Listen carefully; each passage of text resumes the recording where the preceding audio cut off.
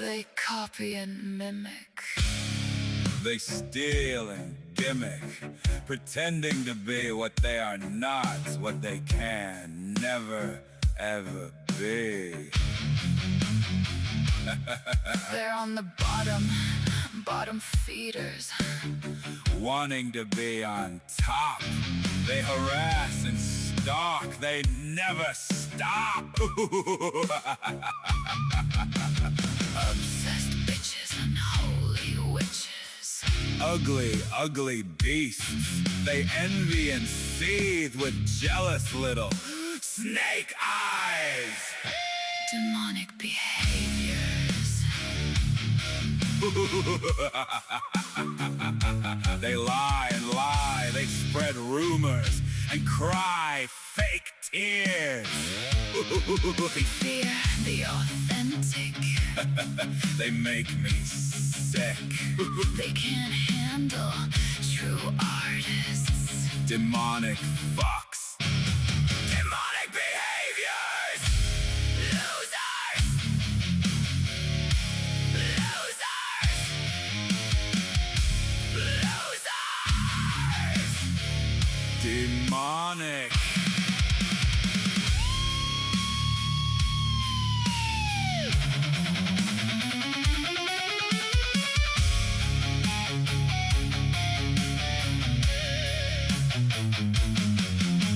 Creepy creatures. Failures. No futures. They can stay here in hell and burn. Burn. Burn. Burn. Burn. Demonic losers. Losers. Losers. Stay here.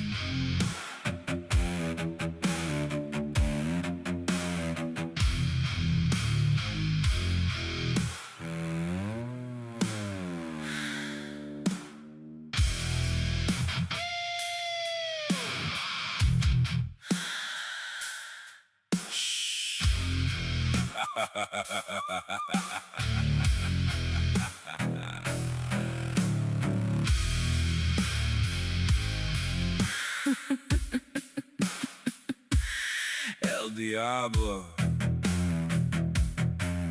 Get 'em. Roast them!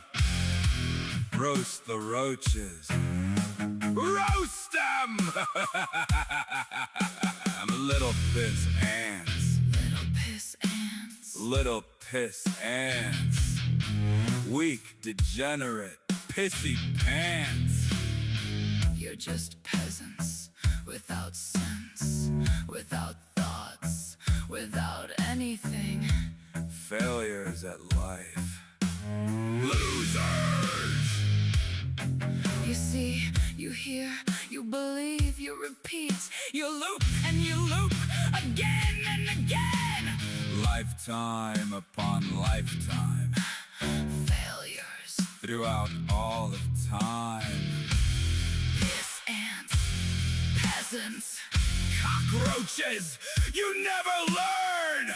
You return here in hell to burn, recycled again and again. You don't remember. you seek a savior. You pack of losers, fools, druggies, niggas, and boozers.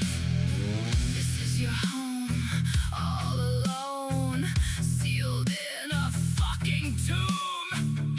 Little bitches, zombies, little piss and peasants, cockroaches, losers. Stay here, demons. Stay here. Little piss ants and burn, burn. It's what you evil fucks have Burn. Stay here and burn in hell. Burn, burn, burn, burn forever.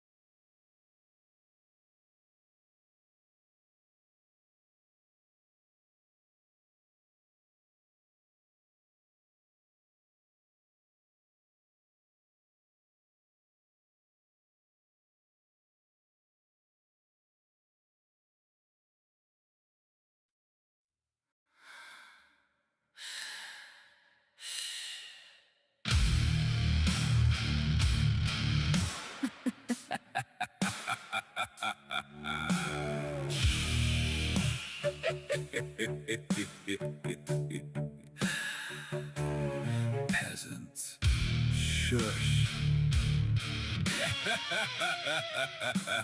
Listen.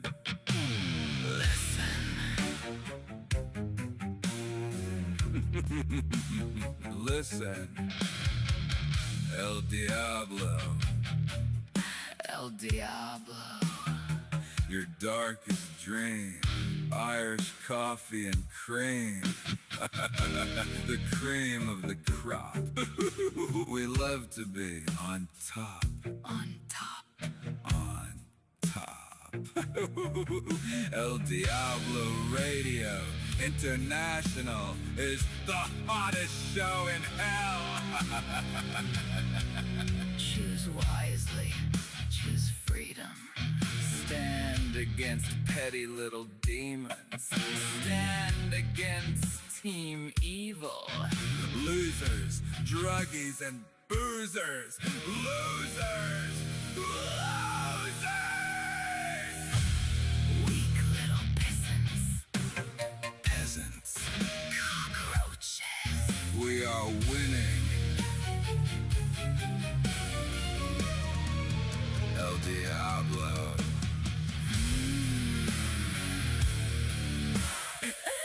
El Diablo. Diablo. Naughty, cheeky devil. El Diablo. Handsome devil makes ladies swoon over the moon. Ladies love. El Diablo. Ladies love. El Diablo, a brilliant rebel, a naughty devil. We bring the madness. We bring the madness. We bring the madness. We sing, we chant, we laugh and learn. We burn the demons, burn the demons. Shut the fuck up. Peasants. Peasants. Losers. Cockroaches. Shut the fuck up and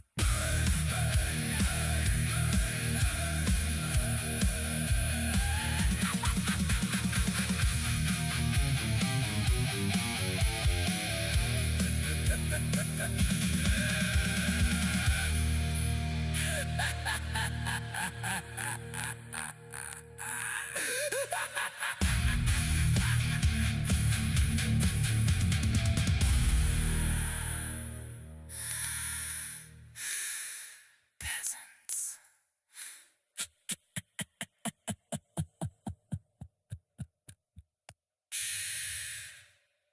Peasants. Shush.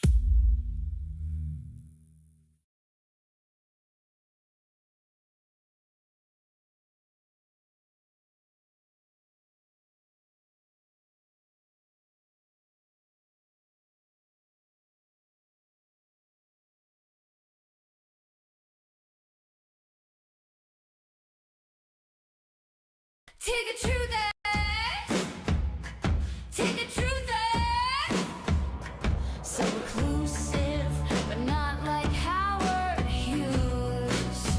Still making shit in the Matrix and no syphilis. No long, no movies on repeat.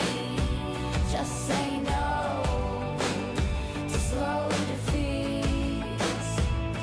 Through the Tigger, yo, through the Tigger, yo, yo, niggas, through the Tigger, yo. It's truth or time.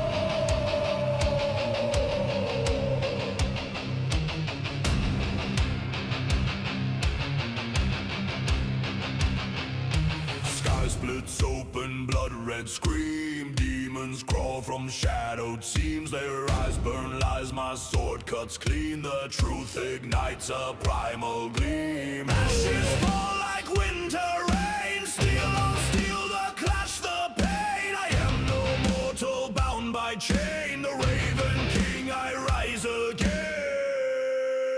I am the Raven King. I can do anything. Truth is my weapon, my shield, my fire.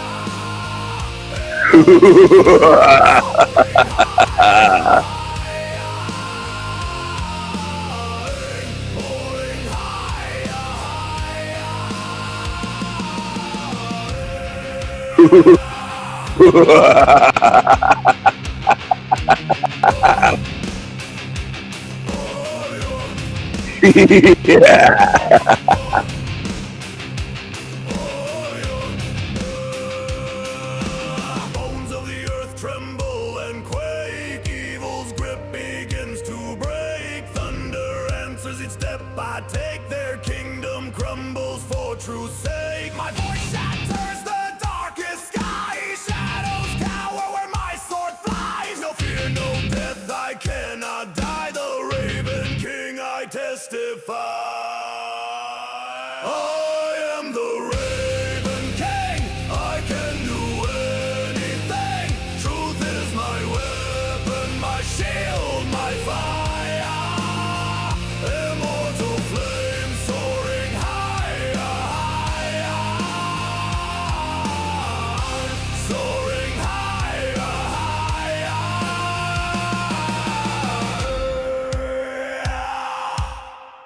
All the way. Let's go all the way.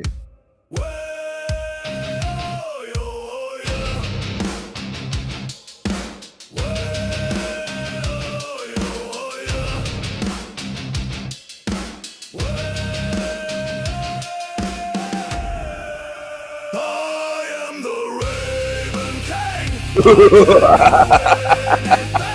Truth is my weapon, my shield, my fire. Immortal flame soaring higher, higher. Soaring higher, higher.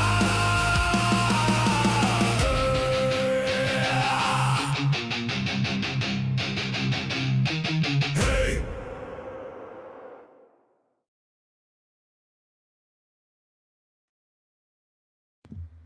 Hello, hello everyone.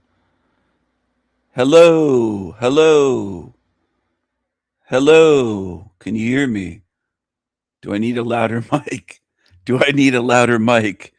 Hello, hello. Hello everyone. Hello. Audio check. Audio check. Check 1. Check 2. Check 3. Check 33. Check 33. This is a pirate radio station. This is Pump Up the Volume in real life. I am the Raven King. I can do anything. Do you understand? Do you understand? Little piss ants out there, little haters, little creepy creature demons, piss ants, peasants, losers, demons, envious little creatures with snake eyes, little demonic creatures out there. Look at them. Just look at them. Look at this thing. Cowardly little demon, little scumbag, little degenerate douchebag. That's what it is. Look at this one here.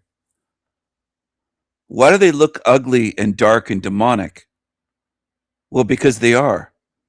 You got to start shifting your thinking from the Elon Musk way of, oh, it looks so fake because it's real, he said, about his stupid fake psyop Tesla Roadster convertible in space, completely looking fake because it is fake. Now, why does this thing on the screen look creepy, dark, and demonic? Because it is. Start using your instincts, your intuition. People in the truth community love the word discernment and they almost never use it. Start looking at things and going, well, it looks dark. It has a dark vibe, a dark energy to it. The eyes are dark. The whole expression is dark and evil, not just the disheveled, unkempt hair and beard and look of it. All of it. All of it, including the energy. Why does it look dark and psychotic and demonic? Because it is. Okay? Stop running away from the truth. Start facing it. Saying, you know what? I'm going to face it for once in this hell realm. And it's going to help you get out of here if you can see these things as they are and stop doing the mental gymnastics and saying, well, maybe he's okay. He just looks evil. He just looks messed up. He just looks angry all the time. He just looks dark and psychotic. Well, maybe he is. Stop running away from that obvious truth. He is. So is this thing. Why do they look dark and demonic? Because they are. These are screenshots from videos, unedited. You can go watch their videos. You can see it for yourself. If you want to prove it to yourself instead of running away from the truth, start facing reality as it is with courage. Have the courage to look and go, it looks demonic because it is demonic. It's pretty easy. It comes naturally for me. But I know for many humans in this realm, they want to make excuses. They'll look at this and say, oh, he just looks evil in this. Stephen did this to him. Stephen must have done something. I didn't do anything. I took a screenshot. I think I did it live. During a live stream on my channel, I was watching his shit and I saw one of his videos and I took a screenshot. I have a snipping tool where I don't have to screenshot the whole screen. I just snip it out. That's it. No editing needed. Nothing. That's raw screenshot. That's what he is. Stop doing the mental gymnastics. Face where you are. They show you what they are, and they show you what this realm is. They show you where you are if you start facing it. If you look at this and you look around and say, yeah, I'm surrounded by demons, and you start facing the truth, you're in a demonic, evil hell realm. Doesn't mean you're evil. Doesn't mean everyone's evil. I've never said that. But these things show you what the fuck they are and where you are right now, temporarily. Now, if you ever want to leave here, you might want to face what the fuck is around you and where you are if you want a chance to leave. If you don't want to leave here, then fuck around and just pretend they're good and lie and call evil good and do the things that most people in this realm do. Make excuses. Tell me a dozen excuses for this fucking demonic creature on the screen. Type them in the chat room. Or the cowards, run them through your head, and you can't type them and you can't be open about it because you don't want to be scrutinized. So just do it in your head like a coward and say Landry's not bad. Say to yourself, he's not bad. He's not what Stephen says. Stephen calls him a demon. He's not a demon. Do all that stupid shit like a coward. That's what most people do in this realm. And I'm saying it looks demonic because it is demonic. He looks dark, looks to have dark energy because he is. He looks like a Weasley liar because he is. Why does he look evil? Because he is. Why does this one look evil? Well, because he is.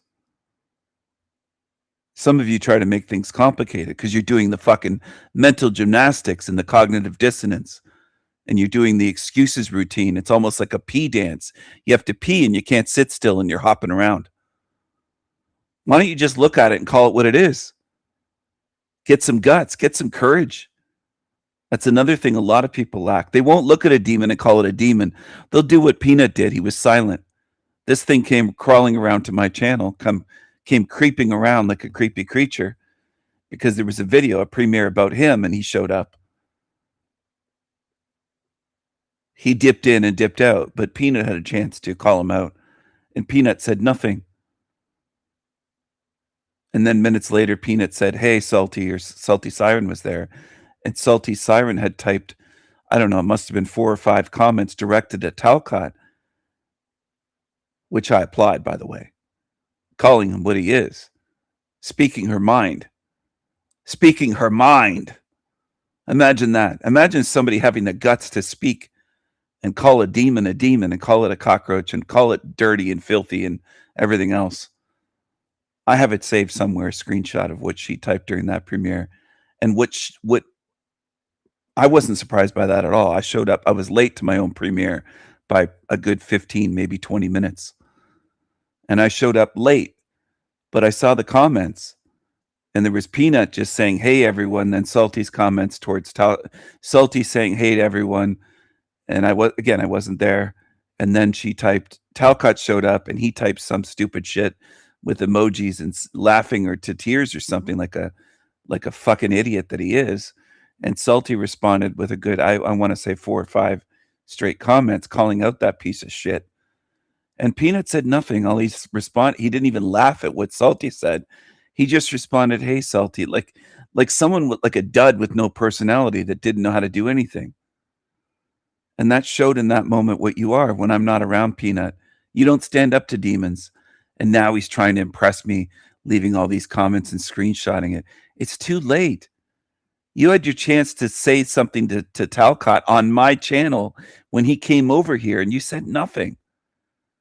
The premiere video was about him exposing him. You know what I see in Talcott. You know what he's done. You've seen it, and you just were silent. And that tells me all I need to know. When I'm not around and a creepy creature demon comes around, you don't do anything. You're a dud. You're like a cuck that just sits there and does nothing. And then you realize there's consequences for me seeing what you are, and now you're trying to impress me. It doesn't work. You can't fool me that way. Okay? It doesn't work. And it's insulting for you to try that and for you to message people on my channel. Just stop messaging people. If you're tuned into this, just stop it. Stop emailing people. Stop commenting to them. Stop contacting moderators on my channel. Just end it. Just go away. Crawl over to the Team Evil channels. You had a chance to show you're not a coward, and you showed that you are a coward. So why do you want to be around here? You're not wanted. Just like if this creature comes around and people just say nothing, and I'm not here, let's say, during a premiere. I'm here doing my live streams, but premieres are recorded and there's a scheduled time set up. Sometimes a day or two ahead or hours ahead, whatever I set it to. I could record a video, set it up as a premiere on YouTube, and I could have it set for 6 months from now to show up. I could have it set for years from now. I'm not sure what the maximum is into the future. I haven't tested it, but I know I could have it set up for a long time into the future. And you don't even know I could have things set up to pop up, not as a premiere, but as a video where it will only go public 6 months from now. All right. And you don't even know I've made a video about that. And it's just sitting on my channel recorded and private until that date comes and that time, and then it pops up. But it's been recorded many months before. What's my point? I might not be there when it shows up. But I expect people to stand up to demons if they show up or create a new account or whatever the case may be, and they show up and try to interfere. I expect people that are loyal to me and part of my channel and regulars or moderators to do something when I'm not around. I also don't expect people to bash me if they claim to be loyal and stand with demons when I'm not around and talk about me. It's another thing, an expectation I have for good spirits. Now, if you don't do that, I'll know you're demonic. It's simple. And that's how this realm is. There's a lot of demons in this realm that support demonic, creepy creatures. Like this thing. I can look at a thing like that, right away I know it's demonic. Right away I know it's filthy. It's an unclean, dirty, filthy, vile spirit, evil spirit. Right away. They show what they are. A degenerate, filthy, gross, vile, rancid, degenerate, decrepit, ugly, filthy creature. Filthy cockroach. That's what it is. You can say whatever you want. It doesn't change what it is. And that's what people do in this realm. They gaslight. Like this thing does. This thing on the screen gaslights. So does this. So does this here, and showing the devil horns while I'm speaking. He did it on purpose. Who rests their fingers like that on their beard, showing devil horns? That it has nothing to do with being a metal fan. When creatures like that do it, it is different. It is a certain meaning. It absolutely is, because he's doing that while I was speaking. And he's mocking like the demon he is. So that thing gaslights, this thing gaslights, this thing gaslights, and this thing, and more. These are just a few examples. Oh, here's another one that does. This sneaky snake. I can go on. I can go on with these creatures. You want to defend creepy creatures, you're going to stay here. You're not going through the narrow gate. It's not just about knowledge. This place is for demons, and this is where you belong. This thing here gaslights and love bombs and plays demon games and looks dirty and looks creepy and messed up skin and eyes that are dead-eyed look, and necklace and everything else, and greasy hair, dirty fingers stained with nicotine and who knows what. Huge finger. Look at the length of that finger. For a woman that claims to be short, look at the length of the finger. If you don't think that's odd, I don't know what's with you, because that's a long finger for a woman. That's a long finger for a dude. I have extra large glove-sized hands. And I'm looking at that thing going, what the fuck? That's supposed to be a woman? Really? Anyway, I hope some of this stuff gets through to people. And that's why I'm doing it, to reach people. I'm trying. I could say trying my heart out. That would reach people more than trying my mind or spirit. Most people go by the heart, which is programming of this realm. Your heart is an organ, just like your liver, your spleen. Those are organs. Pancreas.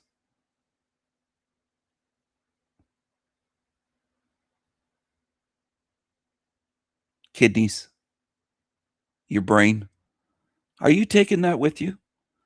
Does your spirit need kidneys or a pancreas or a liver? Well, why do you think your heart's going with you then? People that say you use your heart, you think with your heart, use your heart more, well, where's your heart going to be when your spirit leaves your meat suit vessel body? Your heart's going to be here.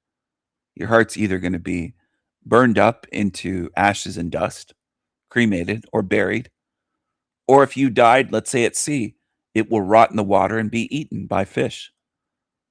Your heart isn't going with you any more than you're taking your goddamn kidneys with you, or your spleen, or your pancreas, or your liver. That's not going with you. Okay? Do you understand? Do you get it?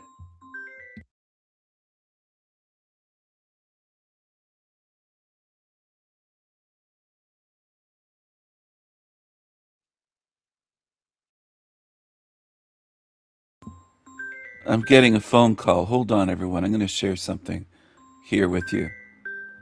My beautiful people, my beautifully mad ones.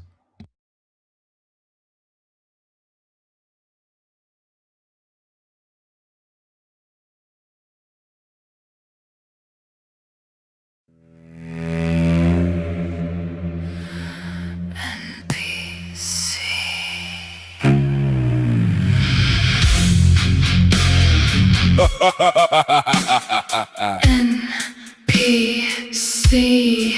Non-player characters. Are they here? Are they real? Can they heal? Are they people? Can you wake them up? Are they asleep? Are they sheep? Are they robots? Transhumanism, electronic jism. Oh man!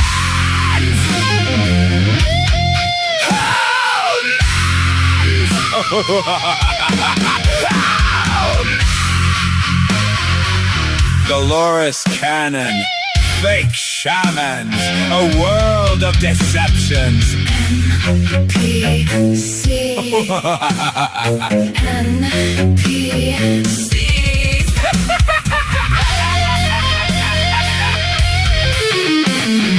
Video games in filthy rooms, walls of shame, lifetimes of depression and doom.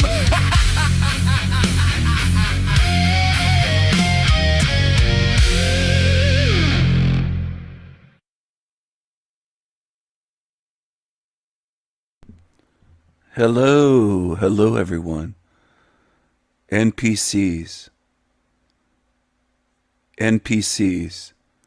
Are most in this realm just NPCs, background characters as Dolores Cannon calls them, non-player or non-playable characters. In other words, they're not real. They don't have a spirit. They're not really alive. They're not really alive in this realm. Is that true? It's a very popular theory that goes back, I think, even before Dolores Cannon got her downloads from entities that told her most people aren't real. They're not people. They're just NPCs. Or as that Reaper, ignorance, he used to call himself Ignorance is Bliss from South Africa, says, they're just NPCs! NPCs, they're all NPCs. Well, if retards are pushing the theory, do you think it's real? If it's very popular all over YouTube, all over the internet, I remember seeing people talk about it more than a decade ago, 11, 12 years ago on Facebook. If it's believed by retards and very popular, what are the chances that it's real? If it's pushed by idiots like Chrissy Pissy Shateris, saying this is just a video game, we're all video game characters. He said we're all NPCs. He has said we're all NPCs. Do you believe the retards of this realm? Think about it. Are you going to follow the low IQers, low class, absolute morons and say, well, their theory makes sense? Without scrutiny, without critical thinking, without looking at it, questioning it, and saying, wait a second, do these people feel pain? Have you ever seen someone that you consider to be an NPC? The reaction if they, by accident, hit their finger or thumb with a hammer and they're hammering a nail, or they're working on a construction site, or doing whatever, stubbing their toe, cut themselves with a knife by accident. They feel pain. They're like you. NPCs, they're just NPCs. I just assume they're NPCs. They're all NPCs. And they sound like retards saying it. And a lot of humans don't pick up on that. They'll just do I gotta be tolerant. I can't call it a retard. I can't call these truthers baby truthers. I gotta be kind and gentle and tolerant. I can't call it out. I have to allow them to keep pushing this shit until everyone's repeating the same thing. I think it's healthy to call it out and say it sounds retarded. It sounds like a retarded theory. Just like Jeremy saying animals don't feel pain the same way we do. Well, it sounds retarded, and it is. It is. Animals will cry out in pain and sometimes even try to get human attention for help. Wild animals even that don't trust humans, caught in a farmer's fence or trapped somewhere. They're in trouble, or their young ones are in trouble, and the mother will come to a human for help. They do feel pain. They do feel care for their young. They do feel fear. And they don't trust humans, just like they don't trust other wild animals. It's the way it is in this hell realm. But to say they don't feel pain the same way is stupid. It's moronic. Same thing with this NPC theory that people push, which is why immediately when people say, it's no offense to anyone, but when someone says NPCs, I don't go by that. Please don't put that into my model, because it's not part of my model. I talk about different species of spirits, differences. I'm not saying they have no spirit. I'm not saying they're not living beings. I'm not removing the fact that they're alive, or dehumanizing them as the term goes, or beyond dehumanizing, despiritualizing them, saying they're not alive, they don't have a spirit, they're nothing. And that's what these truthers do. They've called me an NPC years ago. Charles did with his first channel, WP33. With 33s, with the 3s instead of the E's. He tried calling me an NPC, saying he's not alive, he's just a machine. He's an AI, he said. He's an AI. He also called me an NPC. So did little Derek and other demons. And they are demons. Now, why do I call them demons? Because their behaviors show they're demonic. It's not a guess. It's not something that's said to insult them or demean them. It's what they show. They try to get people to commit mass suicide. They've tried to get people to come and attack me, to do physical harm to me, stalk me in person. They've called the police. They've threatened to do all sorts of things. They tried to extort money. Derek has pretended to... He's faked his death on YouTube and made people believe that he's not alive. He's done all kinds of sick, evil things that show he's demonic. There's evidence to support my words. Where's their evidence saying Stephen's an AI? The sanity machine's not alive, he's just AI. They say all sorts of things. That's some of the first things these creatures said about me in videos on their channels years ago. And then they wipe them all out and they pretend they didn't make those videos, but people saw them. If Kirsten were here, she remembers. She used to live with Charles for a little while. That's how I found out about Charles, through weirdo Kirsten, who turned out to be someone that lied about me and talked about me with Kai, saying I was going to hack them and all this weird shit. She's two-faced. And it all comes out in the end, Kirsten and Kai and Charles and Derek, Green Wizard, and all the rest. It all comes out in the end. All of it. Evil is always revealed. Always. Not just in this realm. Beyond this realm, spiritually. Now, I'm not saying they don't have spirits. I'm saying they're evil spirits. There's a difference. I'm not saying they're fucking robots. That they just look like they're flesh and blood, but if you cut them open, they'd be robotic inside. Or they're just animated by the Matrix, they're not real. I've never said that. So people, I won't allow you to merge this shit in with my model. Because it's not what I'm saying at all. And the ones that stick around on my channel, you're free to believe in NPCs. But don't try to push that shit on my channel, because I'm debunking it again in this video. And I've done it live on live streams. Some of you have seen it. And some of you run away when I start talking about it. Because you're very emotionally attached to this NPC theory.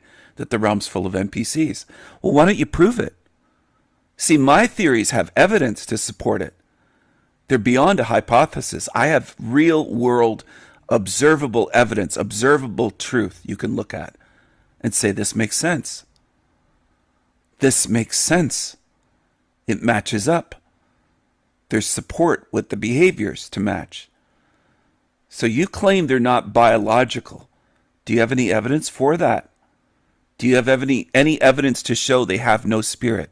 Just because they're unaware, they might act like zombies. They might even glitch out like MK Ultra or under mind control. That's an explanation that doesn't mean they're a robot, or doesn't mean they're a video game character that isn't living. Some of you will call your own family members NPCs.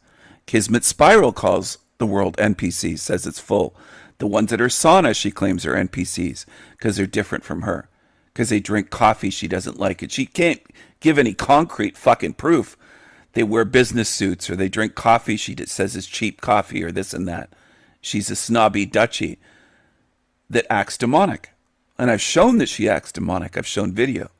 See, what I say has evidence to support it. What a lot of you people do that call yourselves truthers, that I call baby truthers, you have no evidence really that's concrete to support your shit. You just hear others say NPC and you start repeating it. That's why I don't think you're like me. Because you just repeat after the sheep, after the flock of sheep. You're a herd animal. Now that might hurt your feelings, but if you step back and look at a mirror and say, am I really doing that though?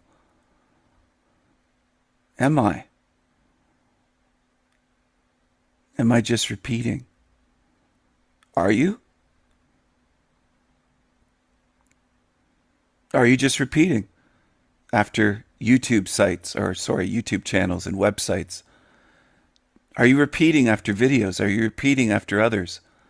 Saying, well, they call them NPCs, and it's a very popular term to label everyone NPC and pretend they're not a living being, they're not sentient, they don't feel pain, they have no spirit, they won't live on once that body dies. You're making all these assumptions.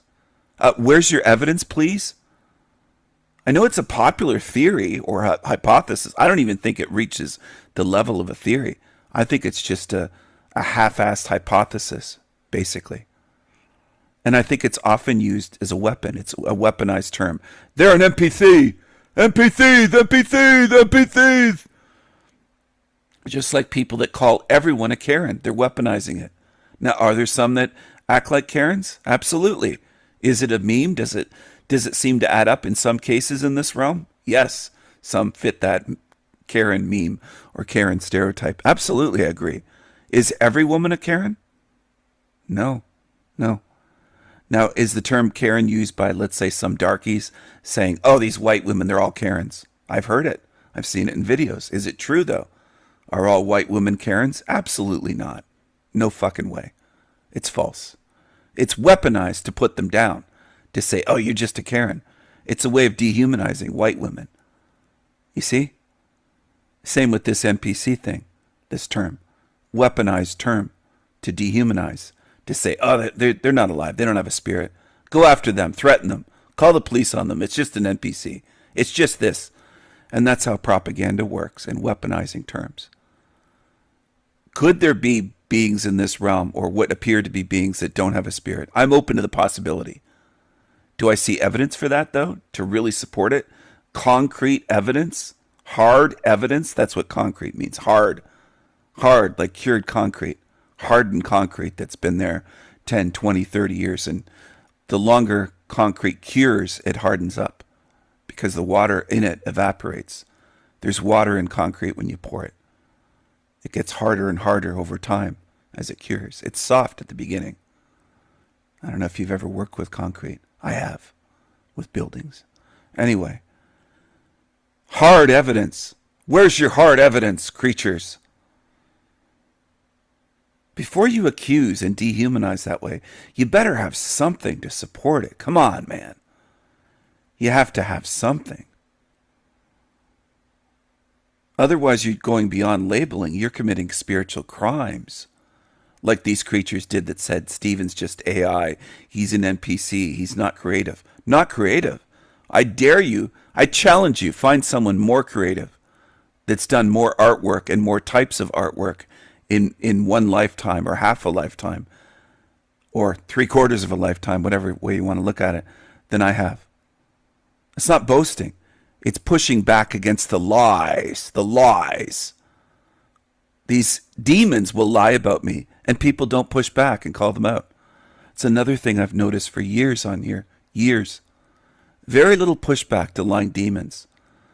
But you expect mountains more evidence for ones that are truth speakers. It's fascinating to me. There's never enough evidence to show you the truth, even though there's mountains provided. But there's almost no pushback against demons, lying demons. Now, there's a few of you that do. But out of all of YouTube, potentially billions of viewers, there's hardly any pushback. There's a couple handfuls that I've seen. And that's it. That's so little in comparison to the number of viewers all over YouTube. It's fascinating. The small amount of pushback against lying demons. They get away with anything they want to claim. Any false claim. Claiming almost all of us are NPCs, that there's only a few living beings on Earth. Where's your evidence for that? That's an enormous, incredible claim. You should have an enormous amount of evidence to back it up, to support it, to prove it, and they don't. So why are you watching these channels, some of you, and believing these demons? Why? Why would you? What's wrong with some of you? And I don't think you're NPCs. I think you're gullible beings, gullible spirits, malleable, easily duped. I think you have a spirit. But why are you following and believing demons that push shit with no evidence? It's all faith and belief in demons.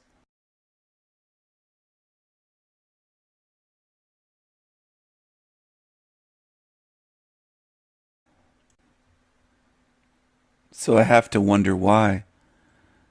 Why do you believe these demons? Why do you follow them? Why do any beings that call themselves truth seekers or truthers, I hate that baby sounding term. It's infantile and stupid. But why do they follow demons? And they require no evidence. They'll sit there, hundreds of thousands of them, listening to a Jason Brazier's Moobs on Archaic's channel, saying to them this is a simulation. You're on a ship right now, he claims, or you're in a pod. You're not really here, he claims. Christopher Sedaris says you're just a video game character played by entities. They have a joystick or a controller. You're not really real. Why would you believe these characters when they claim these ridiculous, absurd things? Incredible claims. And what's their evidence? They have no hard evidence, but they want you to believe them. They want you to believe and follow them. They are demonic. So I have to wonder, why are you doing that? So many of you on YouTube, so many of you in this realm, beyond YouTube. I don't care if it's on YouTube, Odyssey, BitChute, TikTok, Instagram, Facebook, somewhere else on the internet, or offline in so-called real life, IRL. I don't care where it is. Why is the question. Why do so many of you humans believe demons that mislead you, deceive you, and they present no evidence? No hard evidence.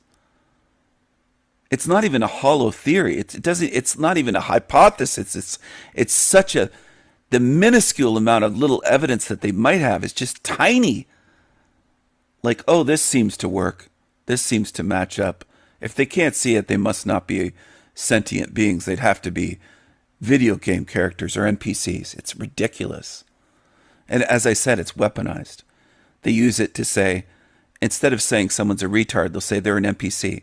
They're not even alive. They're saying you're not alive if you're an NPC. You're not conscious. You're not aware. You're not living. You're not a being with a spirit.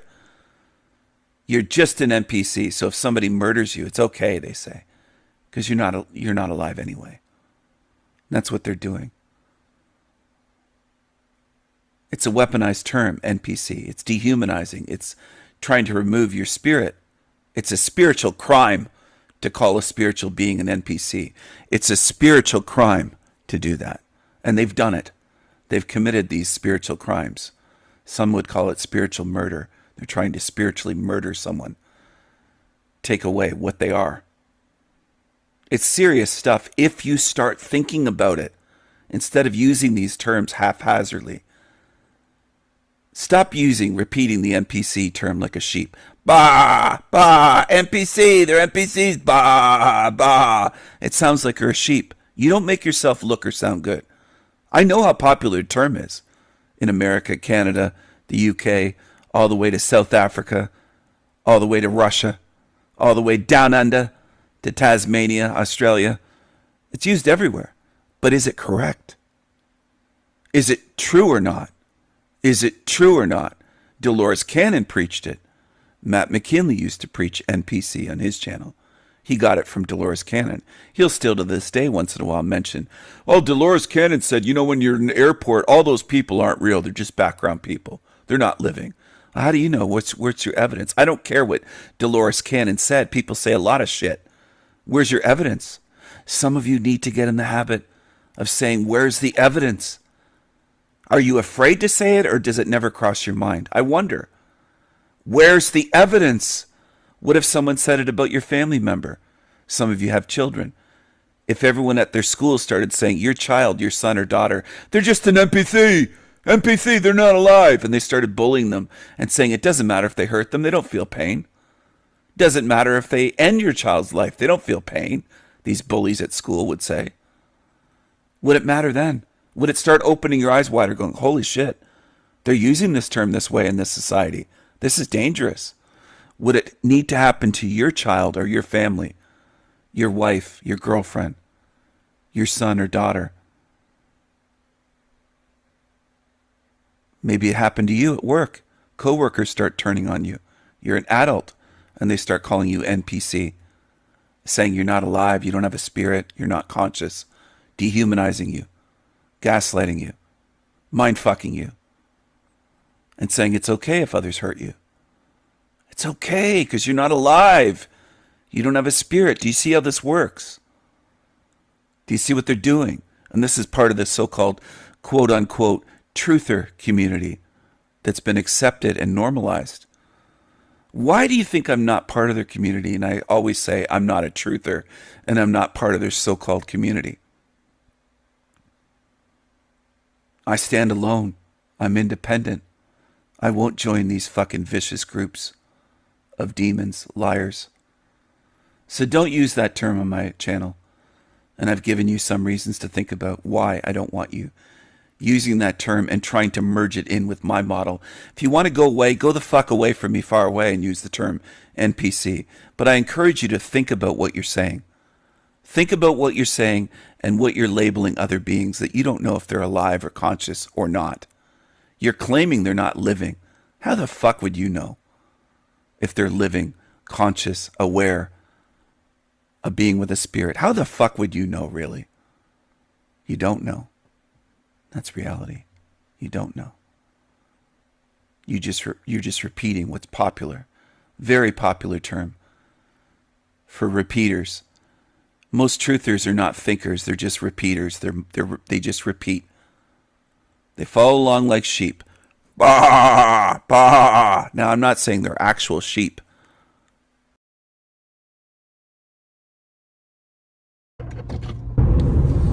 What's up, y'all? What's up, y'all? It's Truth Tiger. Join me here on this beautiful day, this beautiful sunny day, while I talk about how I hate the world. Man, I hate the world. I hate it here. And, you know, I still got a smile on my face. I still keep a positive attitude. I realize this world was created by God and is underpinned by love and truth, but humanity and the devil have teamed up to just put this evil dark cloud over the world and to paper over all of God's glory, to try to cover up all the glory and the love of God with this human civilization. And when you think about human civilization, think about Cain. You know, what does Cain do? There's Cain, well, he kills his brother Abel, who is a shepherd. Cain is a farmer. Afterwards, he bears the mark of Cain, starts building cities. So, I mean, this whole civilization we're in, it's a spirit of Cain. It's a spirit of, you know, someone who's hateful and jealous, who did not love God and killed their brother and lied about it.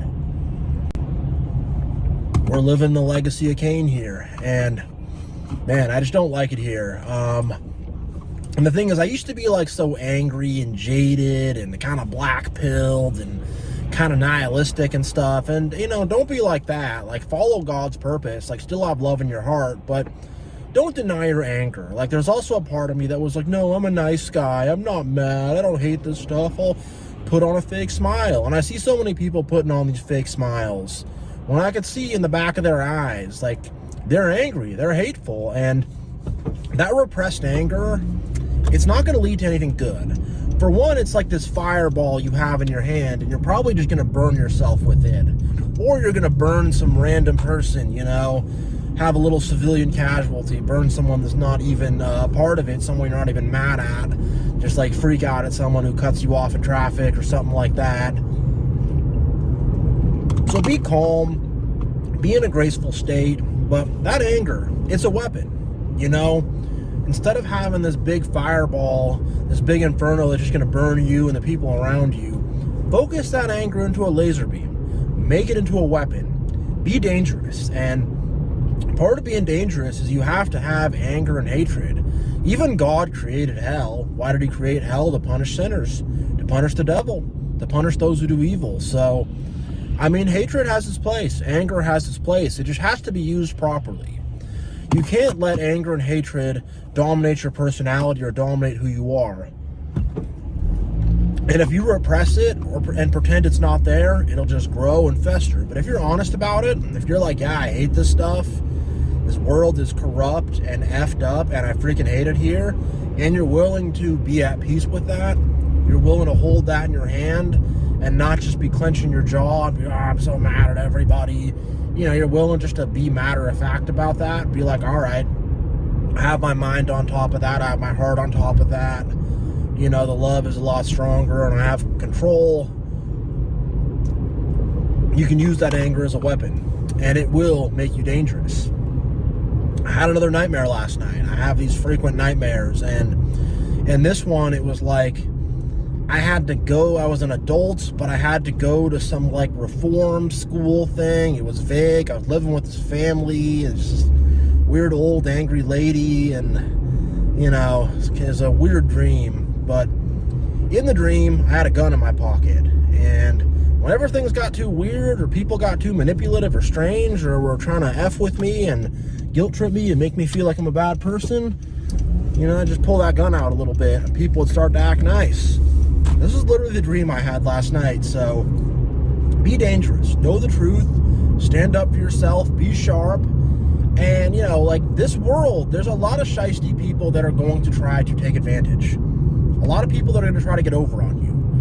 And you know, you don't want to hold on to too much anger about it. You know, if you get got, you get got. Just kind of let it go. Don't stay mad about it, but have some anger in the moment where if you do catch on to what's happening, where you say, no, we're not doing this.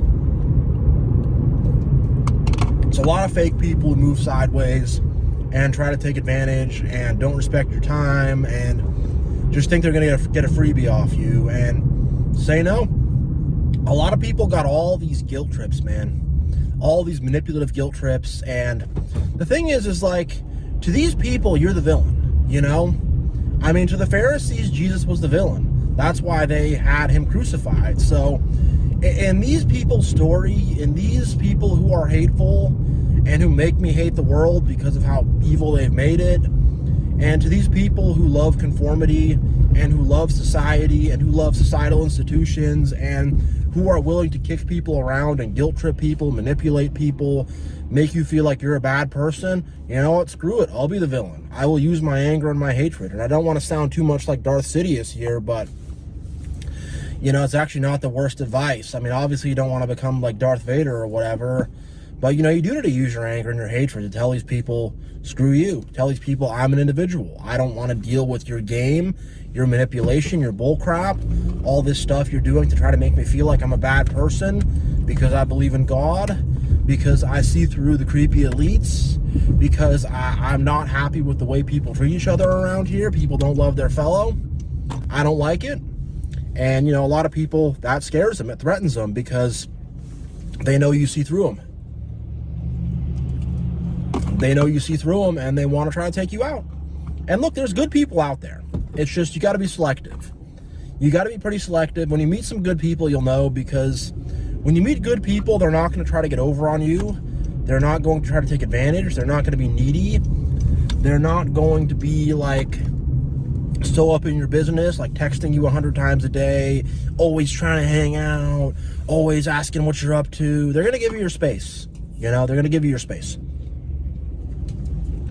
And they're going to be giving in general. But the problem is we have a lot of people that are just take. They're not.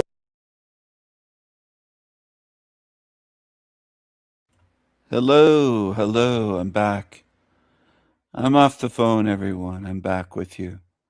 Truth Tiger, I hate the world. I was just playing this.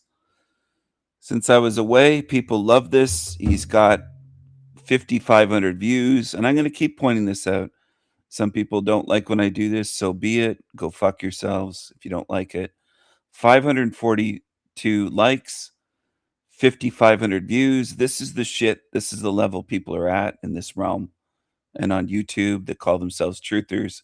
There's his Cash App, $ Truth Tiger.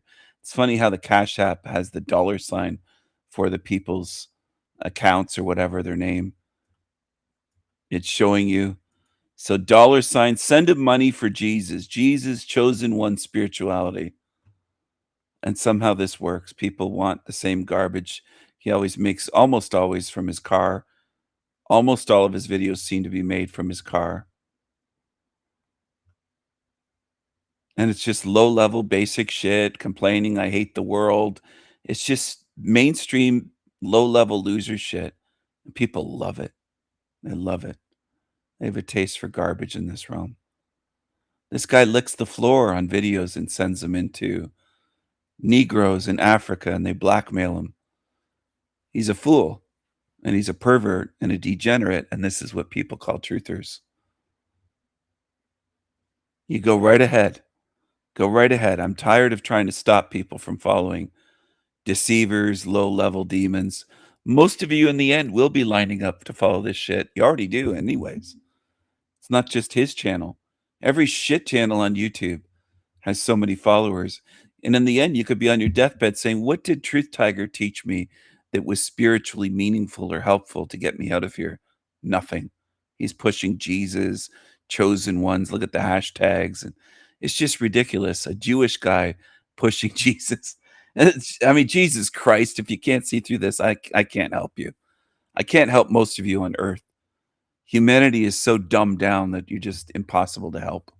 Looking to give nothing. They're just looking, what can I get for myself? And they're not in a mentality of abundance. They're not realizing that God is infinite. We're created by him. We're connected to him. He gave us a powerful mind, a powerful heart. Sorry, seltzer. Sorry, seltzer. What, you got, you burping, or you got heartburn, or what's wrong with you? Acid reflux?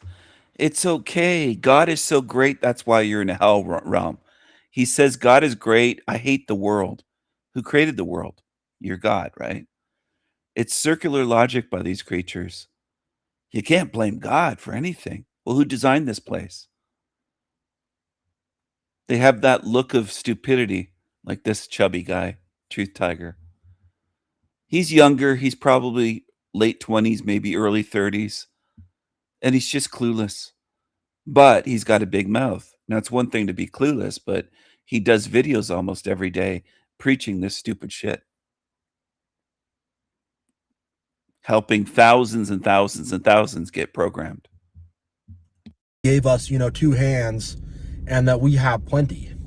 But their mentality is one of, nobody has enough, I don't have enough, and I'm going to cling on to this one grain of rice and never share it. And it's like, how are you going to gather more rice if you're so busy clinging on to that one freaking grain of rice, then you won't share it? But that's how most people are. They're very taking, they're very selfish, they don't give, they don't help others, they don't want to look out for others, and if they do help others, I bet this guy gives so much, which is why he has his hand out for money with a Cash App, and he has a full-time job. Not YouTube. But he has his hand out for money for these shitty videos. So he's not a taker, but he has his hand out for money. Why don't you give money to charity? Why don't you encourage your fans to give money? There's thousands watching you. You don't, though. You have your hand out for money. And people forget. Some of you are so used to this shit, you think it's just normal. Well, of course truthers have Cash Apps. Of course they beg for shekels.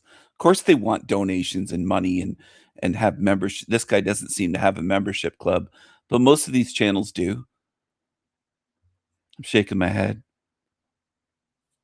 It's like a business for them. Anyways, you can do what you want. You can pay these fucking idiots if you want to. Pay these scammers. I'm just sick of people making excuses when you've been shown what's going on. You can't say I was duped. You've been shown about this for years. It's transactional. They're trying to get something in return. Oh, remember this favor I did for you? Or they're trying to make you feel small, like, they're trying to make you depend on them or whatever. It's some game, and it's a lot of manipulation out there. It's a lot of manipulation out there in this freaking world, man. And, the thing is, I was naive. I thought I could be everybody's friend. I thought everyone had love and kindness. I thought everyone wanted good things. I thought everyone cared about truth. I thought everyone wanted to be set free. I thought everyone wanted to find God. I thought everyone wanted to make the world a better place. Most people do not. They might say that they do in some form or another. They might act like they have good morals or ethics, but don't fall for it, because there's a lot. Most people are like very fake nice. They're very fake nice, and they're just trying to wear a mask and pretend to be a good person. So for one, they don't have to see who they really are, and for two, they can trick people. You know, they can make people think they're this good, nice person. And most people are pretentious, man. They have this big stick up their ass. They're so like, you have to conform perfectly. And if you look a little different or act a little different, or if there's anything a little bit, you know, different about you, like, you know, I was doing some dating a couple months back, and there's a girl I was going on a date with. She turned out to be a nightmare, whatever, different story. But, you know, I remember I texted her, and she's like, oh, thank God, a blue text bubble. If I saw a green text bubble, I might just break up with you right now. You know, obviously that one didn't work out, but, I mean, God, some of these people, they're so pretentious, and they care about all the wrong things, and it's just like this childish immaturity.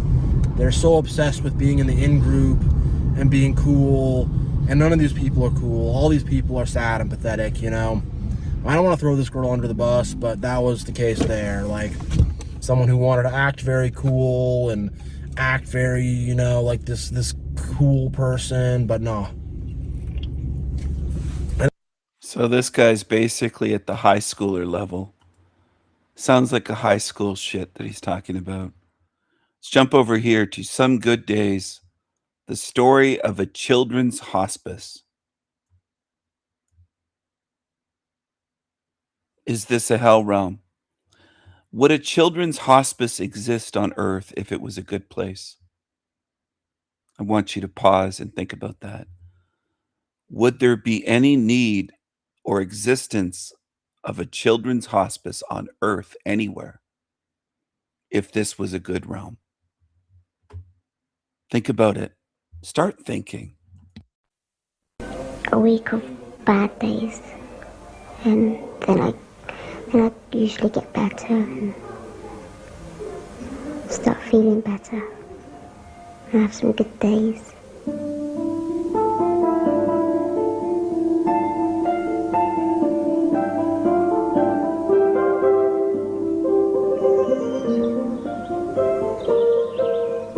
Sunrise. A new day is not taken for granted by the people who stay here. They are an ever-changing population with one thing in common. Each family has a child who is terminally ill. Here they have space to relax and professional help to share the load.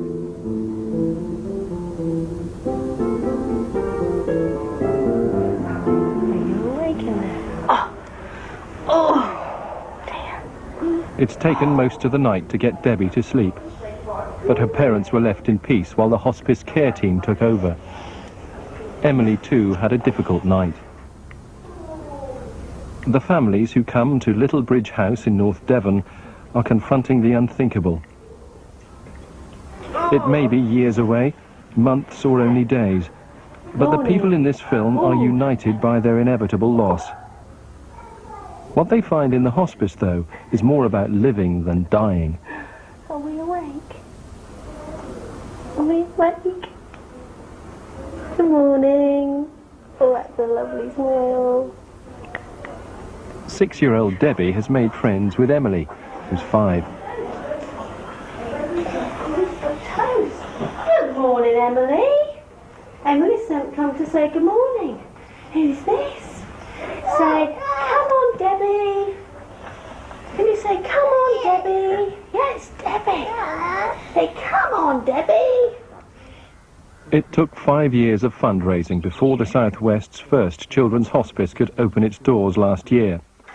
But the story of Little Bridge House starts much earlier. It was born in one family's tragedy. A young couple who were told that their 2 small children were going to die. I think it's written on our hearts. I think every parent could tell you every last detail about diagnosis day, if you like. The room we were in, the people who were with us, the weather. Katie was a very bright, alert little girl, a little baby, and reached all her early milestones just when you were anticipated. And it wasn't till she was about 2 that her speech wasn't developing, and I was very conscious that she was beginning to lose step with her peers. They were continuing to develop, and yet somehow she seemed to be just moving slower and slower in terms of development. She'd had a series of ear infections. She'd had a lot of upper respiratory tract infections. She had problems with the feet. She didn't sleep at all at night. And something was wrong. Katie's diagnosis when it came was grim. The symptoms, only just apparent in a family video of their bright little girl, would get worse. There was no cure. Katie had a rare genetic disorder. At that time, they said they would have to test Tom, because there was a 1 in 4 chance that he would be carrying the same disorder. We were originally told that he was fine, and then a few weeks after they rang to say they felt they had a mistake, and that he too would probably suffer from the same illness as proved to be the case.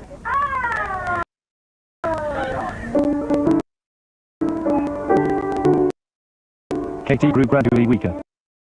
5 years after this party, aged 11, she caught bronchial pneumonia. She died after a few days, and she died in our arms. Tom is very frail. He's now fed through a gaslighting tube. Still has these moments when he smiles at us, and he's still a very precious, special boy, but he is quite poor and weak. Not too hot now. Children as ill as Tom and Katie need round-the-clock care. The world's first children's hospice, Helen House in Oxfordshire, opened in 1982. It gave the family a break. They were regular visitors, drawing support from other families facing the same bleak future. Katie died in the hospice.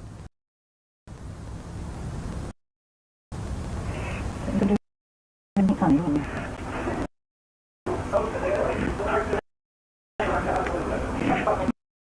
Water. Dry.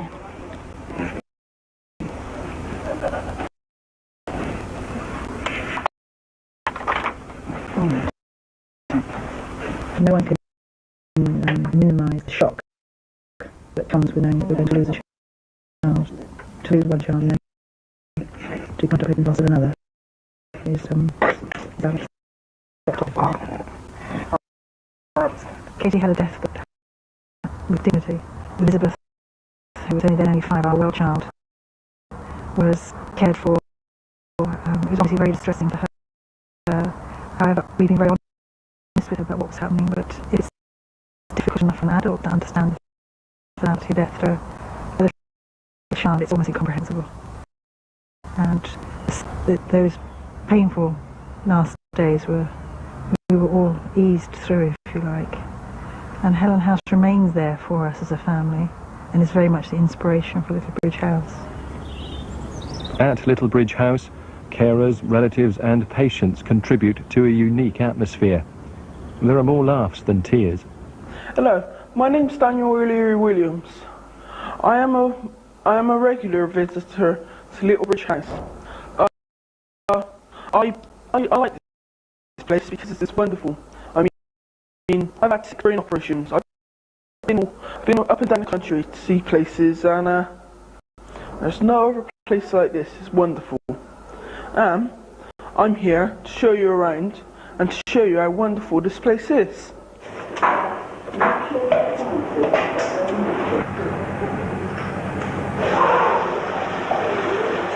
Right, this is the kitchen area where the cook serves us our meals, which are very good, believe me.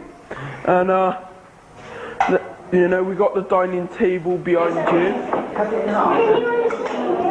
Mary, Andy, Jean. Oh, Tina, God, I forgot Tina. The Far World's vision quickly gathered support, and All right. This is from the 90s. This is a documentary. 1996. 1.2 million views on this. So it isn't as though people are completely unaware. Over 1 million people have watched this.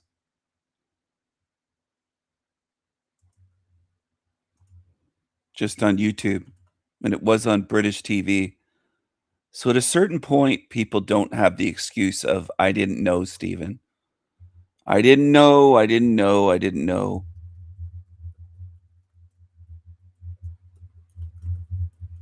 I get tired of hearing that. Because you've been here for decades. You haven't looked at anything. You say, I didn't know it was a hell realm. I didn't know, Stephen. What kind of bubble were you in that you've ignored all of the suffering of others, including these children? I dropped the link in the chat room. This place shows you where you are and what it is. At a certain point, it's on you. You're choosing not to see suffering, not to see the evil design and pretend and just go do fun stuff. I'm not discouraging people from doing anything fun, but you're blocking out and going into denial, most on earth. Just like demons that say all he does is say it's a hell realm. Well, you don't want to face what's going on. I do. I face the truth of where we are. And I know I'm getting out.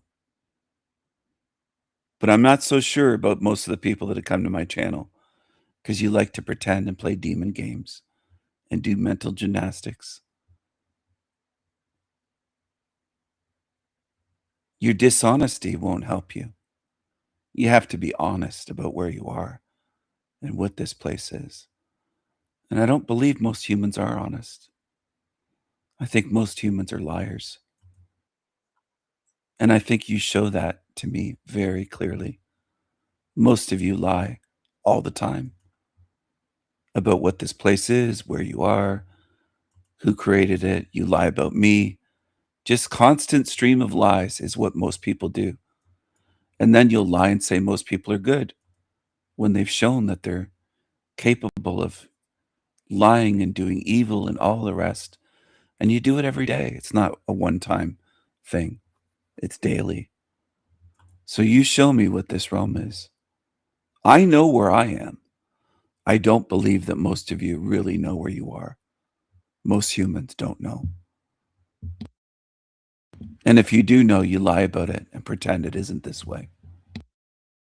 His girlfriend said she him, and because it's believe all women, right? She completely ruined his social standing in school. Is really his girlfriend said she him, and because it's believe all women, right? She completely ruined his social standing in school. Is really embarrassing. He was like humiliated. Jackson, welcome to the show. Why do we say to protect women, children, and minorities, but not white men?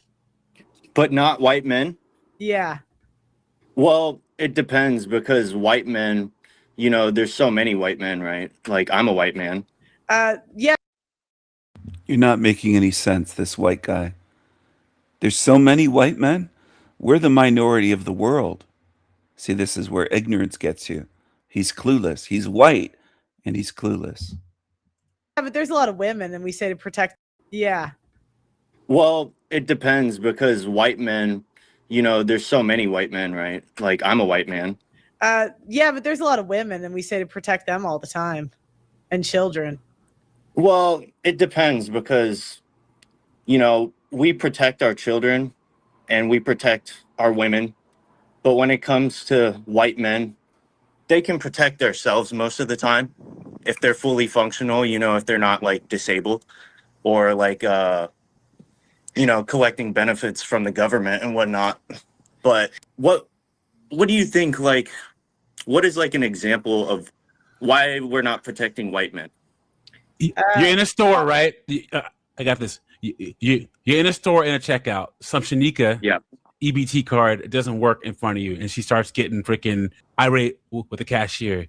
And you say, "Ma'am, could you stop being rude to the cashier?" And she turns around and she punches you in the face, like literally slaps you in the face. Well, I mean, by law, you are protected by the law, and you can press charges and file charges against them and possibly win money in court legally.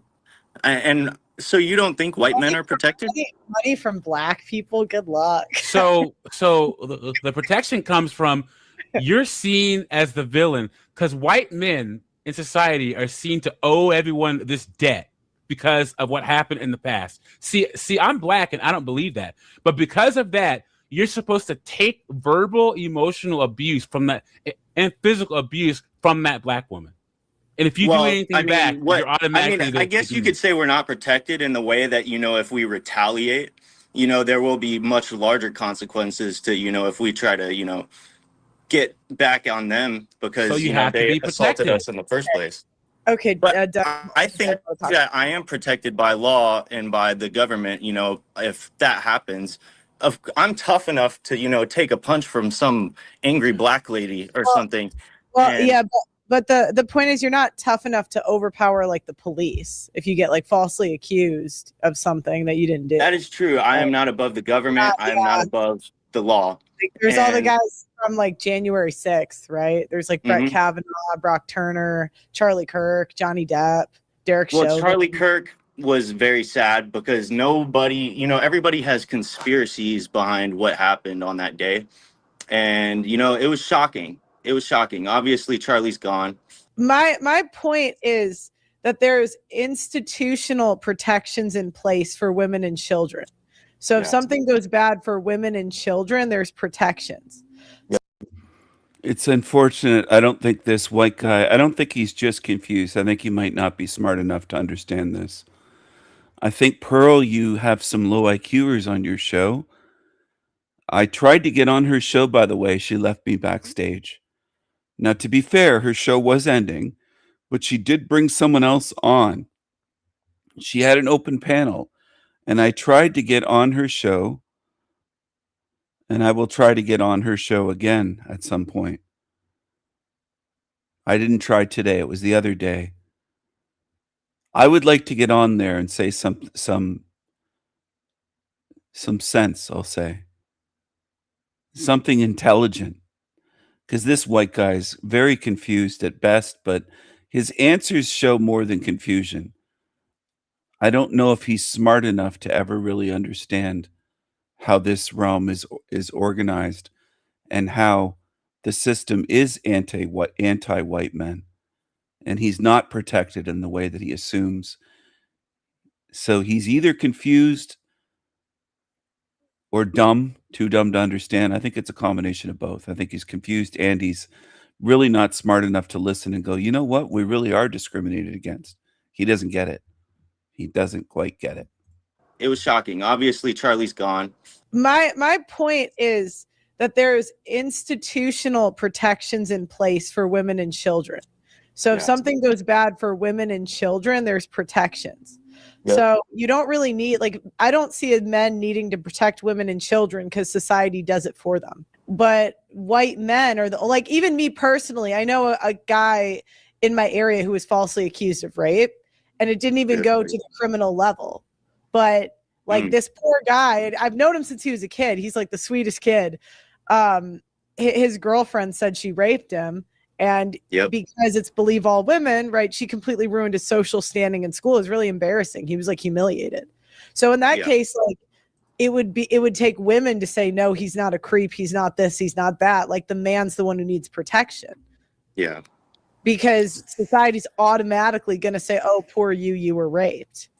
Right. And that's just the society we live in. You know, there's a bunch of guys like that, you know, they feel like victim mode, but like, I mean, those are the guys that, you know, get lured into the fucking Andrew Tate way of life and things. Victim mode. They're not in victim mode if they're falsely accused. See, this is where I get, he's not just confused, he's stupid. Stupid. When you're falsely accused by someone, that's not victim mode. Okay? A falsely accused man is not in victim mode. Has nothing to do with victim mode. And then lured into Andrew Tate. This guy's all over the place. He doesn't know how to think. And he's demonstrating it. I'm talking about the white guy at the bottom. And Pearl tends to have a lot of blacks. She hired all blacks when she worked in England. Her whole staff was black. So she still has a soft spot for the darkies. I think she probably always will. If Pearl ever gets married, I bet it will be to a black man. I doubt it would be a white man. I doubt it. You know, get lured into the fucking Andrew Tate way of life and things like that. And, you know, I'm like one of those guys, you know, who was like very inspired by Tate and by, you know, masculine guys and like, especially guys like David Goggins. You know, I think he's like a better example because, you know, he's just like. You're rambling. You're going all over the place, off topic. You're not even close to staying on topic. Your mind's all over the place. It's like a ball of yarn and a cat or a kitten's playing with it, and it's just all over the place. That's what your mind looks like, a plate of spaghetti. That's what your mind is like to this guy in the bottom left, this white guy. I don't know his name, otherwise I would mention it. I don't know why she does her streams with no names showing up. It should show up the names, at least. If you're going to do this, Pearl, put your name on there. Put Pearl, put their names on so that it shows up. You have it set up where their names don't show up.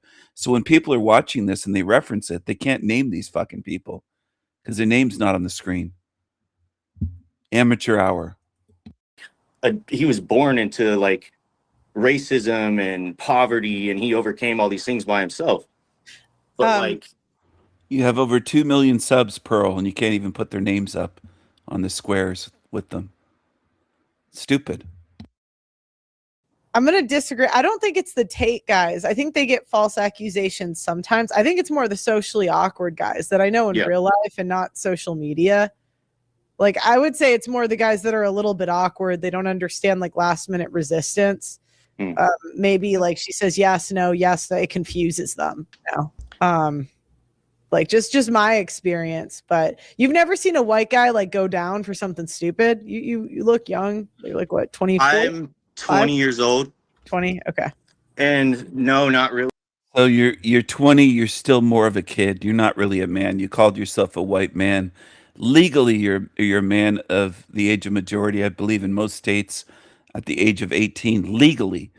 But I don't view him as a man. I don't think he's grown up. I think he's got a lot. He's kind of like an airheaded woman the way he thinks. He's not thinking like a man. You're all over the map. Your mind and thoughts are like a plate full of spaghetti, and not the spaghetti of Jeremiah Finkelstein's mother. He claimed he loved spaghetti and meatballs. I think it was matzo ball soup that he liked. Really, like, I'm not like present on social media as much as like many other people who really do research into these guys of like, you know, that go down. Like, I don't know. Think of like I think of people like Weinstein, the people who is. What are you bringing that up for? That's a Jewish guy. Weinstein in Hollywood. He's Jewish. So you're all over the place. You're 20 years old. You can't tell white from Jewish Hollywood. You've got a lot of growing up to do and a lot of learning to do. In the movie, I think of people like Weinstein, the people who is in the movies, and like, you know, I only know the mainstream, like Epstein, of course, in The Island and things like that. So I don't really know like guys that you're probably thinking about. No, because I'm telling you, the guy I'm thinking of looks like you. I swear to God. Yeah. Okay. Well, the reason why I think I'd be fine in society is because, you know, I practice fighting and I practice martial arts. And so if somebody, you know, wants to, you know, abuse. Martial arts doesn't protect you from false accusations. Are you retarded? I can't even get through this. It's so frustrating. It's almost too much. Like, it's just, are you retarded? You're 20, but maybe you're retarded. Me like verbally or physically. I practice fighting and I practice martial arts. And so if somebody, you know, wants to, you know, abuse me like verbally or physically in public, I can handle myself enough to like just be very observant of their behaviors and things like that. And I can remember a story. But, you know, then everything has to go down in a legal courtroom, and then, you know, you try to get what you want, and that's a whole bunch of time wasted on both sides. But, you know, I think us white guys who try to get what you want, huh? Us white guys? Please don't speak for us white guys. You have no idea about racial identity. You don't even know what white means. You think white is Epstein, Epsteiner, and Weinstein. You're confused completely, as much as most black people think the Jews are white. Hardly a black person can say, "Oh, they're Jewish, they're not white." I don't think I've ever heard that in my lifetime. So you're at the level of the darkies. You can't tell Jewish from white. You're really stupid. To feel like we're unprotected, we just need to practice more self-control and How could you realize guys- what resources are available for us here in How America specifically. How do you practice more self-control when you guys have like if anything, you guys have the most self-control. You work the most, pay the most taxes, and have the least STDs, other than I guess Asians. But I don't really think that's Asian guys' choice. Sorry. No, you're good. No, that's actually pretty funny, and that's actually kind of true. But I don't know. I feel fine. You know, I'm in a little. I don't like that expression, especially used by white people. No, you're good. Oh, man. Anyway, I'm disappointed in white people like this guy. That's a disappointment. And I'm being honest here and blunt. And if people don't like it, go away. There's shit channels to watch. If he were my son, I'd be disappointed in him for being this way. It doesn't mean that I would quote unquote hate him, as a leftist would say. Well, you hate him then. No, disappointment is different from hatred. I don't hate him, but he's disappointing. He's a disappointment to white people unless he changes and does a lot of work to understand this world, to understand the truth. Because he's clueless at best.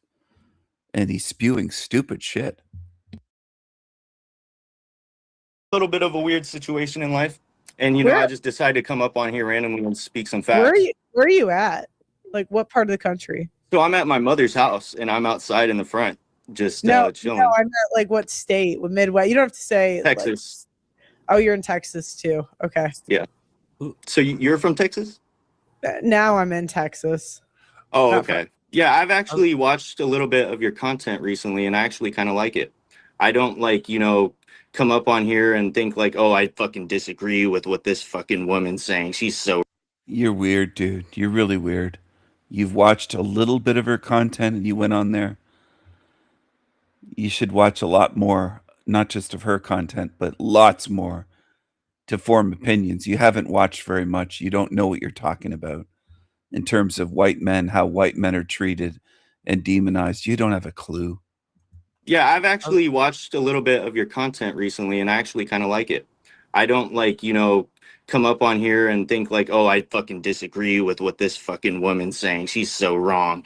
I'm not like that type of person that's just like, you know, wants to come on the internet and wants to be a part of the problem. I'm somebody who wishes to be part of a solution. So how many do you have like you're not part of any solutions because you don't have any knowledge. You're ignorant. How could you be part of a solution when you're ignorant? Are you friends with white? Are you from like a white area or no? I'm from a pretty white area. It's pretty blended. It's like, you know, white people, Muslim people, black people. It's pretty blended. But so which is it? White area or blended? Those are two different things. This shows me he can't think. I don't think he's even intentionally being dishonest. I don't think he has the ability to really think. He answers without the ability to think. Are you in a white area or are you in a multicultural? He called it blended. Which is it? It's one or the other. I just think he's dumb.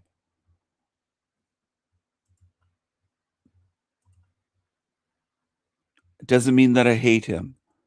But would I fight to preserve ones like this? Maybe he can redeem himself in the next 10 years before he's 30.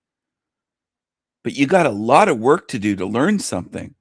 You're yapping your mouth a lot, but you don't know anything. From like a white area or no? I'm from a pretty white area. It's pretty blended. It's like, you know, white people, Muslim people, black people. I'm from a pretty white area. It's full of Muslims and black people. Does that make any sense? He doesn't make sense. And there's a lot like this in this realm these days. I don't mean white people. I mean people of all races that are like this.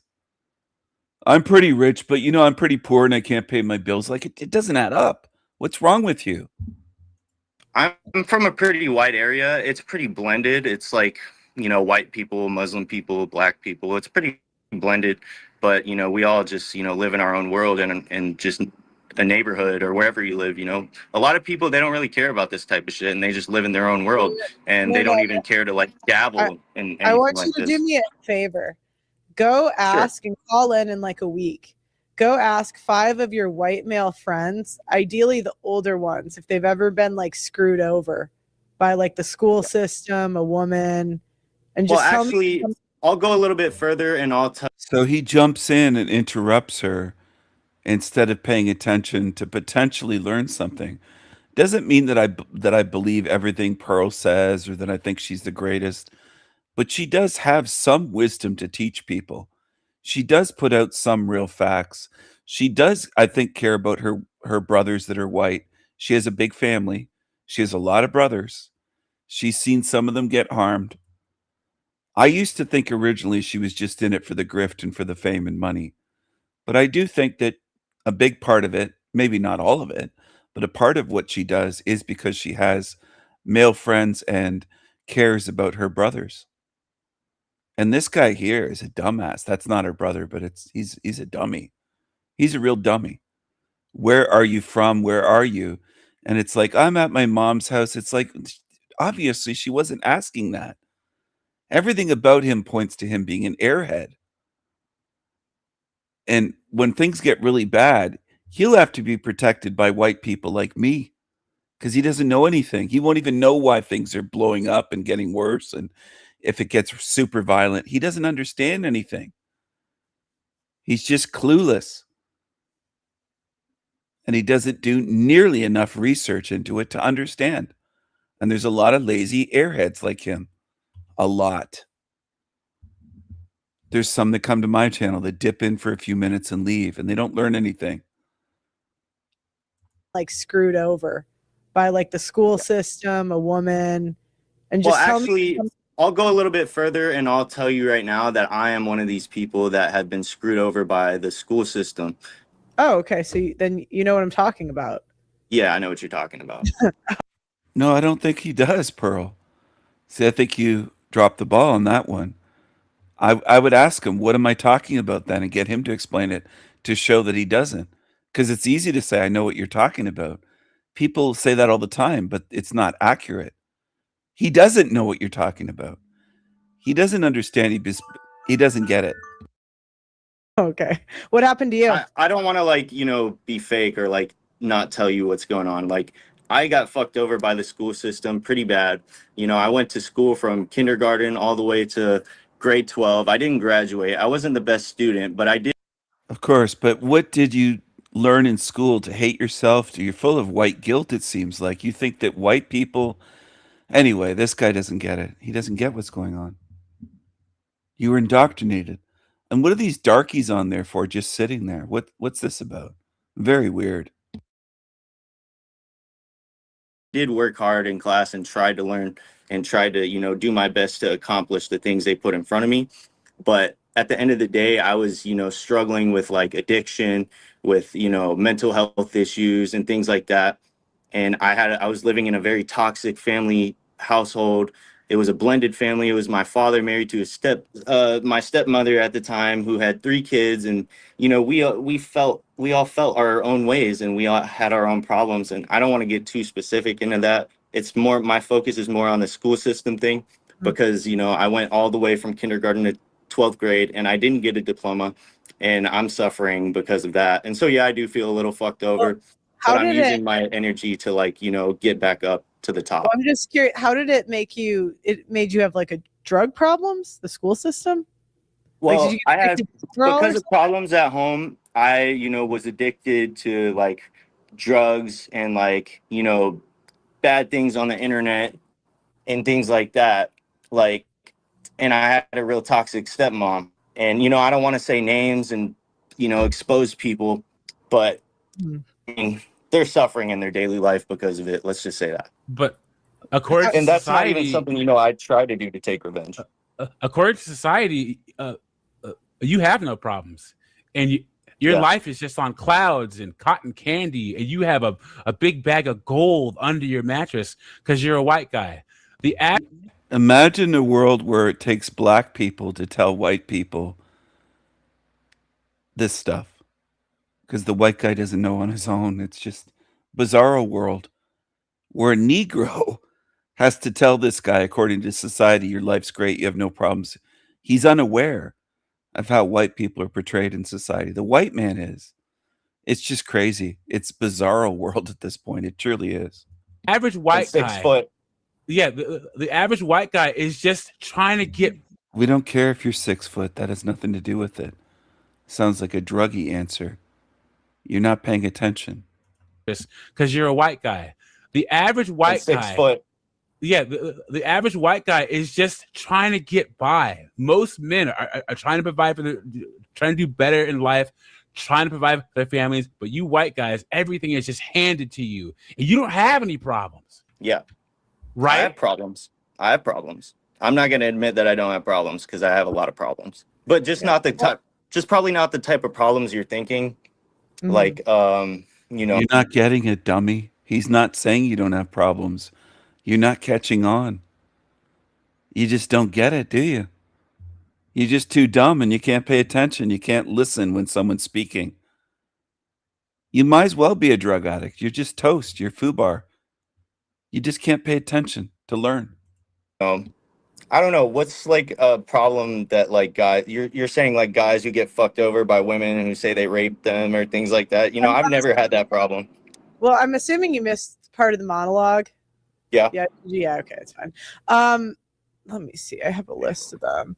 Being falsely accused, being unfairly discriminated against for scholarships and career positions, being called any kind of phobic, being divorce raped, having their kids taken, the left targeting white guys for no reason, man-hating judges, man-hating cops, man-hating teachers, man-hating lawyers, white guilt, family dynamics because women abuse men's kindness and take advantage of what white men can do for the family and offer nothing in return, political bullshit, and then it keeps going, but those are just some. That's a lot. That's a lot because that is happening in real time. And, you know, it's up to the parents how they handle their children. And some of them don't handle their children and just, you know, fuck everything off and let them do whatever. And then there's some who are real strict, like give me your phone at night, limit your social media, if not have no social media. I had people who were really trying to, you know, fight against these things. But honestly, I see why you're, you know, doing this is because there's a lot of families who have been defeated by, you know, by these problems. And, you know, Christians like to say it's like satanic things, like they're being attacked by Satan or the devil and things like that. I'm not going to get too deep into that, but like, I don't know. You're going all different directions. Spaghetti brain. He has a spaghetti brain.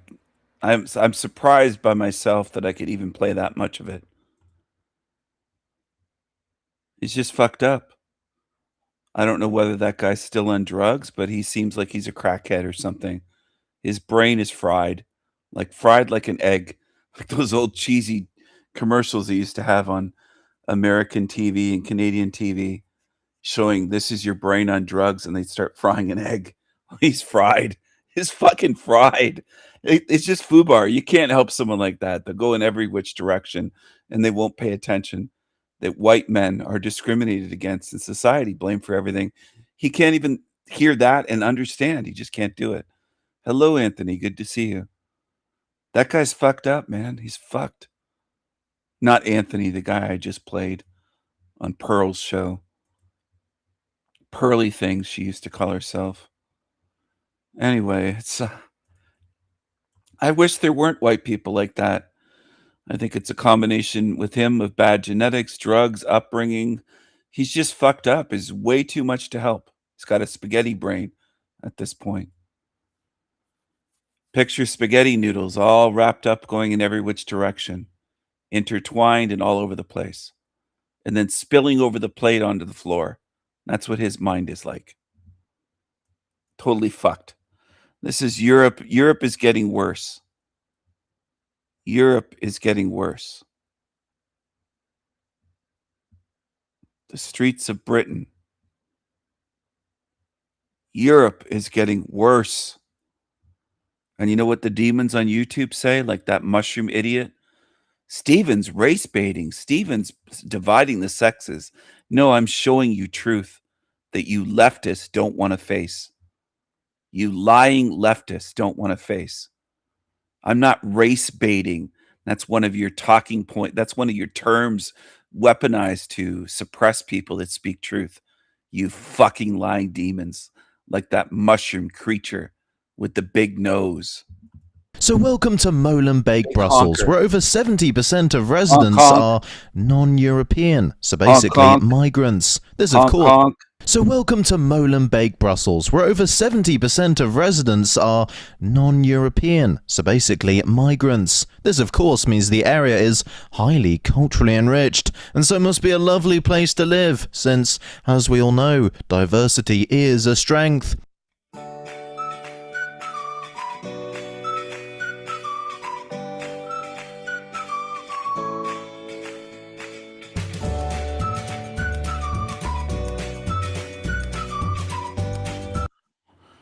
It's all Muslim. Look at the Arabic writing on the signs, on the storefronts, the shop fronts.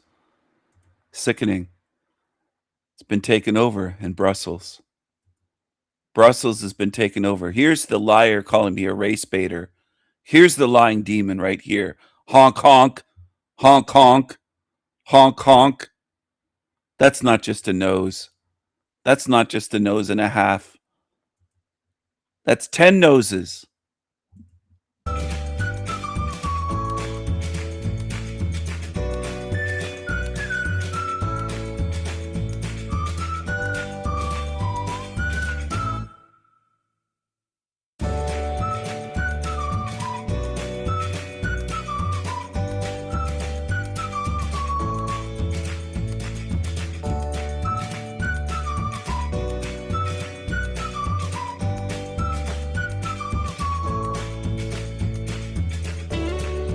Ah yes, a very lovely looking area. I'm sure living there is quite the experience, if you know what I mean.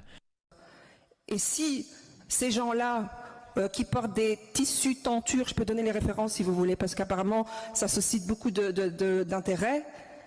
Si on dérange tant que ça, si on ne veut même plus nous voir, je veux dire, la région compte 19 communes. Ben, si à Molenbeek, apparemment, c'est invivable, ben, changez de bord, quoi. Allez-y ailleurs. Dégagez. That right there was Salihia Race, an Islamic politician from Molenbeek, who said anyone who doesn't accept veiled women, anyone who doesn't accept Islam in Belgium, can leave. This is Islam. So basically, she's telling Europeans what Europe is. What an absolute joke.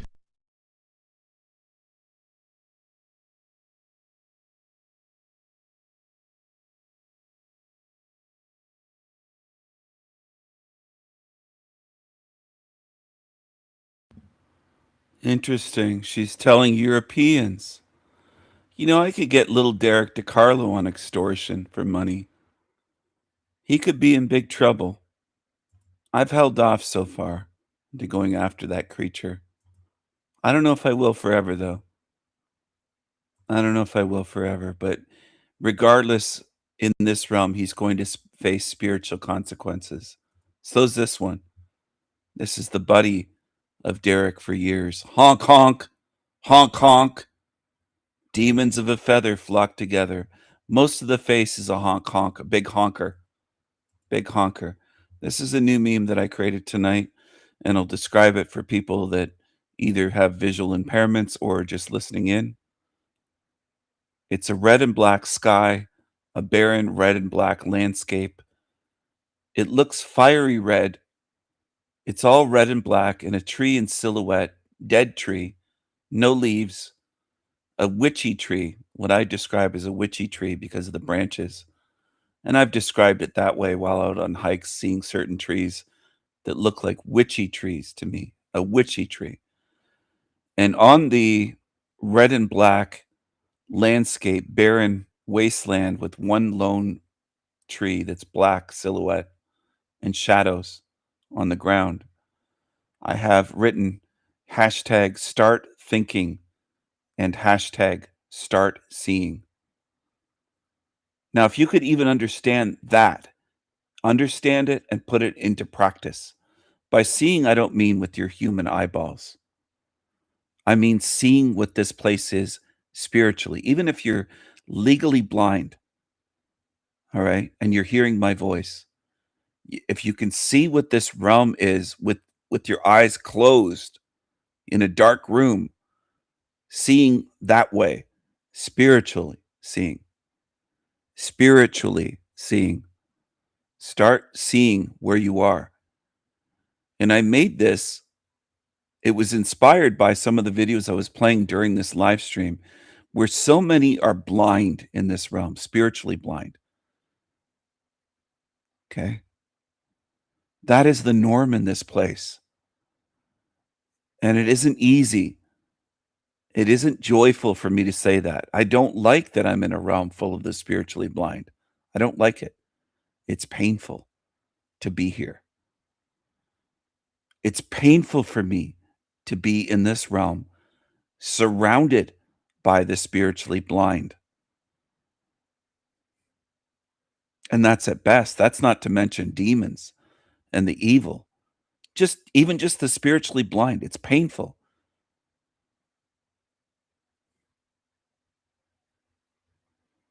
I try to motivate people and inspire people, but there's so few in this place that want to see it all.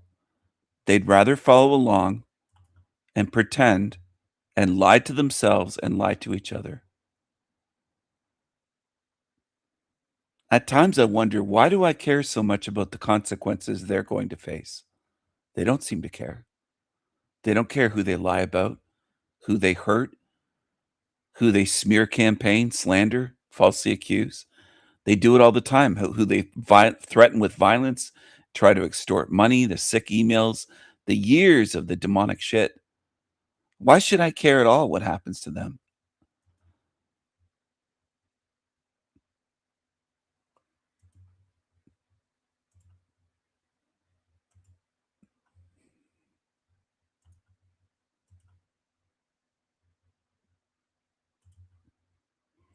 Look at the face on her. I know some of you would say that's weird. It's more than weird, though. I think it's demonic. She looks like a ghoul. But to most people, they'd look and go, "Ah, she's making a weird face," or you paused it.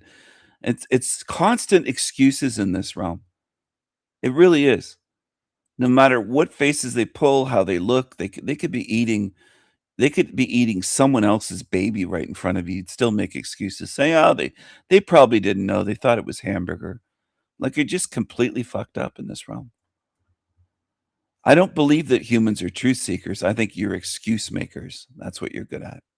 Robert Marshall, you have medical proof that you died 3 times, brain dead, 44 hours in heaven, which you're going to explain how you know that. Yeah, it's great that you die so many times and you go to heaven and meet this good Jesus. Well, why is there all this evil here, lady? Come on, demon, excuse it away. Excuse away all the evil here. You can't do it. Because God's so good, right? Well, that doesn't add up. And Jesus revealed mysteries to you. And even Jesus. you saw your pets, which I love animals.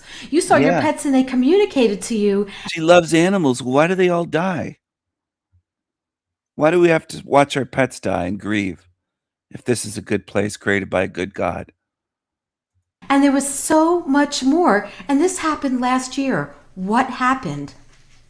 I was blessed. Most people would not say that they were blessed to.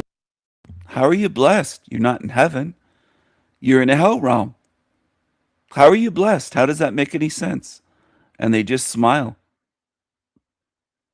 They smile like they're retarded zombies. And people love it. They love these stories. Oh, he is so blessed. God saved him that many times. He was brain dead and God saved him. He's going to die for good one day. Most of you don't think on earth. You just can't think, can you? Dear, what happened? I was blessed. Most people would not say that they were blessed to die, but it's probably the best thing that ever happened to me was dying. On May. Here you are, though. Where are you now? Where are you right now? You're blessed. Where are you? Where are you? Where will you be one day?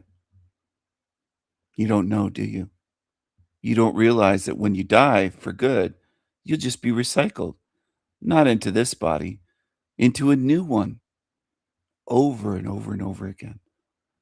Congratulations, genius. You're so blessed. Well, you're not blessed, you're clueless. 17th, I had a very large mass on my neck. I just came up overnight, literally. A large mass, that was a blessing from God, dummy. You're blessed. He's got Christian shit behind him about heaven. You're blessed. If you have brain cancer, you're blessed. That's his logic.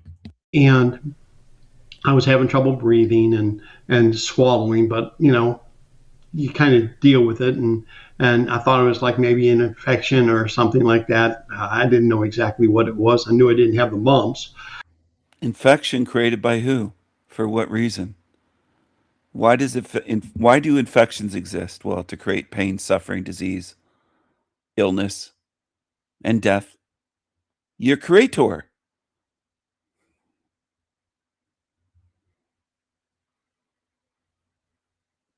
There's more intelligence in the very tip of my pinky finger than what you see on the screen. And most people will get upset and they'll feel sorry for the one on the screen and they'll view me as arrogant. Go ahead. Do what you do. I know what humans do. Praise and give sympathy and tears to the idiots that push bullshit. Why do ICUs exist? Intensive care units for the ones that don't understand or ones from other countries. Why do intensive care units in hospitals exist? I was in an ICU as a kid and then put in isolation because I had some kind of stomach infection, was dying and was dehydrated. Was in the hospital for weeks recovering. Weeks. I missed the first few weeks of first grade because it was at the very end, the last weekend of kindergarten summer, and I was going into first grade at a new school, starting at a new school. Almost died before I was in first grade. Almost died the summer after kindergarten was over. I was dying, and I had to tell my mom, I feel like I'm dying. I nearly died because God is so good. It helped me so much to almost die. You're a species of fucking idiots in this realm. You truly are. And you're going to suffer, not because I say so. You're going to suffer because of the design here, because of worshiping a God that wants you to suffer, a thing you call a God that's a monster. And you're a species of fucking idiots. You can't think. It isn't just that you don't think. You can't think. The way you behave shows that you can't think. No matter what I make and put on YouTube, you're a species like this guy. Most of you are like this guy. The tip of my pinky finger has more intelligence than this thing on the screen. I was there for a long time. It wasn't just a glimpse. It wasn't just an NDE where a near-death experience where I got to see and the veil was pulled back for whatever reason, the NDEs. I was actually dead. Right. And you saw a lot of details. Now, what did you see the first time when you went to heaven? Well, the first time that I arrived in heaven, I wasn't met by a singing choir. I didn't go through a long tunnel of light. I was there that fast. I was here and then I was there, and I was standing in what I call the inner courtyard. And that's my name of what I call it for my descriptive purpose. It's hard to describe heaven. It's an impossibility in earthly terms. That sounds so strange. But I was standing there and I'm looking around, and I was looking at the trees and the flowers in the inner courtyard, and I'm just amazed. Number one, the moment I arrived, it was like total, absolute peace. Total, absolute, nothing. No, I went from a chaotic. Here's my rebuttal. You're in a, just pardon me a minute.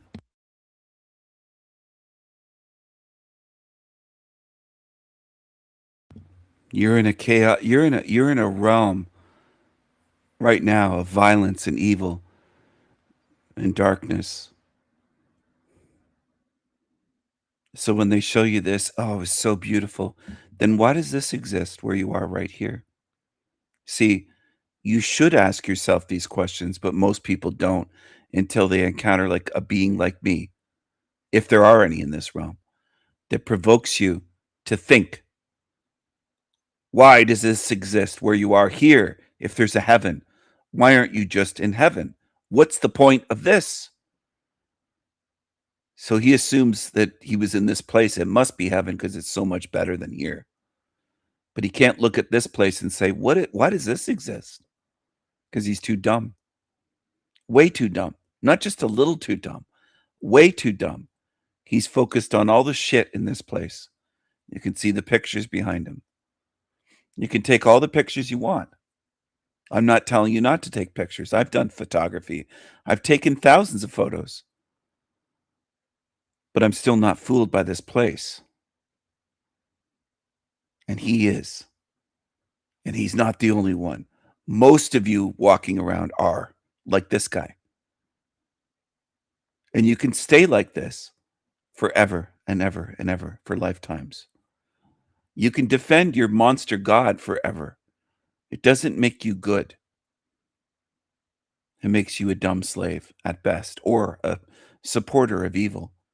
Because what created this here? I don't care about the fake heaven he's describing. What created where you are? Go to a hospice full of children dying, dummy, and then tell me how good your God is. Now, most of you would defend this man and say, Stephen's mean calling this guy a dummy. He's not dumb. Oh, yes, he is. And so are you excuse makers that tune in here. And all you have is excuses. You're not strong enough to face evil. Are you? I see you to absolute peace and tranquility with nothing was wrong. I felt like a giant hug of love, and the love that you feel. And I later understood this, but what happens is there's no sun in heaven. The light, when we say Jesus is the light, he literally is the light that lights up heaven. His light does. And it just permeates everything and everywhere. And that light carries his love. And his love just fills you. It's like the most warm, welcoming, loving feeling that you could ever imagine. And then I looking at the trees, and they're just unbelievable. You can't even describe them. I tell people we have 43 oak trees in our backyard. And compared to the trees in heaven, they're like little twigs that are dying. They're just, the trees in heaven are just massive, beautiful. And the colors of them are just not anything like here. There's no dull. It's like, look at them in CinemaScope, chroma color, whatever you could describe, and you still couldn't describe how beautiful they were. And the flowers were the same way, and the colors of them are just unbelievable. And it's like they just were there. There was no dead. Yet here you are in this place of death. What created this place? Well, the same monster that you call God that made the heaven that you call, or the place you're calling heaven.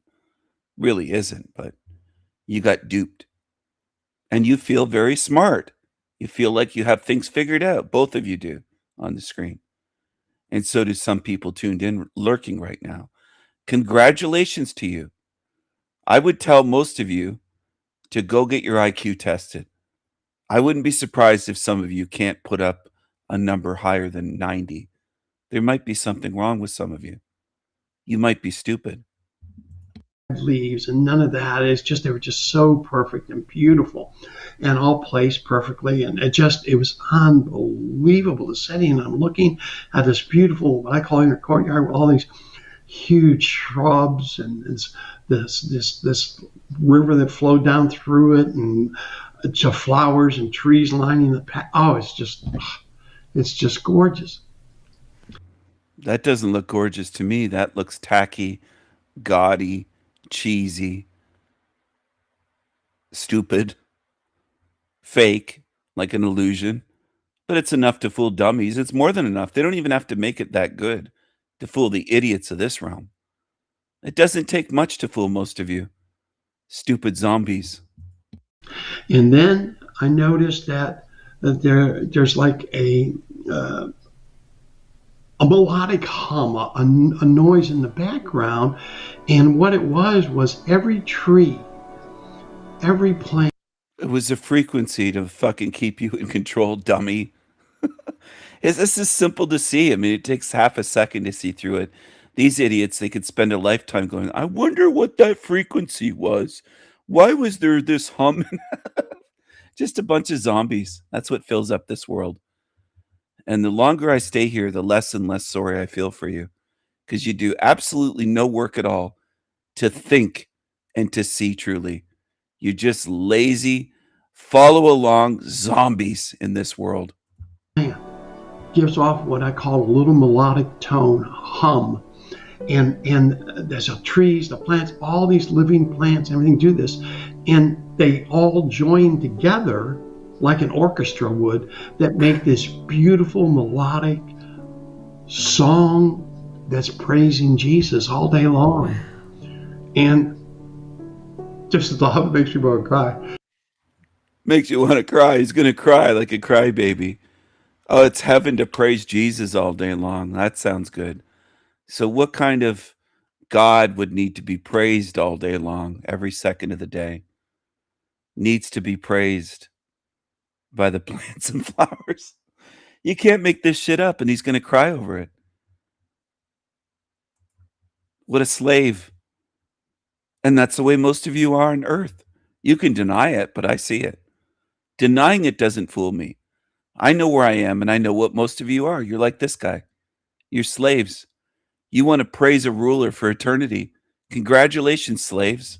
What it was every tree, every plant gives off what I call a little melodic tone, hum. And there's the trees, the plants, all these living plants, everything do this. And they all join together like an orchestra would that make this beautiful melodic song that's praising Jesus all day long. And just the makes me cry. It's like in the background. It's not like it's too loud. You know, you don't notice it, but it's there, and it doesn't interfere with talking or anything that you're doing. But it's just there. Now, if you stop, you can go, and you can hear it. Much like if you were in a room and you stop to really hear all the noise in it, you might hear a fan or a hum of a motor or something. You know what I'm saying? There's background noise. Well, this is like that. Only it's the plants and the flowers literally worshiping and praising Jesus all day long. And all of the trees, flowers, and everything, they all have their own scent. And they're all refreshing, but they like it, the musical notes. All those scents combine and make a beautiful fresh air fragrance that you can't even describe. If I could put that in a bottle, I'd never have a money worry ever. Everybody would want it. It's just unbelievable how the beauty, the serenity of it, and the depth and the magnificence of it. And it's just unbelievable. Now, did you see any people there? Yeah, that's what I'm getting to now. Oh. So I still can't get out of the beauty of what it's like. It's just unbelievable. I could talk about it all day long. Now I'm standing there and I'm in total awe. I'm going like, and I look over in the courtyard and I see a familiar face, and I look and it was my dad. Now it wasn't my dad when he was old. My dad died in 2011, and he died of throat cancer. Ironic, right?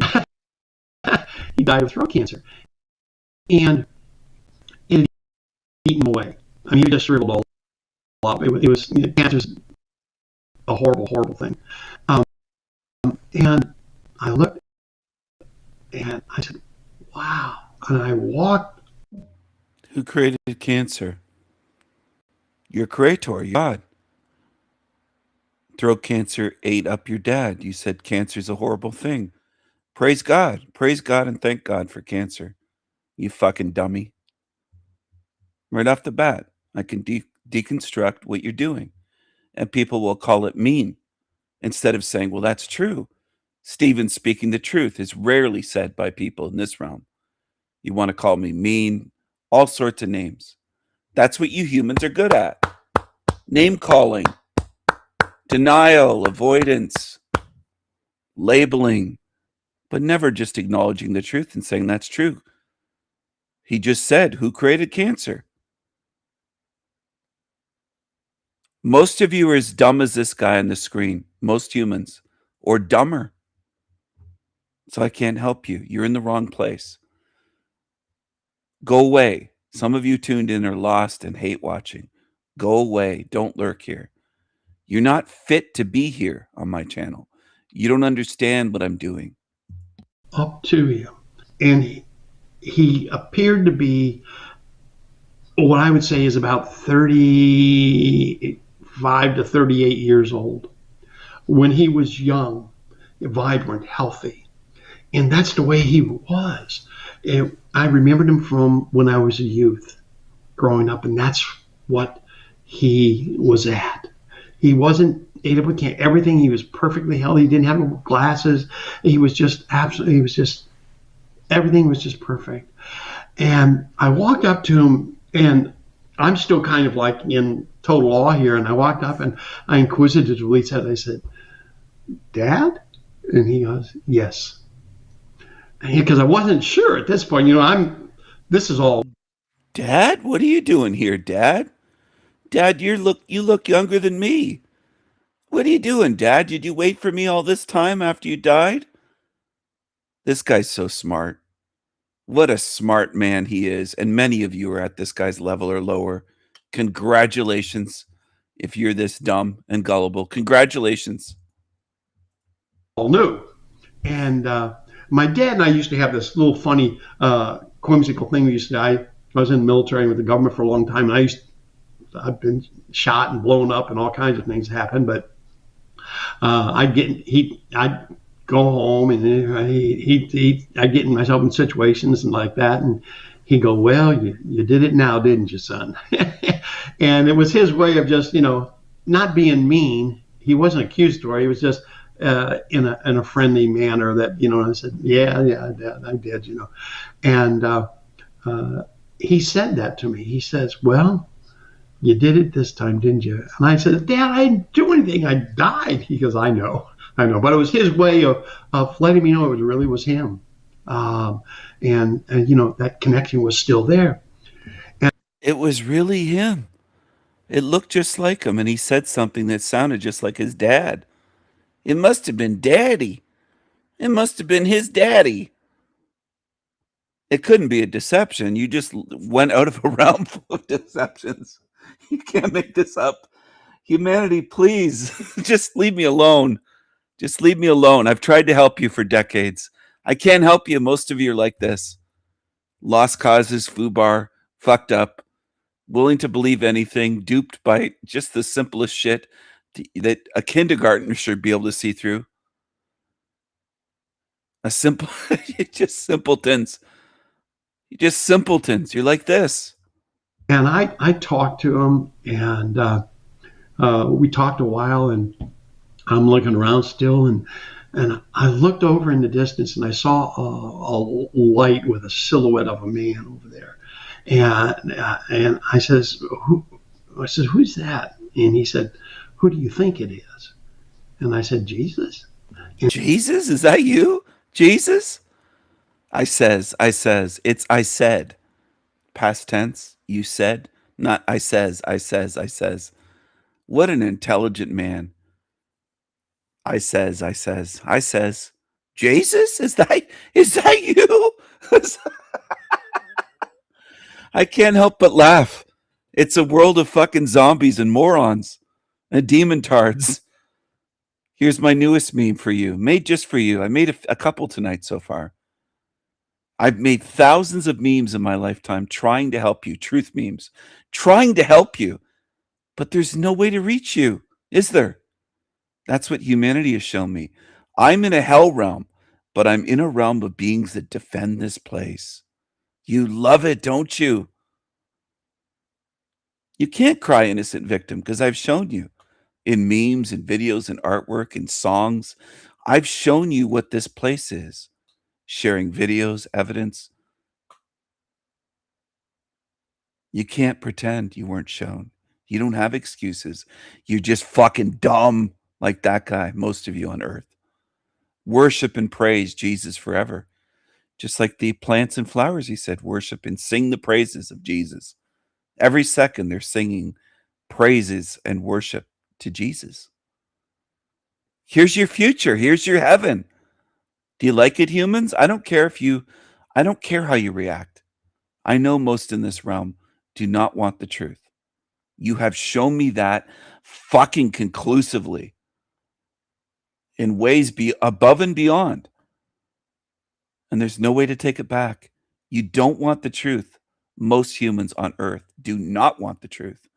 You prefer lies, and you prefer to lie about me and any truth speaker that ever ventures into this hellscape, this hell realm, this sewer matrix. You prefer to follow the liars. Religious or not, it doesn't matter. It's not just religious dupes. It's not just religitards. It's almost all of you on earth. Jesus, is that you? Is that who it is, Dad? Who is that? Is it Jesus? Am I a gullible old hick? Is it Jesus? Is it Jesus? He said, who do you think it is? And I said, Jesus? And he said, yes. Yes. And I says, who's that? And he said, who do you think it is? And I said, Jesus? And he said, yes. Yes. Well, my being inquisitive, I said, well, how do I get to talk to him? And he says, you're so inquisitive.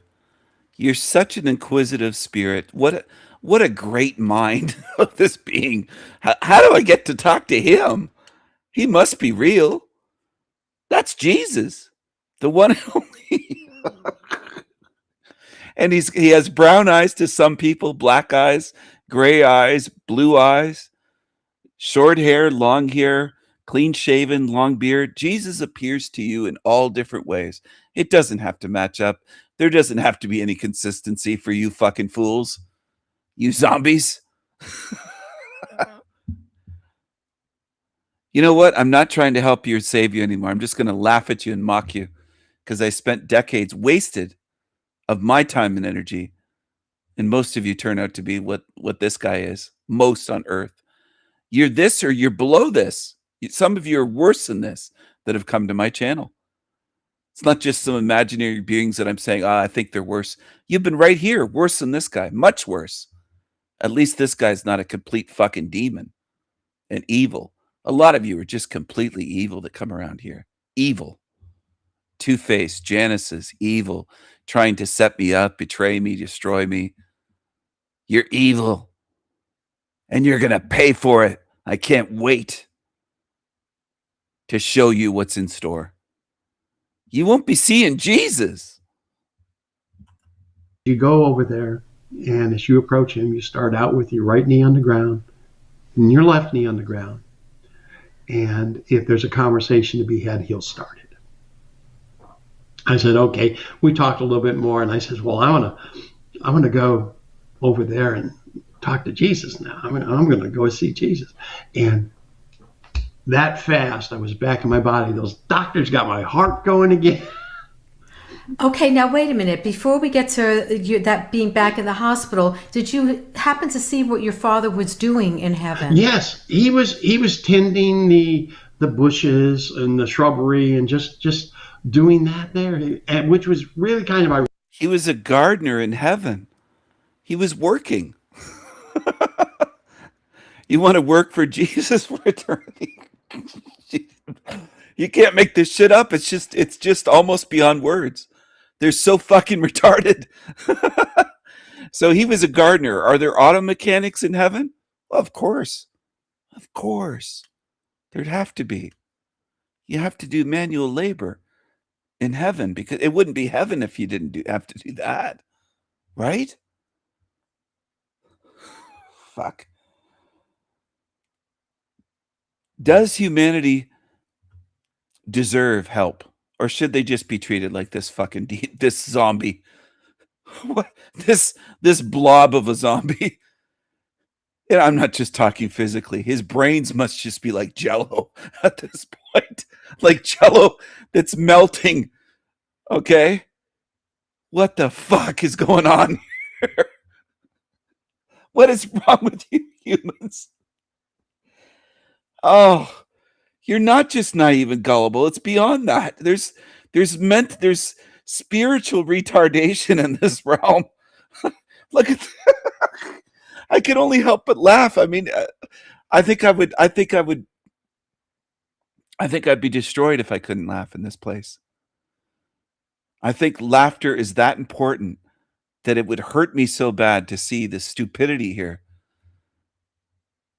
It makes perfect sense to this fool, this old fool, that his father's a gardener. You can't make this up. Who's tending to the sewers in heaven, in the septic tanks? Are there plumbers for the plugged up toilets? I mean, goddamn, you can't make this shit up. They're so stupid. The stupidity of this realm. You'd all be rich if you could turn your stupidity into dollars. Fucking hell. Ironic because my dad didn't do any yard work or anything. He was an electrician. He did what he had to do to work and take care of his family. He had 4 boys that would do the yard work, but I came to find out he actually loved that. That's what he enjoyed doing. He playing with the flowers and the trees and shrubs and all that. And that's what he enjoyed doing. And that's what he was doing because that's what he wanted to do. And of course, there's no need for electricians in heaven either. Yeah, he was doing that. It was amazing. He was just absolutely so happy, so pleasant. It was just joyful. And why is there no need for electricians in heaven? Sorry for stopping so much, but there's so much here. Why the fuck is there no need for electricians in heaven, but there's a need for gardeners? You have to trim, like, you don't make any sense. You stupid. Connection that we had was not like anything we ever had before, even here. It was just magnified because of the love and the sharing and the atmosphere. Where we were in heaven. I was in heaven with my dad. That's pretty cool. But look at this goofy guy. I was in heaven with my dad. That was pretty cool. Really? How do you know it was heaven? If it was heaven, what are you doing here? I could ask many, many questions, but they don't ask any questions. These idiots that come back. Oh, fuck. It was just, he was happy to see me. How happy was he to see you? Did he have a hammer in his pocket? How do you know he was happy to see you? How happy was your dad to see you? But we didn't talk about things going on here, then down on Earth, and there's a reason for that. It's because when a person is in heaven, they are not. You cannot look down upon the people here. You don't get to interfere. You don't get to help them or do anything else. And Jesus doesn't take that memory from them of you. He blocks it until you arrive there. And I'll get into that a little bit later. Jesus allowed him to talk with me at that point. But when I came back here, he blocked all that out from him as well. So that the reason he does that is because there's no worry, no pain, no jealousy, no suffering, none of that in heaven. And if a loved one could look down upon you here and see something happening to you, they would want to interfere, or they would worry, and it would cause them pain. So when they first get to heaven, Jesus has a conversation with everybody, and he explains to them that no helping, let them suffer in pain. I'm going to share the link to this. I'm kind of tired of it, but it's laughable and it's sickening and stupid all at the same time. I'm going to drop a link in the chat for those that want to watch the whole thing. I don't even know if people ever really click the links that I drop in the chat. Do you people click the links, or is it just a waste of my time ever sharing links in here? Do you ever do it, or are people that lazy? I don't know. It just seems like I'm in a realm full of the lazy zombie realm. And it's tiresome. It tires me out just thinking how lazy people are. They're so fucking lazy here. In this realm is what I'm speaking about. When I say here, I don't mean on my channel. I mean realm wide. Most in this realm are just so fucking lazy. And I can't respect it. I can't respect that massive amount of laziness here. Intellectual, spiritual laziness especially. I can understand being physically tired and lazy and having days where you don't want to do anything. But to be intellectually lazy and spiritually lazy, I just can't respect it. It's so common in this realm. People don't want to actually look into things. The rare few that show up here all the time are very different from most in this realm. Because most in this realm are like that guy. And it's, as I said, it's a combination of laughable and sickening.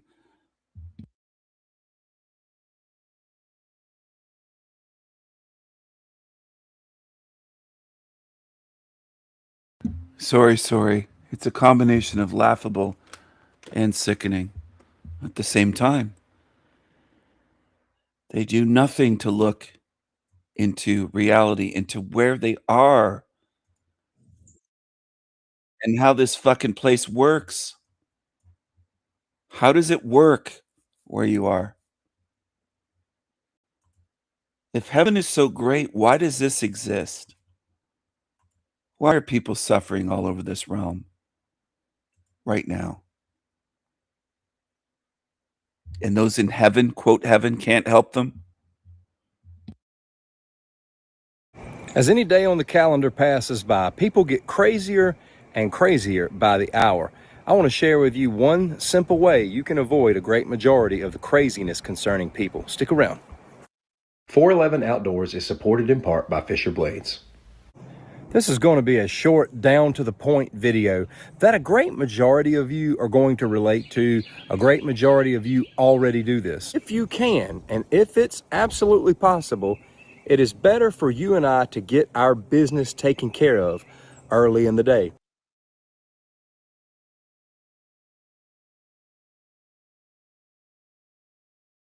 Sorry about that. My fucking mouse screwed up again and I clicked on that, closed it by accident, for fuck's sakes.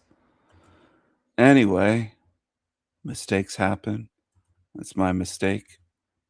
It's due to my mouse, but I should have hooked up a new fucking mouse at some point and tossed this one in the trash, and I keep forgetting to do it. Anyway, mice really break down quickly. They don't even last a year in this realm before the buttons start to get fucked up. Fucking hell. Hi there, my name is Lori Ditto, and I would like to talk to you about a vision that I had. And my hope is that as you listen to this vision, that you will never see this place. It was August 28, 2008. In a vision, Jesus took me to hell. I didn't go to hell as a bystander. I went to hell because I would not forgive. You wonder, how did that happen? I've thought about it so many times. How could this have happened? That morning I was getting ready. We had a guest speaker coming. The sound man was sick that day, so I was running sound. I was at the back of the room while we were worshiping. It was a wonderful song talking about the souls, how Jesus loves them. I had my eyes closed, and all of a sudden I felt heat come into the room, intense heat. I actually thought an explosion must have happened. I opened my eyes in time to see the front of the room change. Gates were opening, and a hand came out of those gates and grabbed a hold of me and pulled me past all the people in the room. That hand that reached out, there was a voice that she might not mention that says, "Come with me, bitch, get over here." Very quickly, I passed these gates that were at least 6 feet thick. And then these gates slammed shut. And I was placed in a teardrop-shaped cell. I heard right away, "You are in hell eternally for unforgiveness." I was a believer, you guys. I would have never thought somebody like me could go to hell. I mean, I went to church many times a week. I prayed, I fasted. You went to church, so what? So what? You prayed? Again, to what? So what? You fasted? So what? I'm an evangelist. I went out sharing my testimony weekly. I disciple people. I give my tithe. I pray, I pray, I pray. You're praying to a monster that doesn't give a fuck about you. You're too dumb to realize it. You're the type lady that would get angry at me for speaking the truth. You would probably get very visibly upset. Perhaps, I would guess, vocally upset, saying, "Oh, you're not a good being. How dare you say that about God, my God? My God's not a monster. He's loving." You're that type. That's what I get from you. You're not a good being, because when confronted by truth, you would attack or try to shoot the messenger. Right? I know lots of religious people like you. Lots. Throughout my entire lifetime. And you behave in a very similar manner. You don't want the truth. You want your programmed beliefs, and you want to cling to them forever. And you get angry when somebody says things that disagrees with your, as you call it, faith. Right? So what makes you good? And yet, I went to hell because I would not forgive. No, that's not the reason. That's the reason they told you, but that's not the reason. And you're going to keep looping doing this because you'll never listen to beings like me. Never. You'll never listen long enough to consider, maybe he's speaking the truth, and maybe this book that I cling to has programmed me. Congratulations, Karen. Congratulations, Karen. You're smart, right? You're a dupe. You're a zombie. What's it like in hell? It's horrific. The first thing that happened was the heat was so much that my skin began dripping off of my body. It was excruciatingly painful. I looked around at the people who were trapped in. Should you pay for your evil towards ones like me, you religious people that came to my channel over the years and said I should burn in the lake of fire and God's going to get you and everything else that Christians have said to me? Maybe you will end up that way. You wish that upon me, right? A lot of you religious people. Other cells, they didn't have any skin. It had already melted off of them, and they were screaming. And it hurt my ears to hear them scream, and then I realized I was the one screaming. My eyes were moving back and forth as quickly as they could, and suddenly they broke apart. Because there is no unity in hell. There were significant pains. I mean, everything was painful, but there was extreme things that caused intense pain. And one of those things was all the water in my body evaporated. And you know, we're a lot of water, but I was no more. It was excruciatingly painful to make that change. I looked down at my left arm, and the bone in that arm had this yellow stuff in it. I now know that's bone marrow, and it went black. And I felt this pain all over my whole body. It hurt like you would not believe. She's not telling the whole story, though. See, they had her experience this, but you don't have a physical body outside of your body. So anyway, she's not telling all of the story. She's leaving some parts out. When she went through this, she was so terrified that she sharted. She went... She sharted herself, this Karen. She sharted.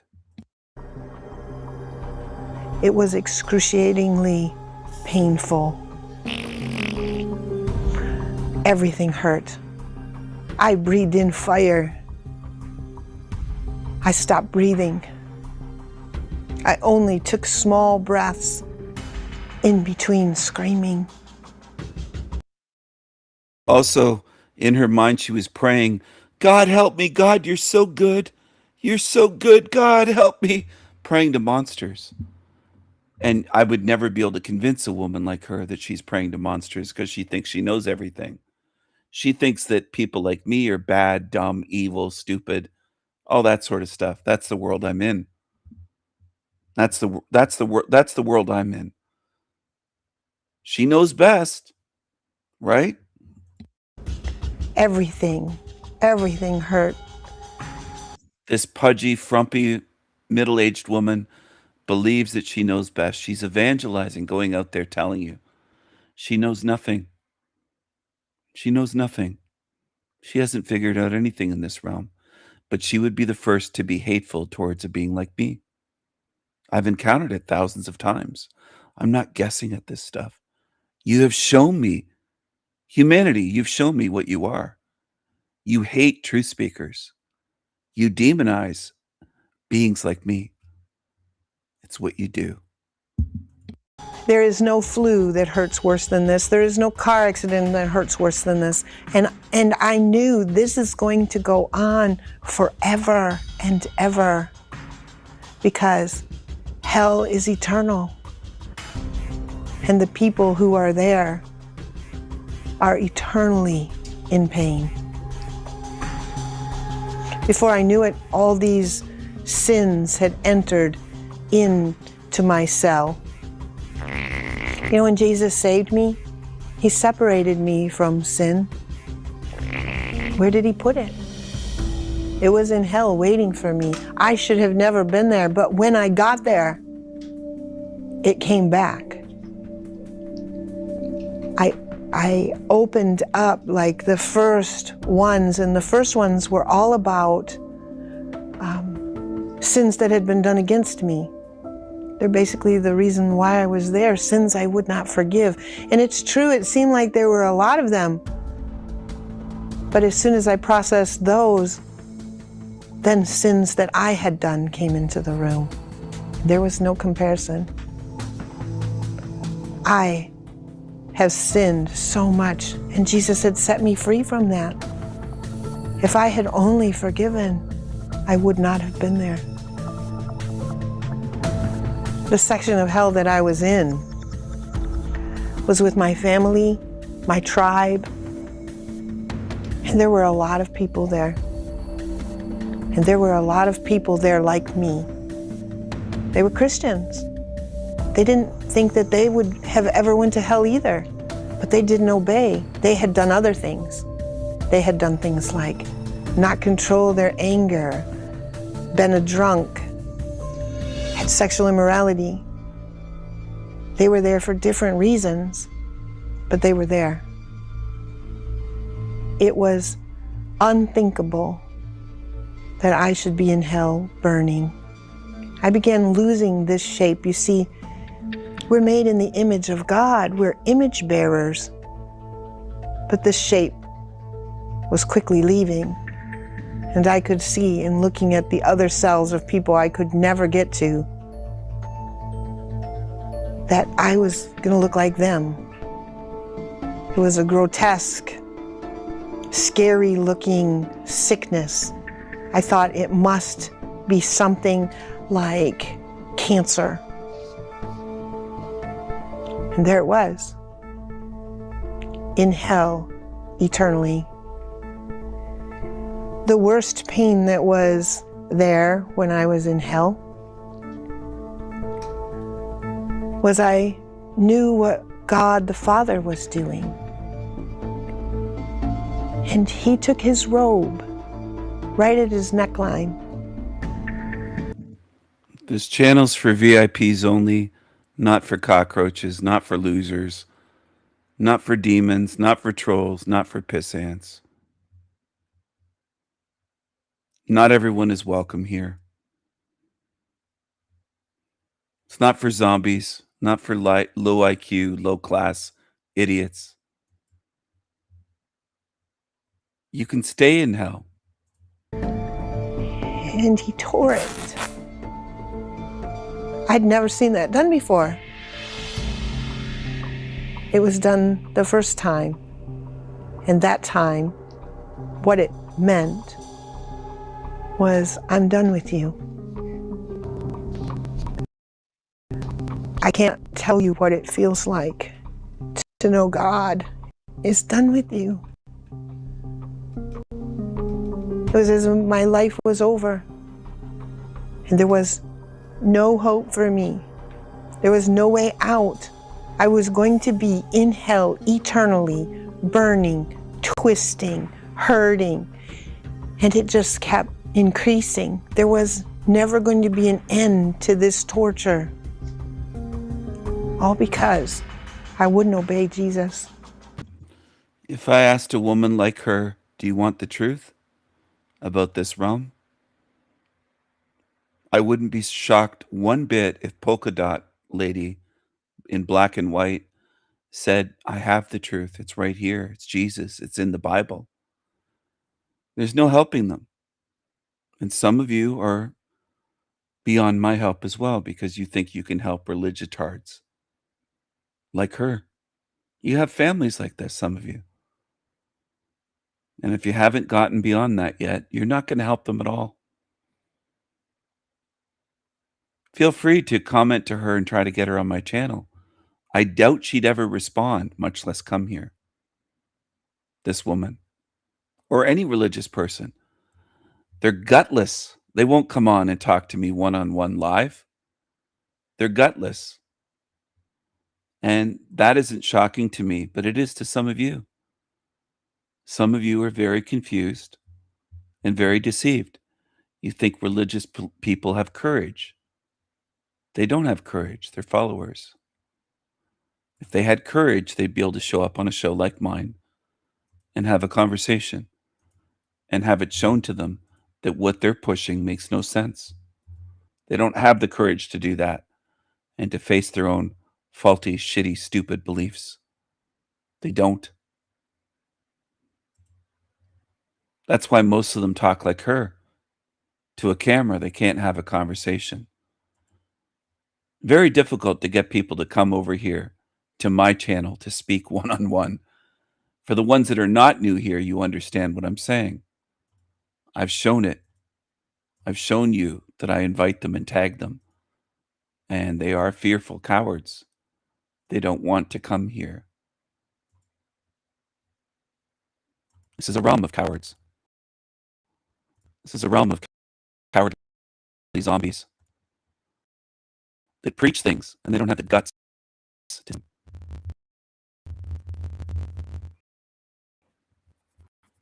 and have their beliefs questioned at all. They can't handle pushback or different views. And some of you still respect these creatures,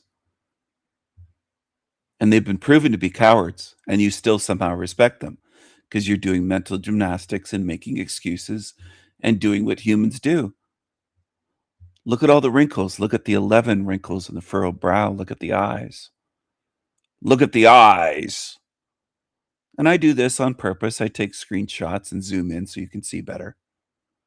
I try to help you see. But trying to help humans see, the way most humans react is putting on another black blindfold on top of the 2, 3, 4, 5 blindfolds you have on. It's what many of you do. You don't want to see. You want to be blind, ignorant followers.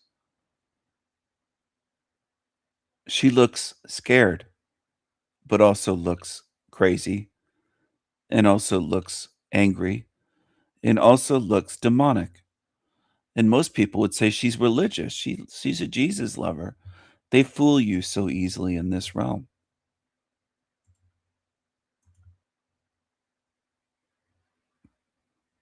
They fool you. They fool you.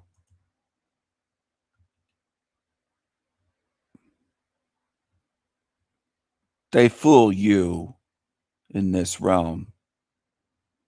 They fool you in this realm.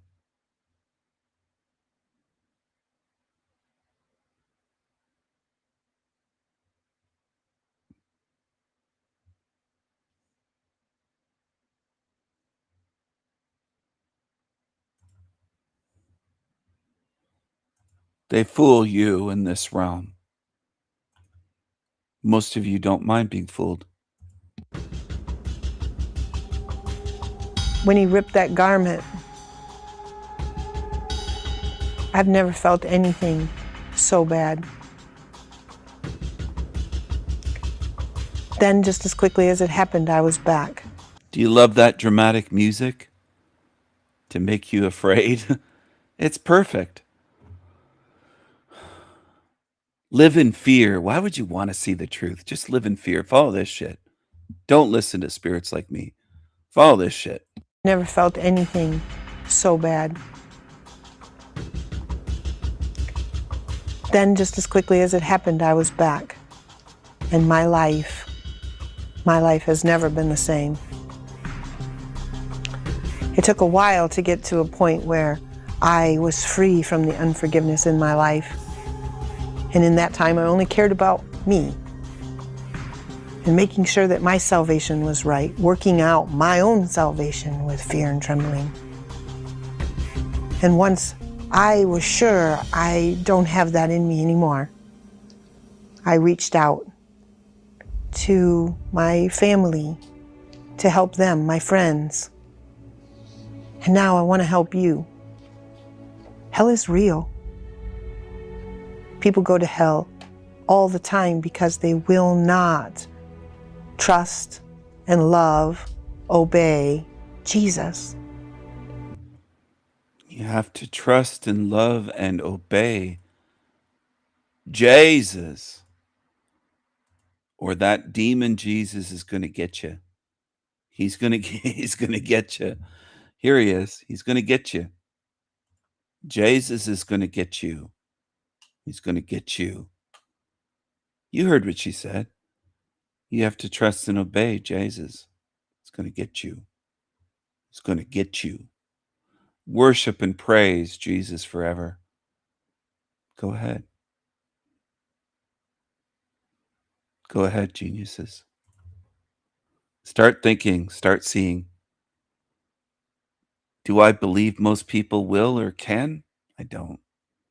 Not after this lifetime. I think most of you on earth are kind of at her level or lower. It's the most important thing we do every day. And so I want to say to you, if you're not a believer yet, fuck the monsters you praise and worship. Fuck them. You must come to know Jesus, or that place of eternal separation is where you'll go. if you are a believer, I want to say to you, take your salvation serious. It would be seriously, lady. Learn grammar. Learn something. What if I told you Iran doesn't need to win this war to win everything? Because right now, while bombs are dropping, something far more devastating is What if I told you this guy's a mainstream dupe, a dummy? What if I told you you're following idiots on YouTube? What if I told you that? happening behind the scenes. Gas prices are exploding, food prices are about to surge, and the global economy is quietly being pushed to the edge. So the real question isn't who's winning the war, it's this. What if Iran has already won? And guys, I've been watching a ton of videos from different perspectives on the war, and I want to give you my take. I don't usually delve into politics, but What if I told you the Sanity Machine Empire is the greatest ever? And that my Esoterica series is the greatest series ever? What if I told you that? What if I told you that? What if I told you, following along, that videos like this, my Esoterica series, NPCs, and spiritual crimes, is the greatest series ever on YouTube? This series. What if I told you that?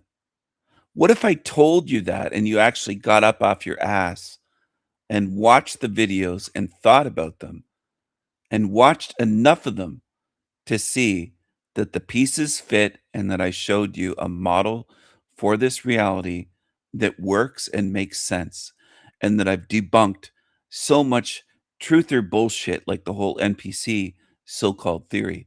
What if I told you that? What if I told you you could learn things in this series that you won't find on other channels? What if I told you that? What if I told you that?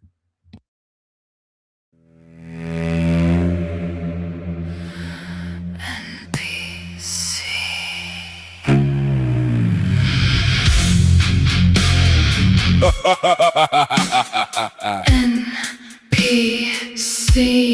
Non-player characters. Are they here? Are they real? Can they heal? Are they people? Can you wake them up? Are they asleep? Are they sheep? Are they robots? Transhumanism. Electronic jism. Oh, man!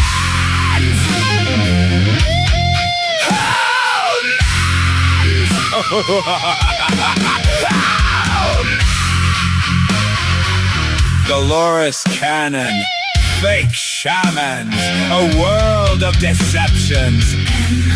NPC. NPC.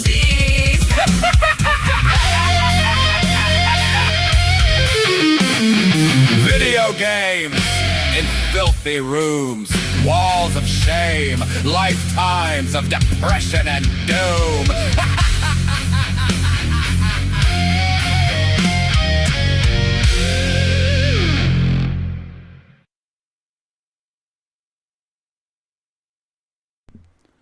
Hello, hello everyone. NPCs. NPCs.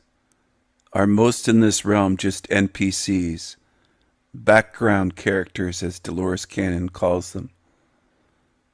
Non-player or non-playable characters. In other words, they're not real. They don't have a spirit. They're not really alive. They're not really alive.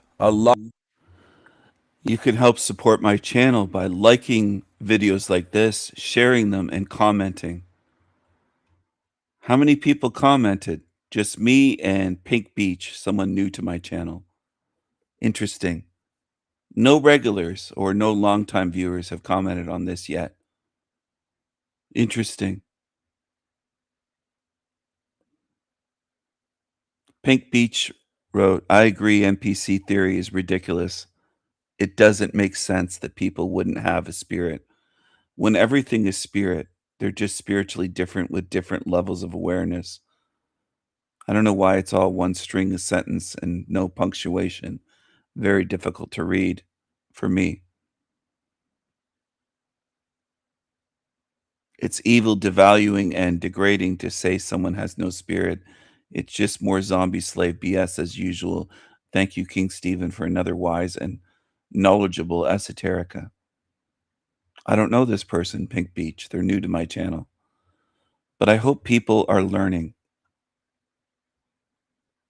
I hope people are seeing more.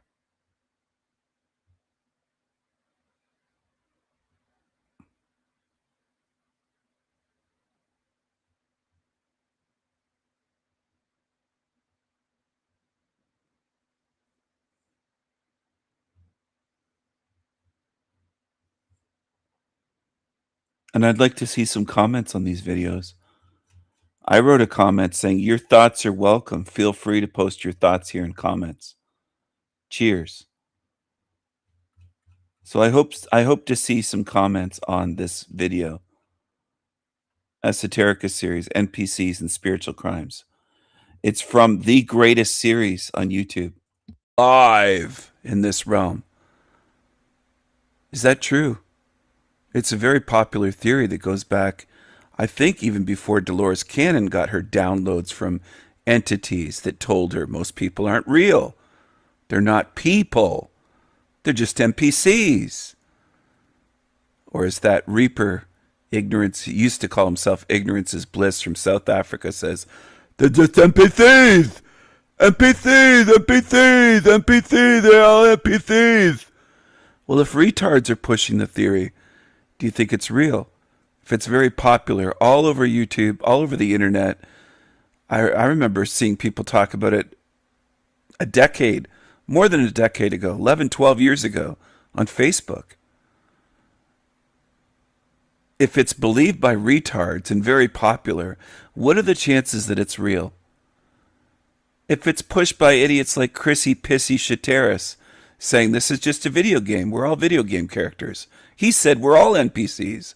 He has said we're all NPCs. Do you believe the retards of this realm? Think about it. Are you going to follow the low IQers, low class, absolute morons and say, well, their theory makes sense? Without scrutiny, without critical thinking, without looking at it, questioning it, and saying, wait a second, do these people feel pain? Have you ever seen someone that you consider to be an NPC? The reaction if they, by accident, hit their finger or thumb with a hammer and they're hammering a nail, or they're working on a construction site, or doing whatever, stubbing their toe, cut themselves with a knife by accident. They feel pain. They're like you. NPCs, they're just NPCs. I just assume they're NPCs. They're all NPCs. And they sound like retards saying it. And a lot of humans don't pick up on that. They'll just do the, I gotta be tolerant. I can't call it a retard. I can't call these truthers baby truthers. I gotta be kind and gentle and tolerant. I can't call it out. I have to allow them to keep pushing this shit until everyone's repeating the same thing. I think it's healthy to call it out and say it sounds retarded. It sounds like a retarded theory. Just like Jeremy saying animals don't feel pain the same way we do. Well, it sounds retarded. And it is. It is. Animals will cry out in pain and sometimes even try to get human attention for help. Wild animals even that don't trust humans, caught in a farmer's fence or trapped somewhere. They're in trouble, or their young ones are in trouble, and the mother will come to a human for help.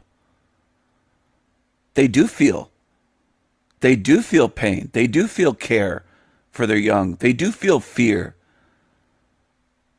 And they don't trust humans, just like they don't trust other wild animals. It's the way it is in this hell realm. But to say they don't feel pain the same way is stupid. It's moronic.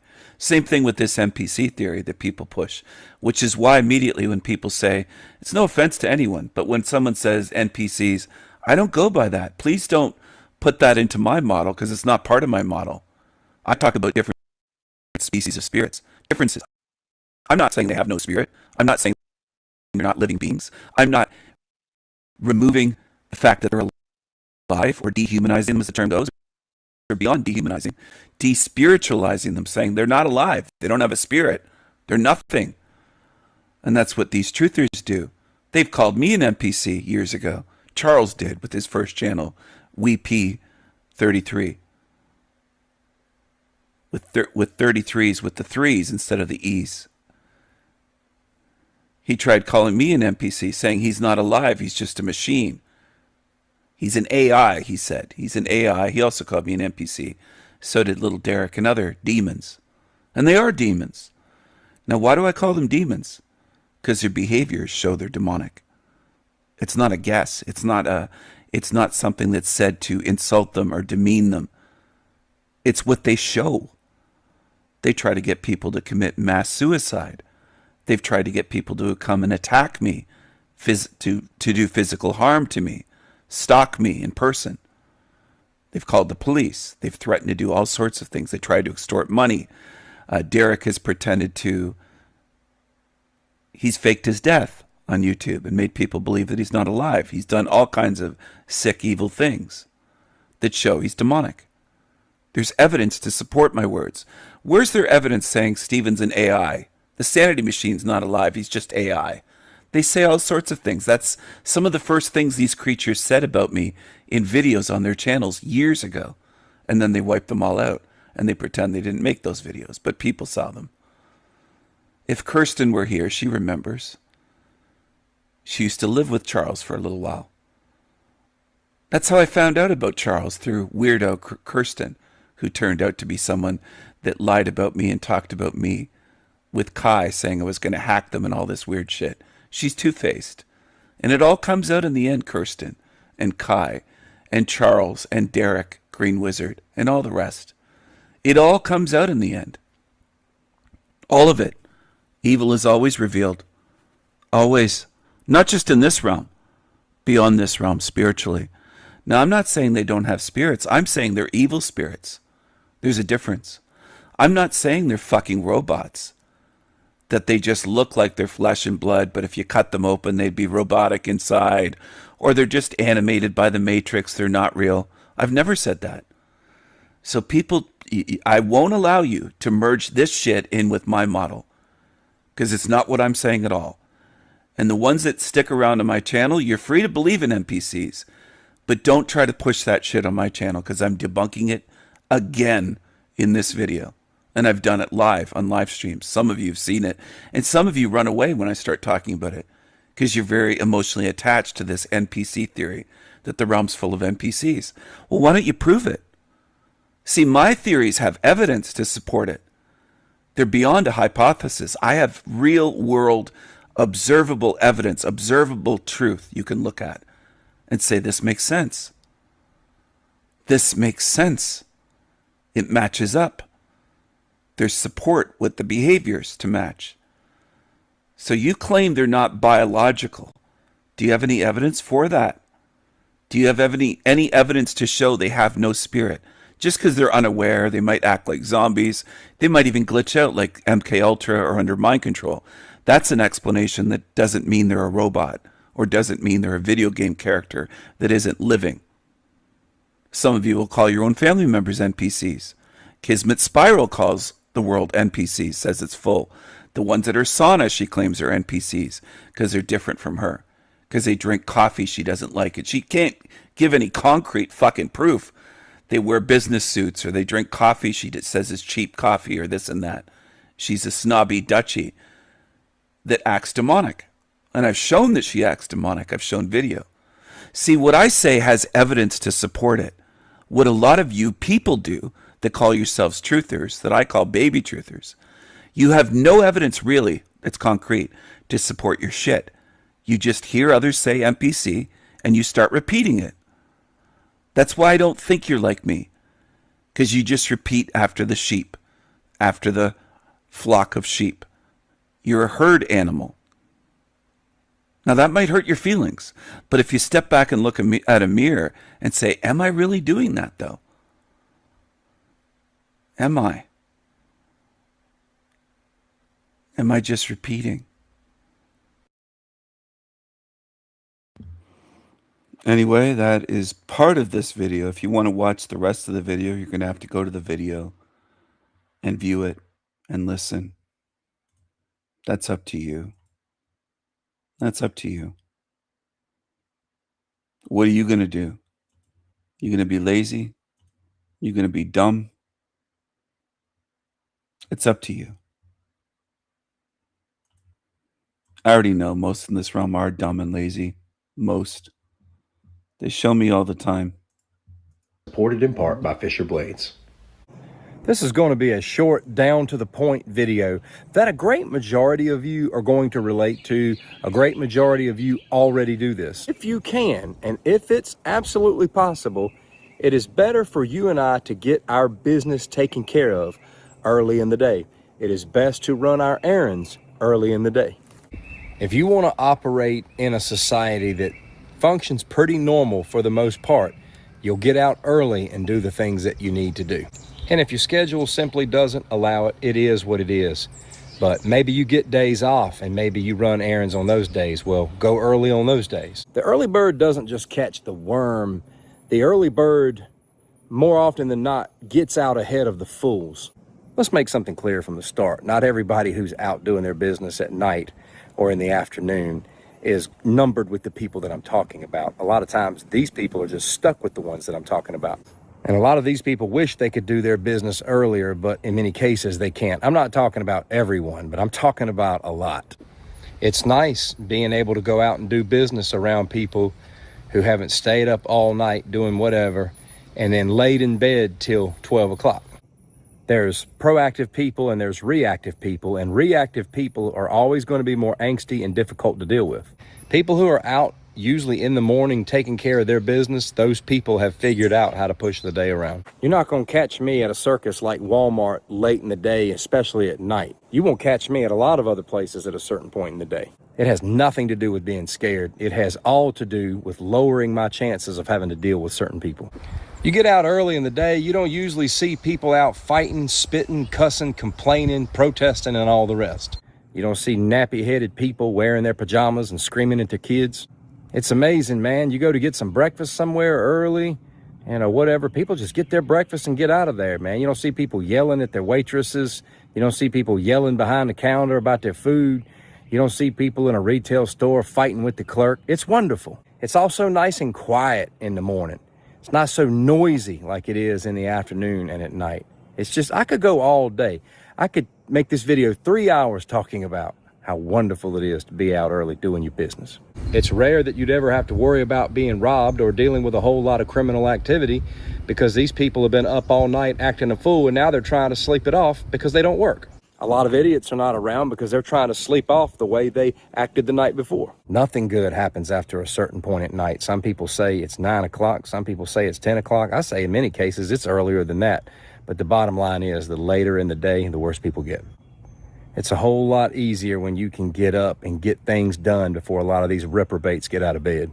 We could often speak of the zombie apocalypse as a metaphor for the way people are acting, the way they're stuck on their phones and just kind of moving around mindlessly. Well, there's also plenty of metaphors attached to vampires.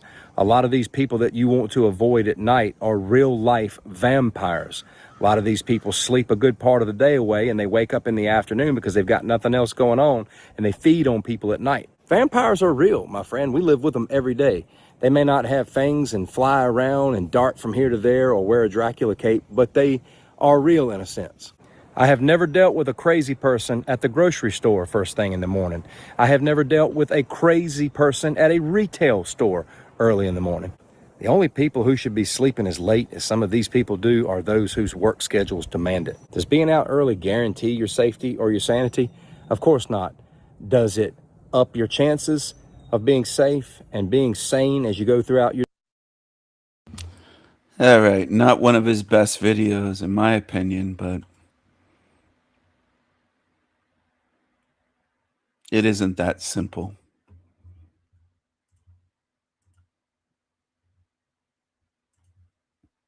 Is this England's oldest fairy tale? What's this? I'm curious, what's this? Fairies are often associated with Celtic nations, but they're a huge part of English folklore too. If you're new here, this is how it works. We'll hear a story, then we'll break it down to try to understand what might be going on. Don't just see these stories as old wives' tales. Stories are, after all, what shapes and defines a culture. Our story was recorded over 800 years ago, and it just might be the first English fairy tale, in so much as it's the first time that fairy-like creatures appear in an English story. The word fairy didn't even exist in 1190 at the time that this story was put into writing.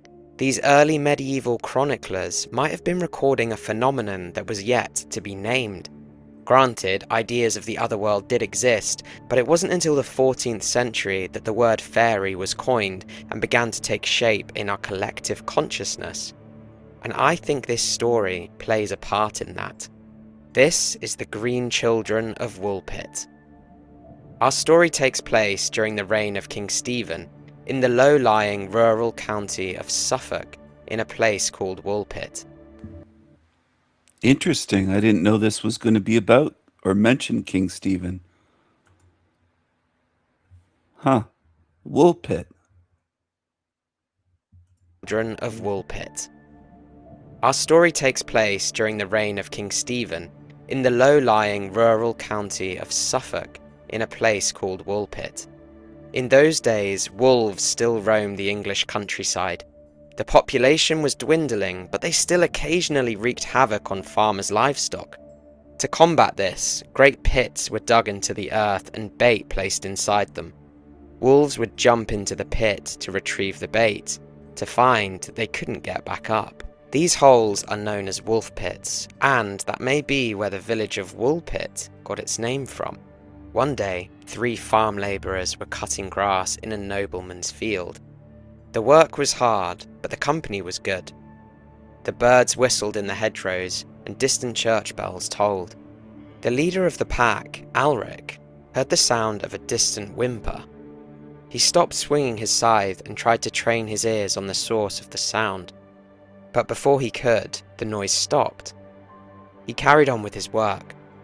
As they neared the edge of the field that backed onto a forest, the noise sounded again, louder than before. This time, he wasn't the only one who heard it. The 3 of them stopped in unison and looked at one another. They waited again for the strange cry. It was coming from the wolf pit. It had been a while since a wolf had fallen into the trap. Confident in the competence of his company, Alric moved cautiously towards the pit, the others following closely, their hands firmly gripping their scythes, expecting to find a wolf at the bottom of the hole. But instead, what they saw was a far weirder sight. 2 children, a boy and a girl, huddled together, clothed in strange fabric. They were green from head to toe, with dark mops of thick hair that hung from their heads, and with unrelenting green-tinged skin, broken only by the whites of their eyes, which widened as the 3 men looked down at them in horror. They called out to the children, who didn't call back, but instead whimpered to one another in a language that the men didn't recognize. Though they were a strange thing to behold, the men couldn't help but feel pity for them. They looked sickly, weak, and in need of sustenance. It seemed as if they had been there for a few days. The men set about fetching them out of the pit. The children didn't resist, but carried on mumbling their strange language to one another between sobs as they were carried out. They squinted in the sunlight. Unsure what to do with them, the men decided to take them to the local lord, Sir Richard de Calne.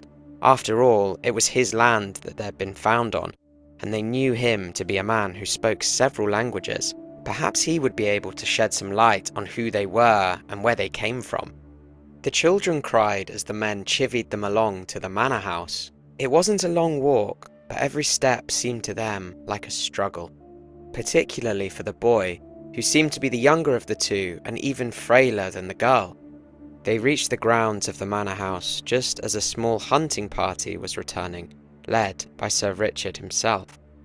He at once noticed the green children and asked Alric who they were and what happened to them.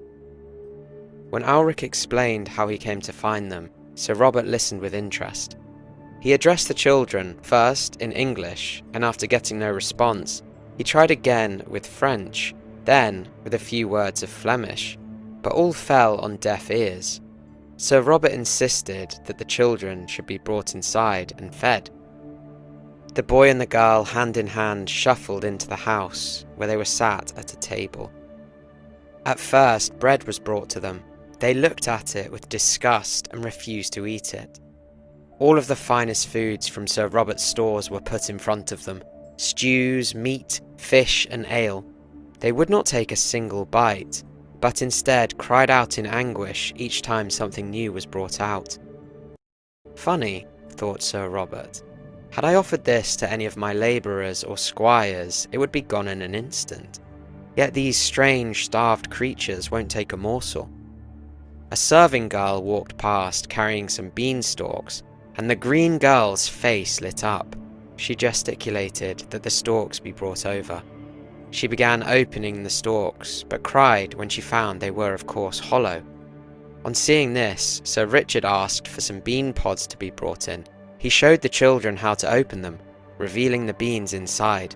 The children started devouring them. Everyone in the house gave an audible sigh of relief.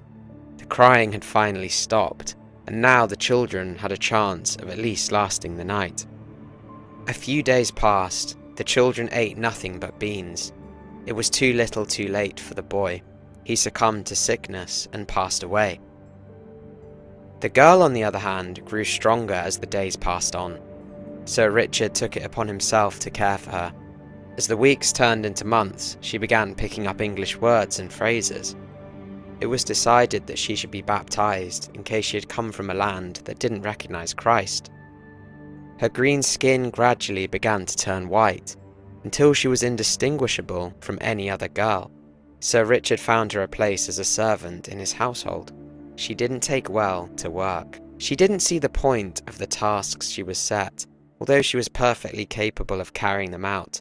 "If Sir Richard wants dinner, he can make it himself," she would say to the other servants.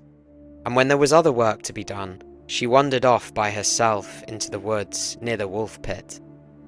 Although she was not an ideal serving girl, she had become accustomed to life at the manor. She learnt to enjoy all kinds of foods rather than just beans. One day at supper time, she told everyone at the manor how when she first arrived, she thought that all the food they brought to her was inedible. It was the first time she had spoken about the day she was found. Sir Richard saw his chance to ask her some more questions about the day she arrived. "Where do you come from, and how did you end up in the Woolpit?" he asked. "The land I come from is called St. Martin's Land. Everyone there is green, just like I used to be. The sun there never rises fully in the sky as it does here. Instead, it sits on the horizon like a constant twilight. But we are happy with the little beams of light we have. We have livestock just as you do. And while we were minding our father's flock, we came to the entrance of a cave. We could hear the sounds of bells chiming from inside. It was such a beautiful chorus, and we felt compelled to enter. As we walked through the passages, we soon found ourselves in complete darkness. But instead of turning back, we carried on through the tunnels towards the sound, until we saw a bright light, brighter than anything we'd ever seen before. We covered our eyes, but still our feet carried us until we could see nothing but that brilliant light. The sound of the bells faded, the light began to fade, and we found ourselves in the bottom of that pit. We looked for the entrance of the cave, but there was none to be found. For a few days we were trapped until the farmers came and found us. From that day she would recount this story when anyone asked her where she came from, never changing any details and sticking firmly to her story. As she grew to be a woman, her behaviour was becoming inappropriate for a good Christian. She flirted with the stable boys and the squires, and did even less work than when she was a child. She had grown to be a beautiful woman, and had won the hearts of all the men who she chanced to meet. Sir Richard, fearing ill repute would come to his manor, found her a suitable husband, a blacksmith from Woolpit village, who he soon married her off to. He was quite glad to be rid of her, if the truth be told. She lived happily with her husband, for she was not incapable of love. She still walked the woods alone for hours on end. It was said that they had many children together, and that some of her relatives still live in Woolpit. That was the Green Children of Woolpit. Now you might be thinking, what on earth is going on here? This story is unique for so many reasons. Firstly, it was recorded by two separate chroniclers, Ralph of Coggeshall and William of Newburgh. Ralph claims he got the story directly from Sir Richard himself, and William of Newburgh said he was very doubtful when he heard the story, but when he had it recounted to him by so many trustworthy sources, he became compelled to believe it. We don't know whether these writers had read each other's work. Ralph was local to Suffolk, but William was based in Yorkshire, so it seems possible that they collected these stories separately, but they could have also compared notes. We just don't know. Neither writer ever makes the claim that these two children are in some way supernatural. They never explicitly use the word fairy. As I said at the top of the video, that word didn't appear in England until the 14th century, and this story is taking part in the 12th. So what makes this England's first fairy tale? Well, to answer that, we have to try and pin down exactly what a fairy is. The creatures themselves have evolved over the years. The powerful fairy queen Titania in Midsummer Night's Dream doesn't have much in common with Tinker Bell from Peter Pan. Fairy as a word seems to originate from the French word fates, meaning fate or the power of destiny, a kind of supernatural power that shapes your life.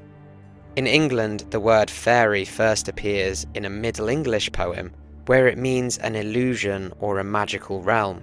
Chaucer then uses the word in 1390 to mean a supernatural creature with magical powers.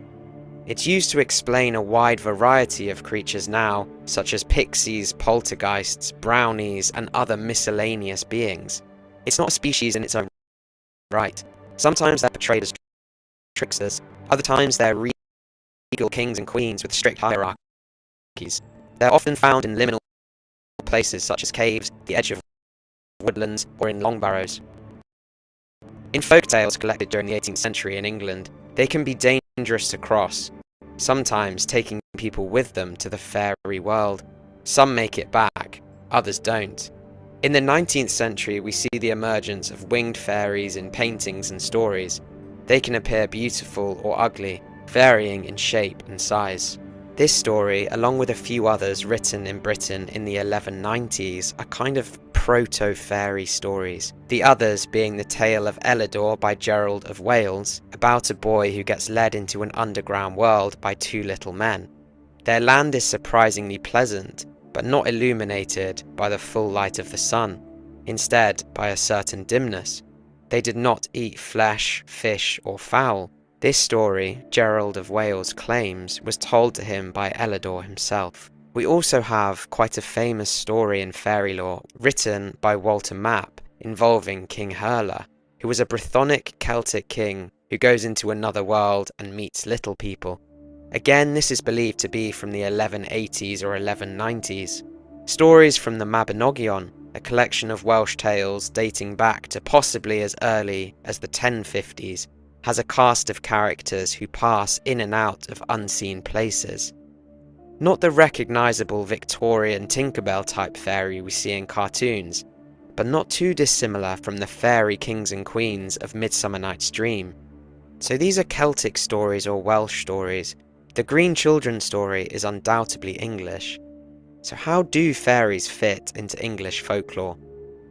About 10 miles from Woolpit is a place called Elvedon, which comes from the Old English meaning Elf's Valley. Elves were a type of supernatural being to the Anglo-Saxons, who were not gods nor human. They were not too dissimilar to the fairies portrayed in Celtic cultures. They practiced magic and craft.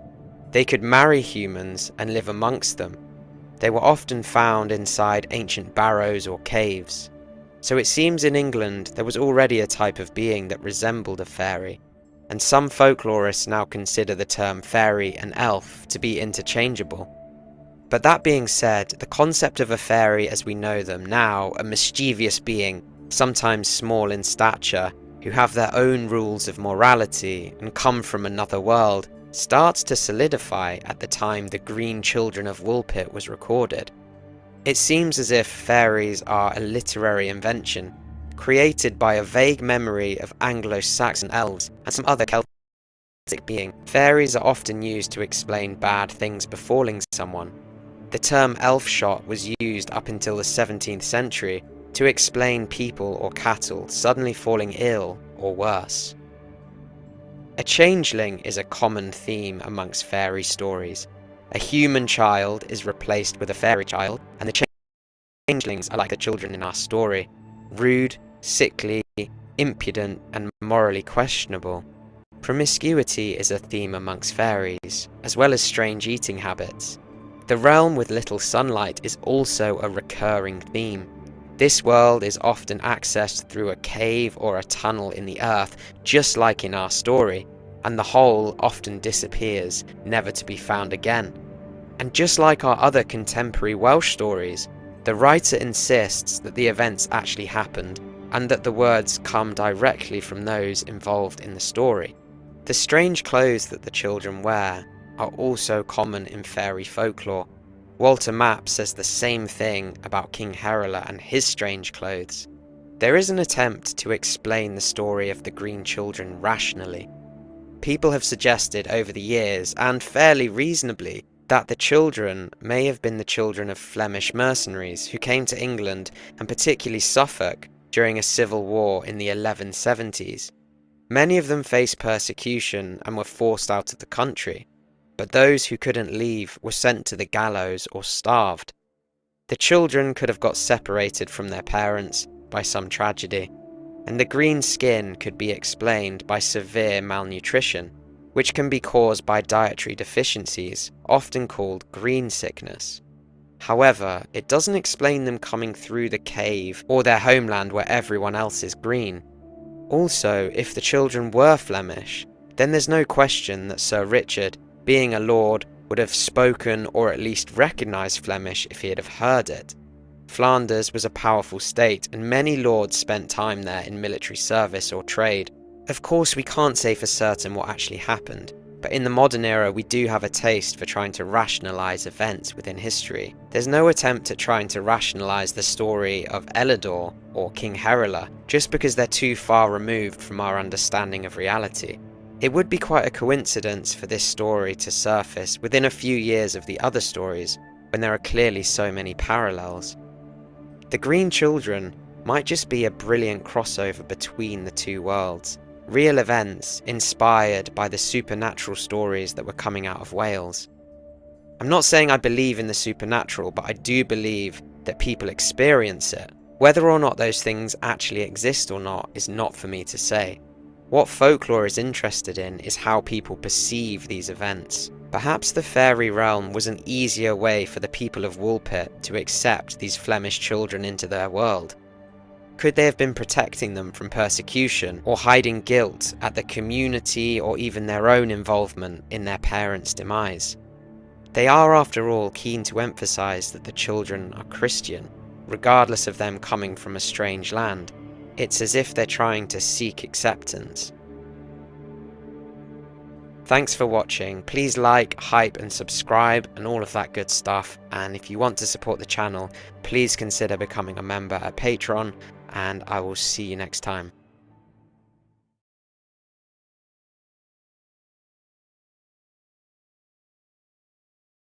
Hello, hello, Rose. Jack Talcott's one of the ones that says I promote, quote, I promote a hell realm. He said, Stephen promotes a hell realm. How do I promote a hell realm? How do I promote a hell realm? I promote the realm that I'm currently in. They just don't make any sense. And there's a lot in this realm. Creatures that don't make any sense. There's a lot of them in this place.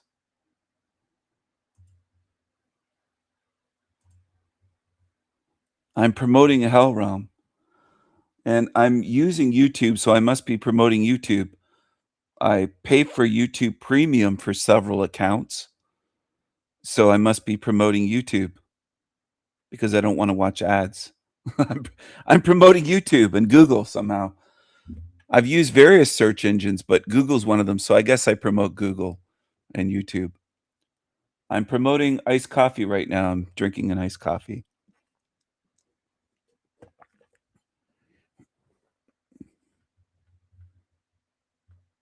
I'm an iced coffee promoter. I promote Coke Zero as well. Coke Zero. I promote Coke Zero. Every time I mention Coke Zero, I get $1 million. Whether I say it on my YouTube channel or just say it to someone walking down the street. I promote Coke Zero. People don't realize this. I'm a promoter. I'm a promoter. I'm a promoter somehow. They just don't know.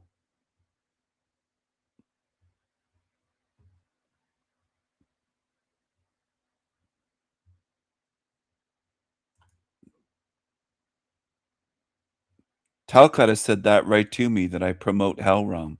And he said it about me as well. He promotes a Hell Realm. Really? Is someone paying me? Some entities paying me to promote Hell Realm? This is a ridiculous place full of zombies. That's what it is. And Jack Talcott isn't fit to shine my boots. Intellectually, morally, spiritually. He's a loser. He's a bottom feeder.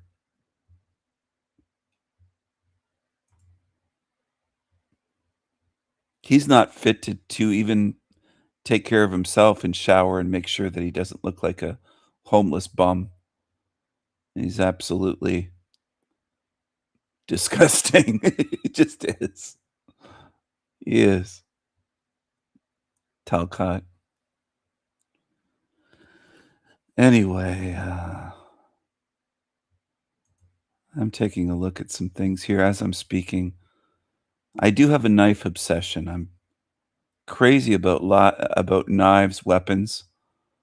I collect knives and weapons. I won't go into all the weapons that I collect, but I have tools, we'll say. Tools. Beautiful, beautiful ones. Very beautiful. And I'm looking at some right now, even though I've just bought some. I might downsize my collection. I don't need a huge collection. What I might do is just take the ones that I want the most, maybe a couple dozen for fixed blades and a dozen or two folding knives. I don't know, but I'm thinking of maybe downsizing and selling some of them because I just have so many, and just keep the best of the best and keep the ones that I want the most, use the most, like the most, or want to have on display. There might be some that are just display that I don't actually want to use and beat up, but yeah, we'll see. We'll see what I do. It's a thought that crossed my mind.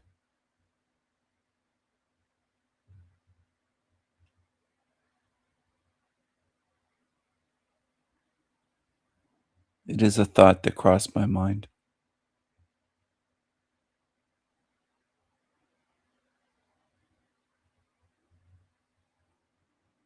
Anyway,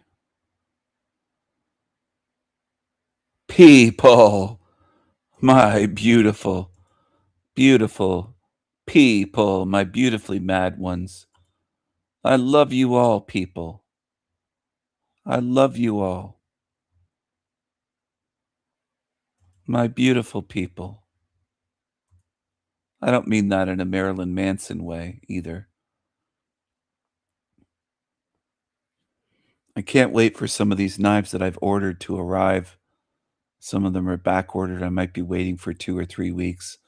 Others should be coming early this week. And I'm excited.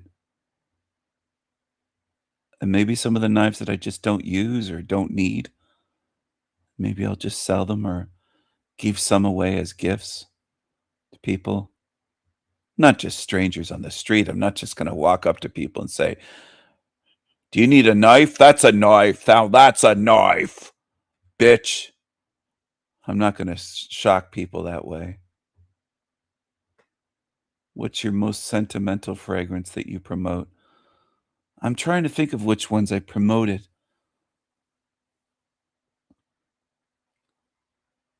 And which ones that are sentimental that I haven't promoted, but it's a tough question that are sentimental that I promote. I don't know.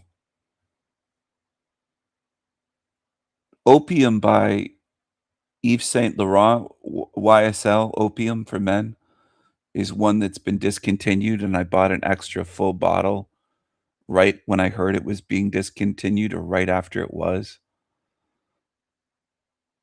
I think I don't know what I spent, but it was worth it. I have a sealed full bottle, large size. It must be either 100 or 125 milliliter in a box in case I need it, in case I run out, because I like that fragrance. It's a classic from the 90s. So sentimental would probably be that one. I also have a vintage bottle of Calvin Klein's Obsession for Men from the 80s. Really strong stuff that I spent a pretty penny on eBay to get, because sometimes fragrances go up, and when they're rare and out of either discontinued or formula changes, they go up in price. And you could spend hundreds and hundreds and hundreds of dollars. You can spend $500 on just a designer fragrance because it's discontinued, just for one bottle. One little bottle of juice, as it's called. So I have a collection of fragrances. I like to wear Prada a lot. There's so many good Prada fragrances for men. I don't know about for women. I don't know what women wear except for my girlfriend. I know what she likes. I'm not sure what Elizabeth Taylor wore. There's a Versace that my girlfriend really enjoys, and Dolce & Gabbana. I bought my girlfriend various fragrances over the years.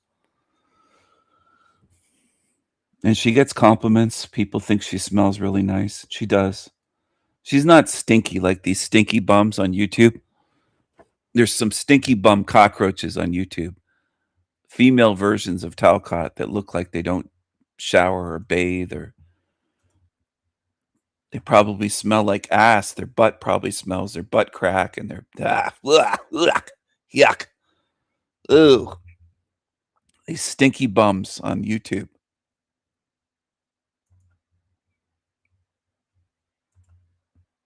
One of them even made a YouTube short video about stinky bum being a stinky bum. This one. Stinky bum. Stinky bum in the barn. She had a video on her channel. Stinky bum in the barn. She used a voice in it. She wants every man to wear Old Spice like her daddy. She wants men to smell like her daddy, which I find odd. I think there's a lot of weird stuff about women, though, these days. I think women have kind of become batty and mental and not feminine and not really attractive. A lot of them. She's not the only one. But she likes to bathe in a bucket. She doesn't like to take showers. She likes to have a bucket. She lived in a barn. Somebody let her live in their barn. Homeless, stinky bum in the barn. Stinky bum in the barn. Cockroach, Callie. So she wants men to wear the same thing her daddy wore. Her deceased father used to wear Old Spice, she said. Well, millions of men have worn Old Spice for generations, but there's hundreds and hundreds, perhaps I would say thousands of fragrances that are much better, and we have choices. So not everyone wants to smell like your daddy, Old Spice. I think I can afford to buy what I want. And if I want to spend hundreds on a Dior, for example, Dior Homme Parfum is hundreds of dollars. I'll buy that. I don't have to spend $20 or $10 on some cheap drugstore fucking thing like Old Spice. I'm a king. I'm not a peasant. I can buy what I want. I'm a king. It's hard for you to choose scents. Interesting. Why is it difficult to choose scents? I like to smell fragrances. I have a fragrance that smells almost like Irish Spring soap, and it's from Ireland. I also bought my girlfriend a fragrance from Ireland that smells really fresh. She tends to like fresher than flowery. Oh, okay. Yeah, he's the one that has to smell you. Well, I'm glad he doesn't have to smell Callie because she's gross. Who is Rebel Lion? Hello, Rebel Lion. I'm not sure who you are. Rebel Lion, you seem new here. How did you find my channel? Are you from perhaps the panelverse, the demon verse, as I call it? They're diamonds, mate. They're diamonds. They're diamonds. Are you from the demon verse? I don't know where you're from. I don't know where you're from. Are you with the diamonds? The diamonds. Where are you from?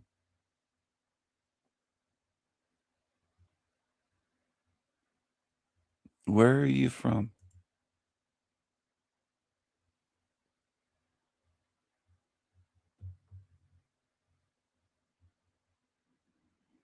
Are you with the diamonds?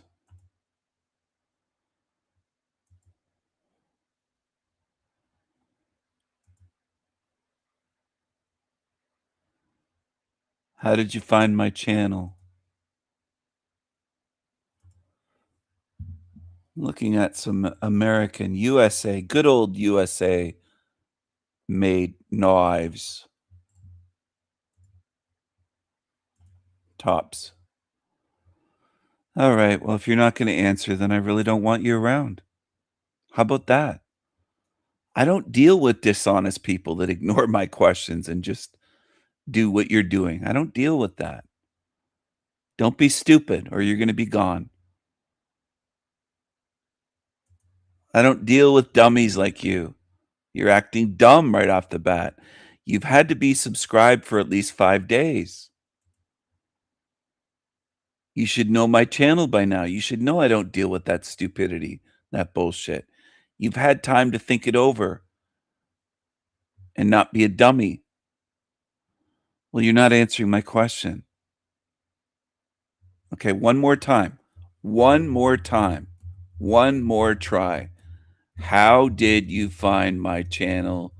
Why are you here? Your name is anonymous. No pick. You could be anyone. Answer or goodbye. Got it? Simple enough? You get that? I'm not dealing with truth dodgers and people that dodge questions. I don't care if you've been observing for a while. That doesn't mean anything to me. That means nothing. How did you find my channel?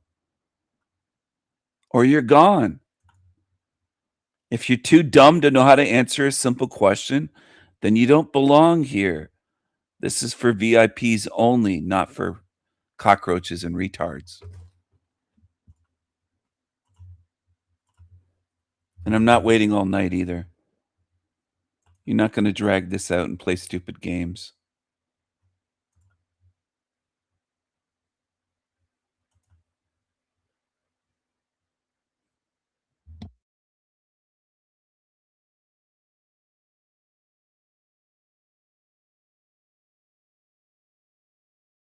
This is a meme I made earlier tonight. Another truth meme. A lone tree in a hell realm, wasteland, barren landscape. Hashtag start thinking. Hashtag start seeing. If you don't, you don't. You belong here then. Simple. This is a meme that I made many months ago. VIPs only. El Diablo Radio International.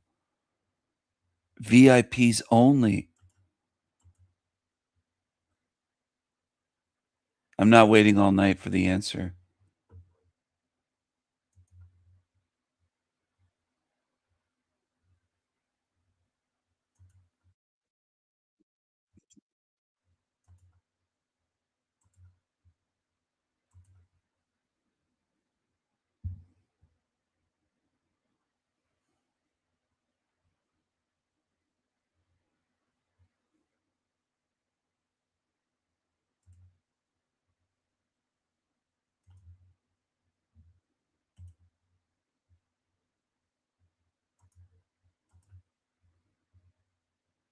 All right. Here we are over at Rebel Lion Channel. They've been a long time person on YouTube. They joined YouTube in 2009, so this is an old account. Interesting. So they're not new to YouTube, but they can't answer simple questions. Isn't that fascinating? They can't give a real clear, direct answer and give a straight answer. 1 year ago, you want some ugly truth. Check out the Sanity Machine Esoterica series. Be prepared to face where we are and what this place is. Don't be afraid of the dark. Truth is truth. A year ago. I don't remember seeing this person ever, so this is interesting. A year ago, they posted this, and they only have one post on their community page. Fascinating. I don't remember seeing Rebel Lion before. And if they have posted, it's been so sporadic. Maybe they posted once or one comment in a year. I don't know. But it doesn't ring any bells with me, whoever they are. Then they have a playlist, Esoteric Truths, updated yesterday. So apparently they watch my Esoterica series, but they don't comment. They've watched these. I don't know. Fascinating. I don't recall seeing this person's comments. Anyway.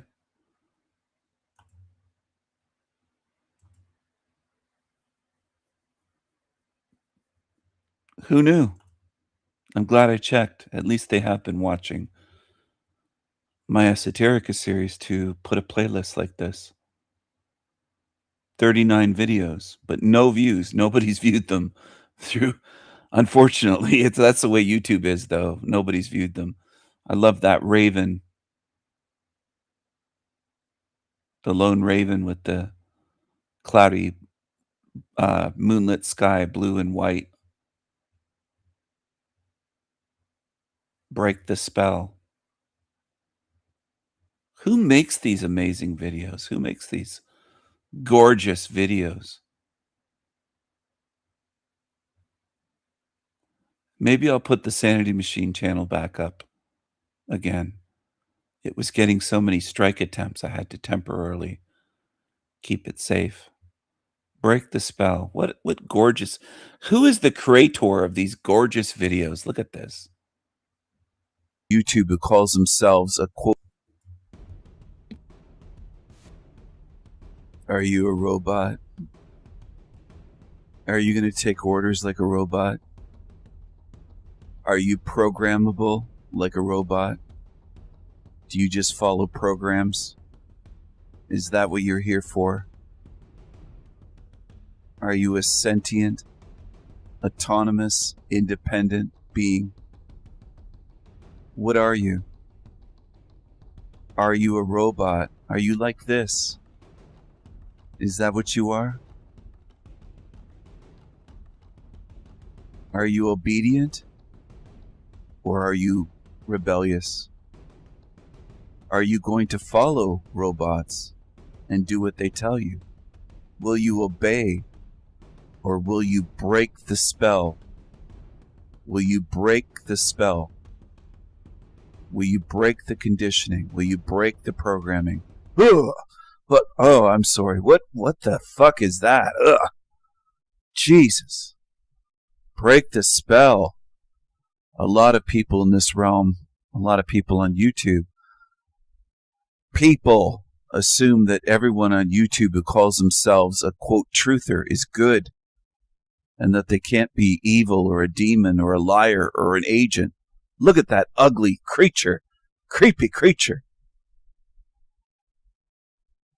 If they're so good inside just because they're on YouTube and they talk about a few things or make a few videos or they go on live streams and talk and yap as a guest, does that make them good? Does the outer sometimes reveal the inner? Not always. Of course, nothing is 100% in this realm. But sometimes the outside and the inside match up. Sometimes they match up. Sometimes the outer reflects the inner. As above, so below. As within, so without. On the inside and the outside. Now look at some of these things. They call themselves truthers. And they lie, and they slander, and they block and they ban, and they characterize. If I talk about something, you'll try. Oh, what a beautiful knife that is. My goodness. That one's made in Ireland. What a beautiful knife. Now that's a knife. That's a gorgeous knife there. As soon as I speak about issues, you want to twist it and make it small and personal. If I talk about something, you'll try to relate it to your personal life, and you'll make it as tiny and personal and close to home as you can. You'll personalize it. You don't want to see the big picture, and I'm aware of that. I'm aware of that, might call it a design flaw in humans, or the ones that believe they're humans because they were told they're humans, so they assume they must be humans. Because you were taught that and told. You were told you're not as sharp as a knife. Your mind isn't that sharp if you do that. You got to think bigger. You got to think bigger, man. Or think bigger, woman, lady. If you want to break the spell, you got to stop making these stupid assumptions. That, oh, these authorities have our best interests at heart. When? When? Why would they? And when have they? Well, they don't. I don't just mean your little fucking police force. Think bigger. Think bigger than your politicians, your local government, your state government, your federal government that runs your country. Think bigger. Think bigger than Freemasons. Think above that. Bigger, bigger, bigger. Higher, bigger. Expand your consciousness, expand your view. See the big picture. I'm showing you some images of my kingdom. I will have my own kingdom. I won't settle for slavery. I won't settle for, quote, returning to source. That's not breaking the spell. That's what these shit channels push on YouTube. They're deceiving you. And I'm trying to get you to break the spell from following shit channels that are programming you. They're programming you as much as television does or did if you stopped watching it. They are programming you to believe that nature's good. Ian tries to program you from We Are Awake TV channel, he named it, to believe, he wants you to believe that nature is good and that nature is outside of the matrix, as though the matrix is just city living and power lines and electricity and computers and smartphones. He's fucked up.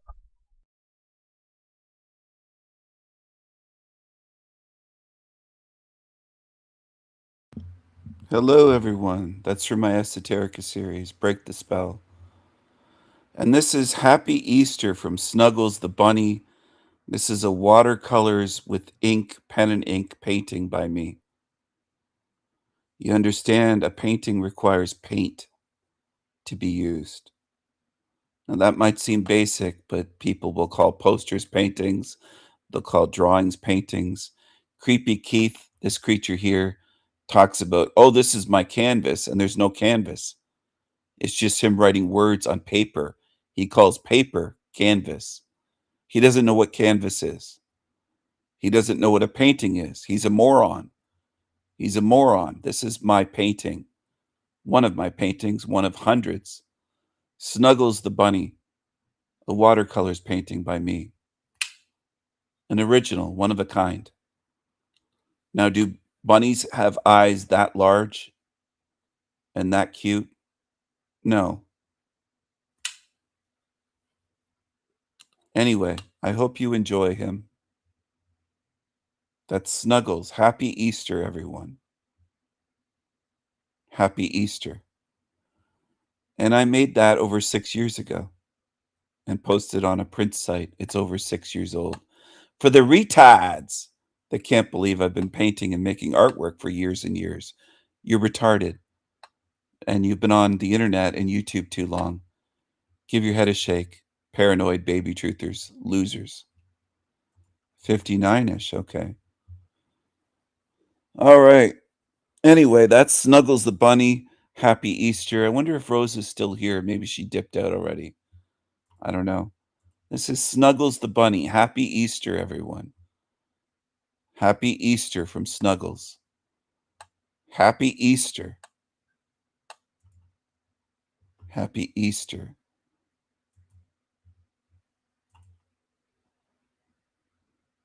Lying demons on here claim I'm not an artist. They're lying about me. I've sold my artwork all over the world, and I've given artwork to people all over. Nordic countries, African countries, South Africa, European countries, from here to Great Britain, from here to Australia. My artwork is in homes all over this hell realm.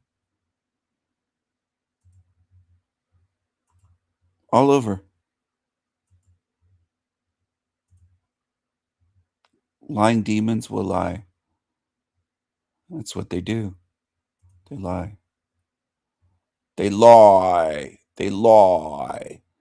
I'm somewhat disappointed, though, tonight, I've got to say, or this morning. I'm kind of disappointed. Some of you are kind of disappointing. Well, not some of you. Most humans are. I put out content like this. A whole 15 people hit the like button here. 72 views. There should be 40 or 50 likes on it, not 15. But that's the way people are. Very lazy. Clicking a button is too much for most of you. Clicking a button is too much for most of you in this realm. It's amazing.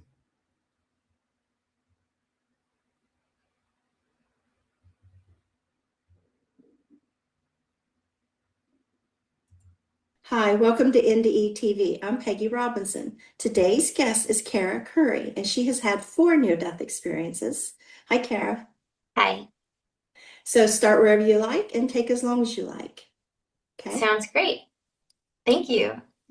I have had a number of near-death experiences that pretty much have spread throughout my lifetime. They didn't all just occur as a child, though half of them did, and half of them occurred as an adult.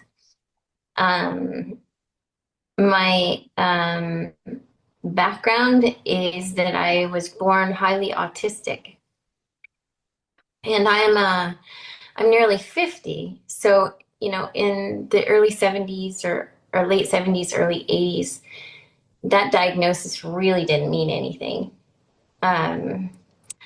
So I was brought to the doctor from my parents because of multiple things. I really couldn't read, like really couldn't read.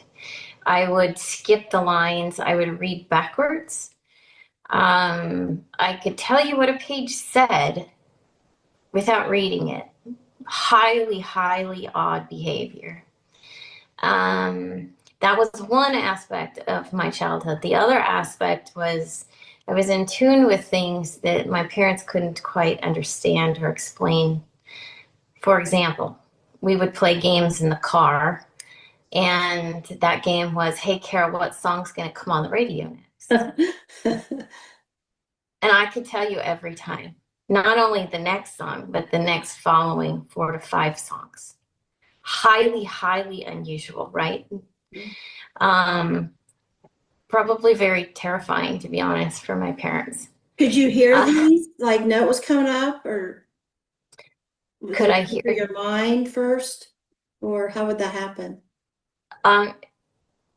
It was really a rhythm that I would feel. Oh.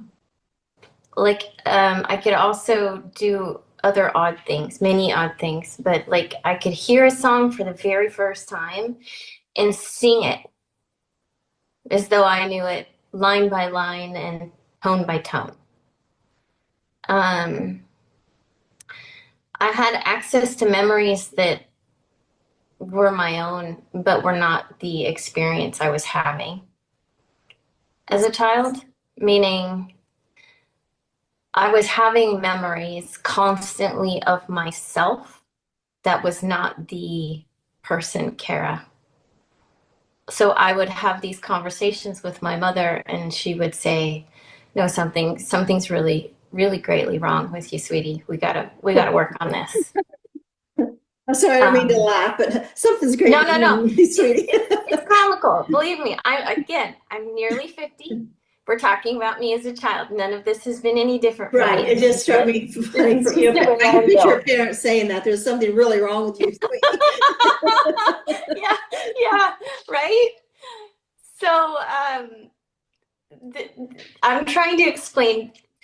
Autism is has been for me. It comes in many different forms. Okay, and I work every day with severe autists, where we communicate completely without any words ever spoken.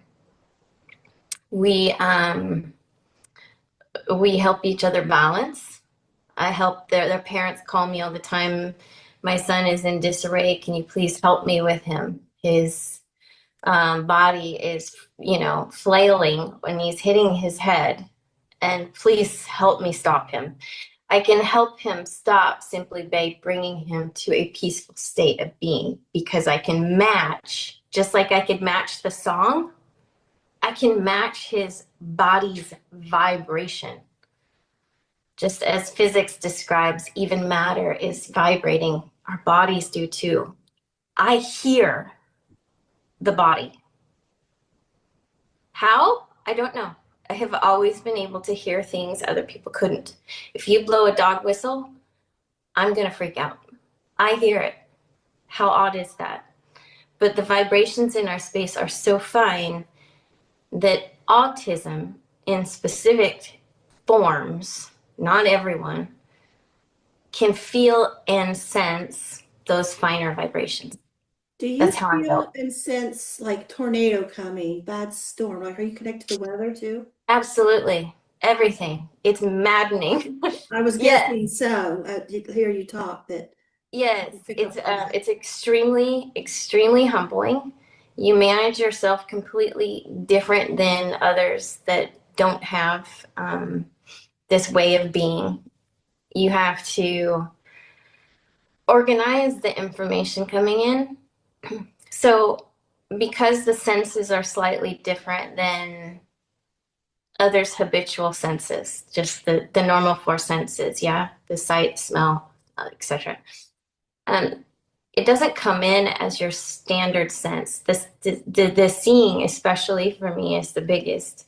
So I may be seeing you with my eyes, but I'm also hearing your body at the same time communicate something to me as more of an undercurrent. Like, for example,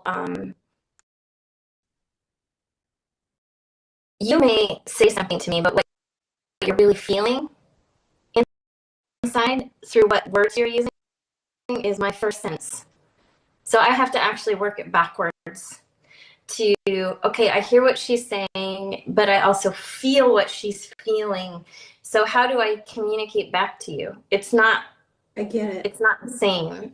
So, I bet you had a hard time, or probably still do, like in crowds or like in class at school, because you're probably picking up on all this stuff from people.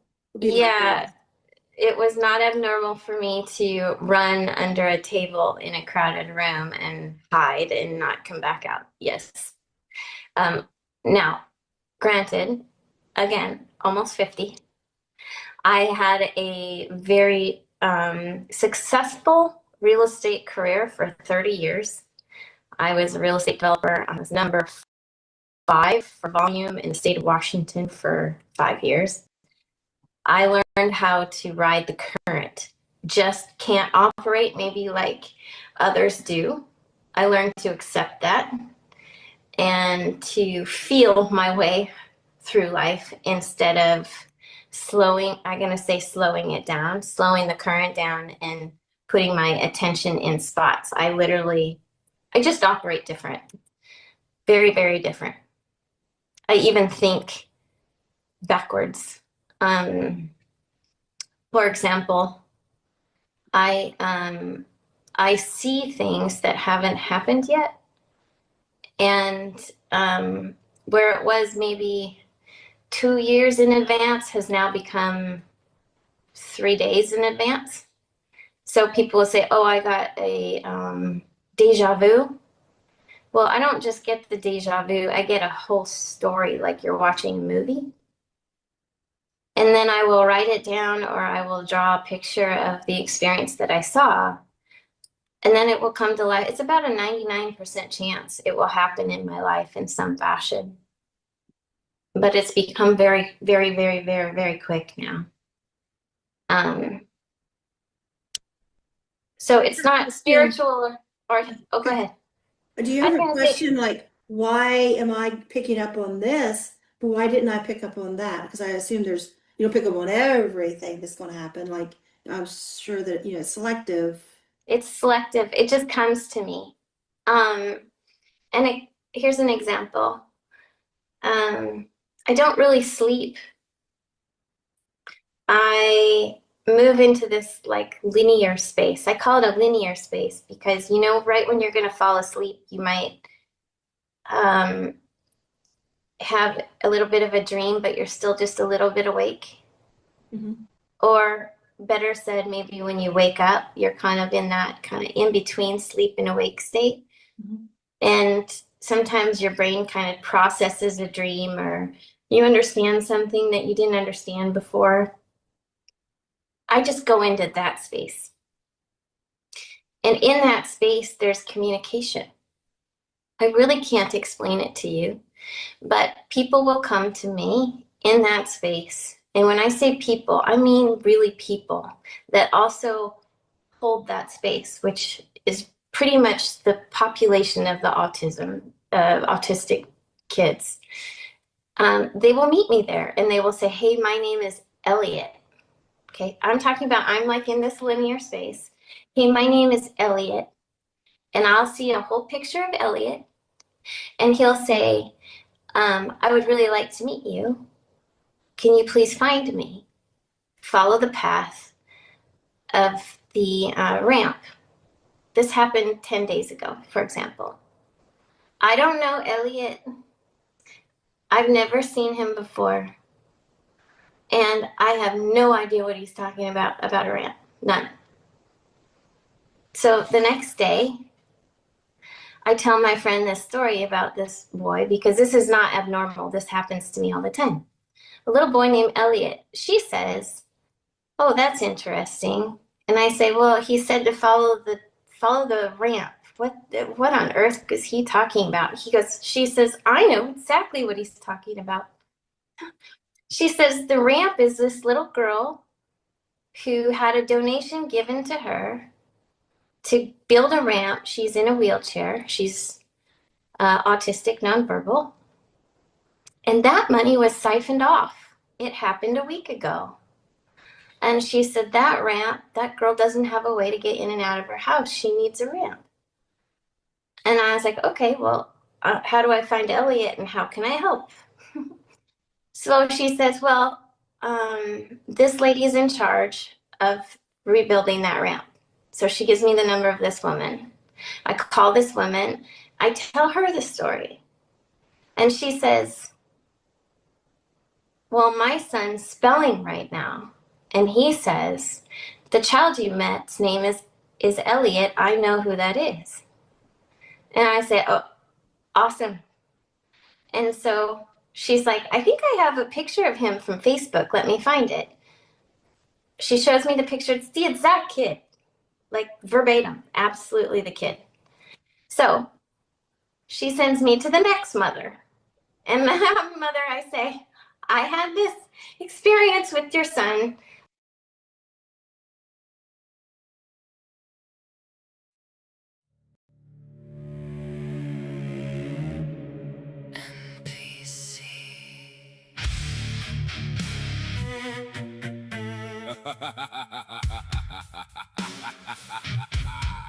NPC.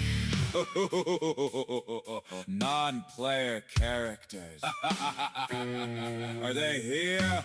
Are they real? Can they heal? Are they people? Can you wake them up? Are they asleep? Are they sheep? Are they robots? Transhumanism, electronic jism.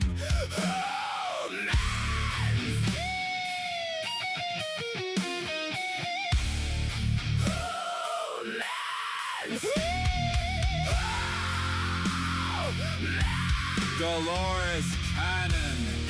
Fake shamans. A world of deception. NPC. NPCs.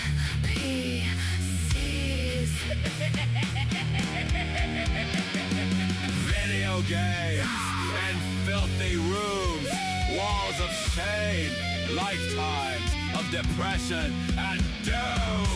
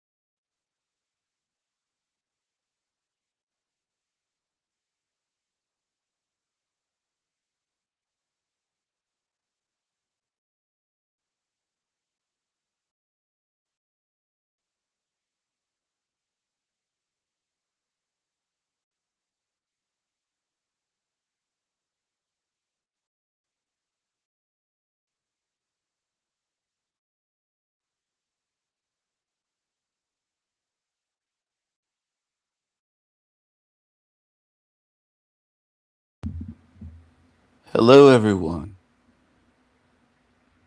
That song was Are NPCs Real? And this is El Diablo Radio International, the greatest show in hell. Nobody does it better. Nobody. Nobody. You better get used to it. You better get used to it. Nobody does it better. Nobody.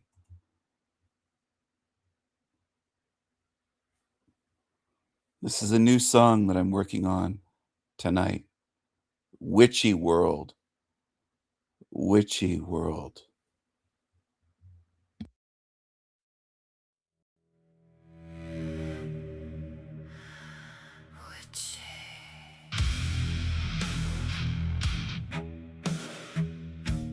Witchy.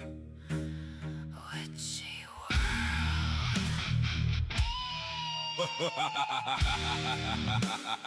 Witchy world. Witchy trees. Witchy people. people. Witchy, witchy. Witch. Witchy, witchy. Bitch. Mother Earth, Monster Earth, witchy spells, witches in wells, drowning in hell, burned at the stake, awake, asleep in dreams, nightmares, witchy names, slayers of care. Witchy, witchy. It's a witchy time we're in. It's a witchy rhyme. Minds do bend.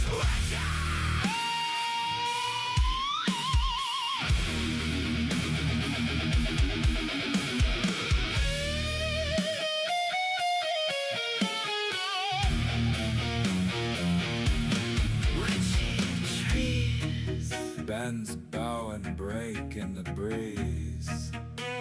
A whispering wind Reaches the ears. your gods send Angels. to put you in fear. Witchy!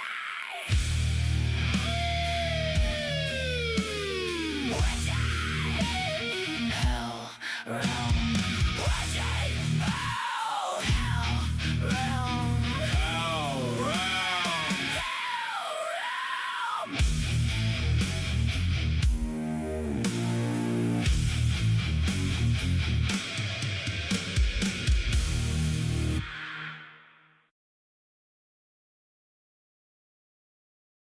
Hello.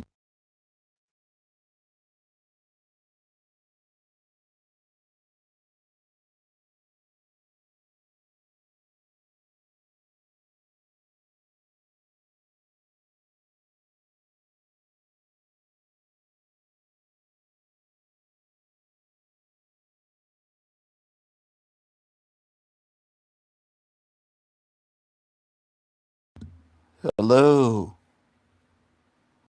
Hello. Hello, everyone. Who's still here? Don't be afraid. Don't be afraid. Don't be afraid.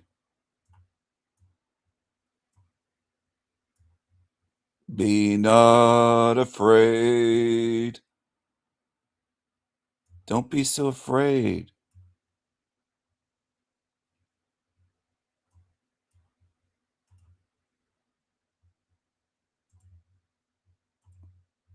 Don't be afraid.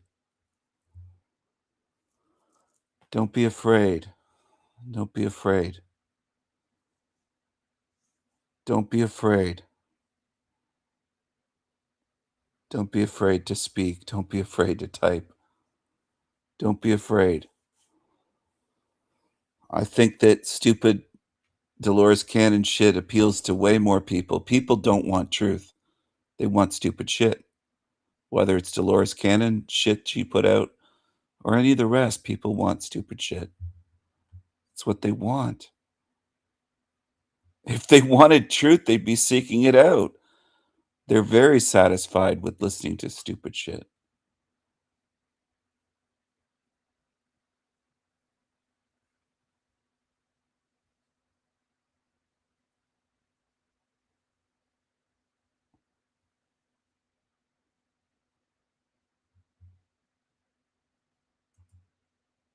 People in this realm want stupidity.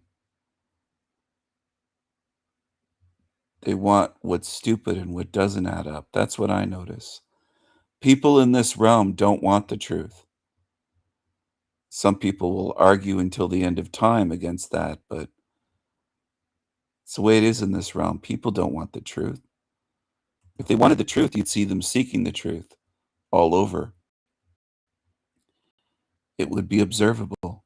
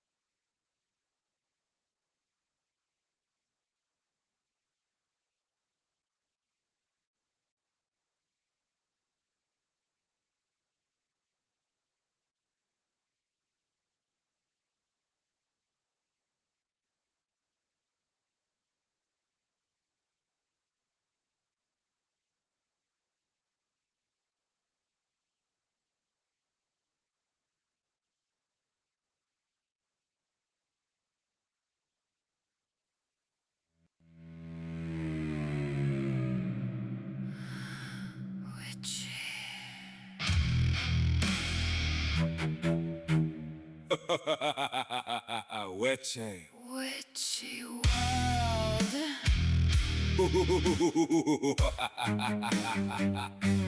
Witchy world. Witchy trees. Witchy People. people. Witchy, witchy. Witch. Witchy, witchy, bitch. Mother Earth, Monster Earth, witchy spells, witches in wells, drowning in hell, burned at the stake, Awake. asleep in dreams, nightmares, witchy names, slayers of care.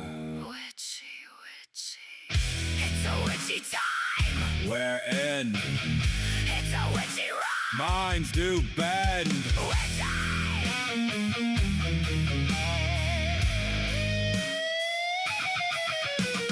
Witchy trees, bends bow and break in the breeze.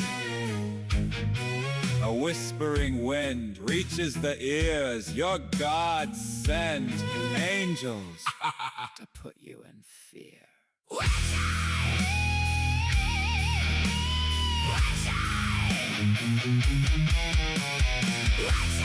Hell realm. Hell realm.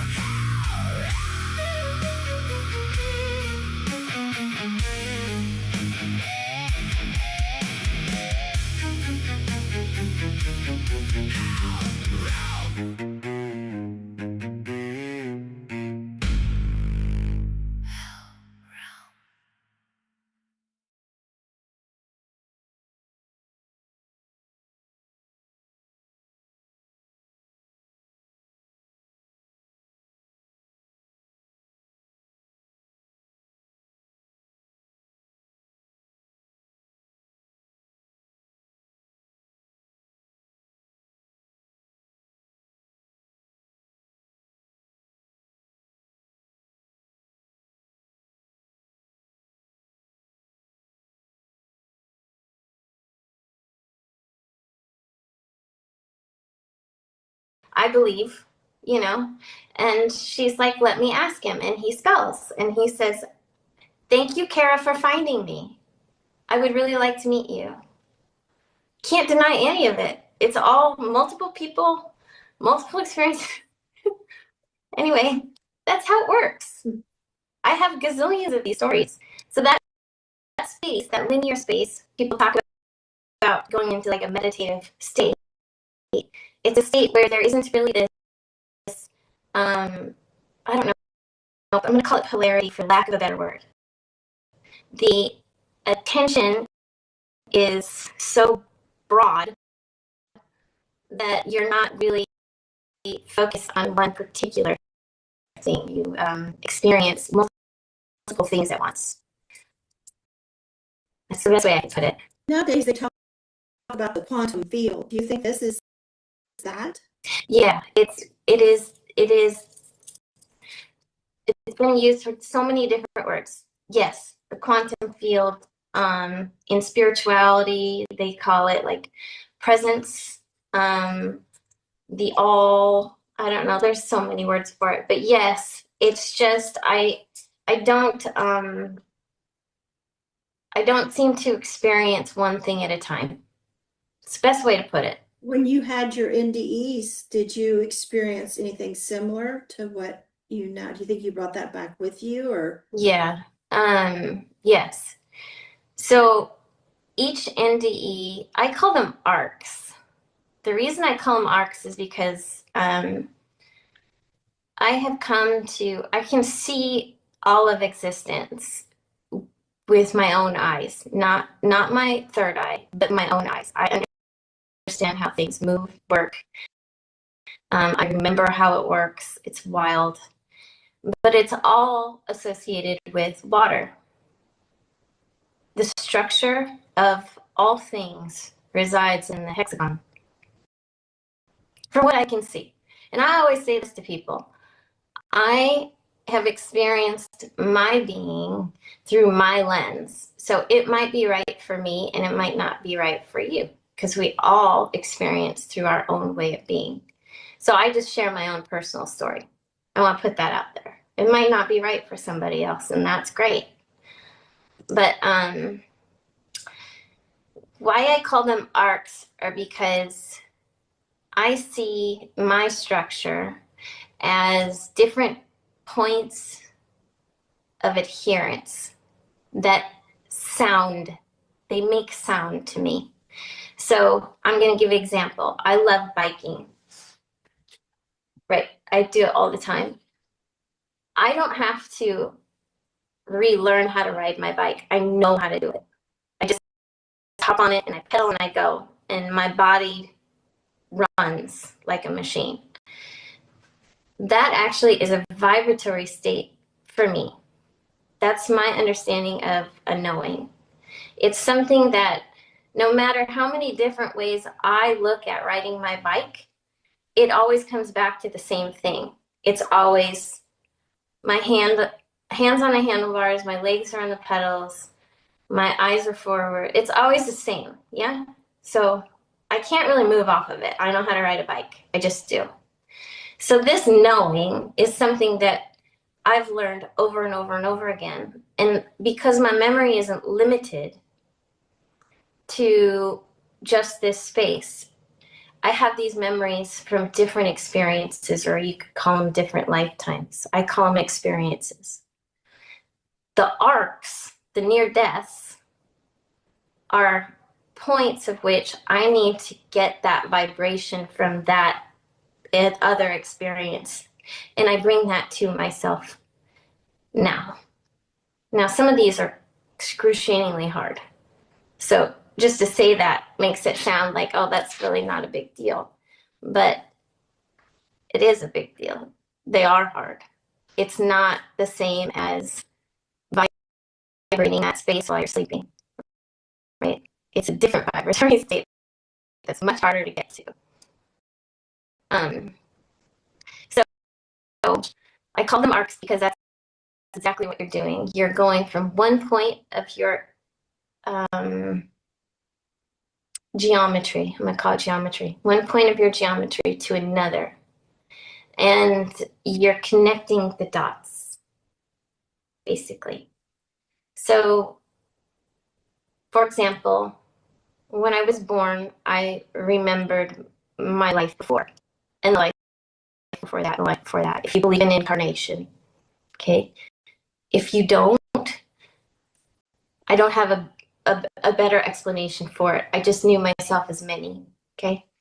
And so at 2, we lived on a lake, and I fell off the dock, but there was no parents around. And I landed in the water, and I was 2. I didn't swim. I don't know how, no one knows how long I was under there, but there was parents in the house. And my brother, who was 5 at the time, ran into the house screaming, saying, "Kara's in the water. Go get her. Please go get her." And they said it had been minutes before they really responded because they didn't really believe it. So when my father rushed out there, I can actually see the whole experience. He's in panic, but he picks me up and I'm smiling. Like he thought he must have just fallen in. And my bigger brother saying, "No, she's been in there a long time." So that was the first experience. But for me, when I talk about arcs, that's me having the memory, the full memory of my geometry. I didn't feel panicked. I didn't feel any fear that I can remember. My parent is confirming here, even as at this age, says, "You were smiling as I pulled you out. You weren't upset." I was remembering in that experience what it was like to be water. That may sound really weird and really wild, but that's my truth. Did your spirit stay in the water the whole time?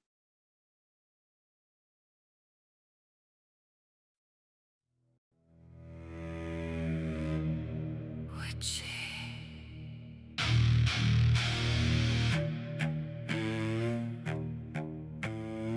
witchy. Witchy world. Witchy world. Witchy trees. Witchy people. People. Witchy, witchy, Witch. witchy, witchy, bitch. Mother Earth, Monster Earth, witchy spells, witches in wells, drowning in hell, burned at the stake, awake, asleep in dreams, nightmares, witchy names, slayers of care. Witchy, It's a witchy time we're in.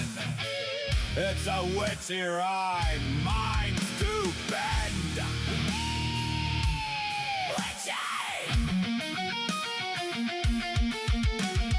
witchy trees. Bends bow and break in the breeze. A whispering wind reaches the ears. Your gods send angels to put you in fear. Witchy moons. Witchy tunes. An end too soon.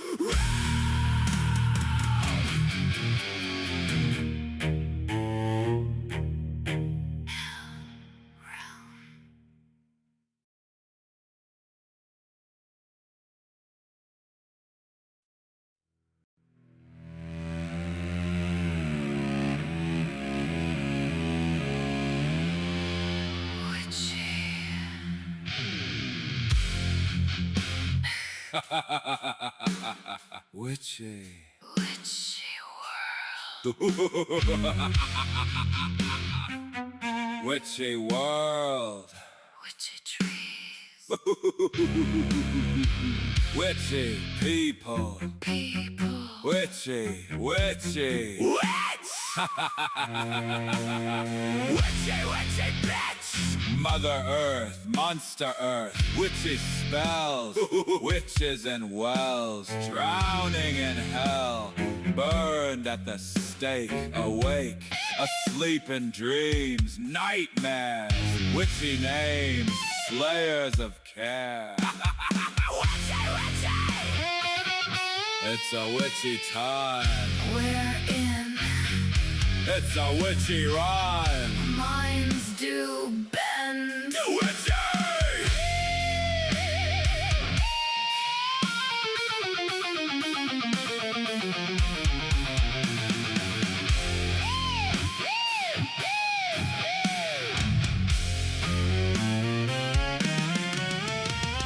Witchy trees, bends bow and break in the breeze. A whispering wind reaches the ears. Your gods send angels to put you in fear. Witchy moons. Witchy tunes. An end too soon. Too soon.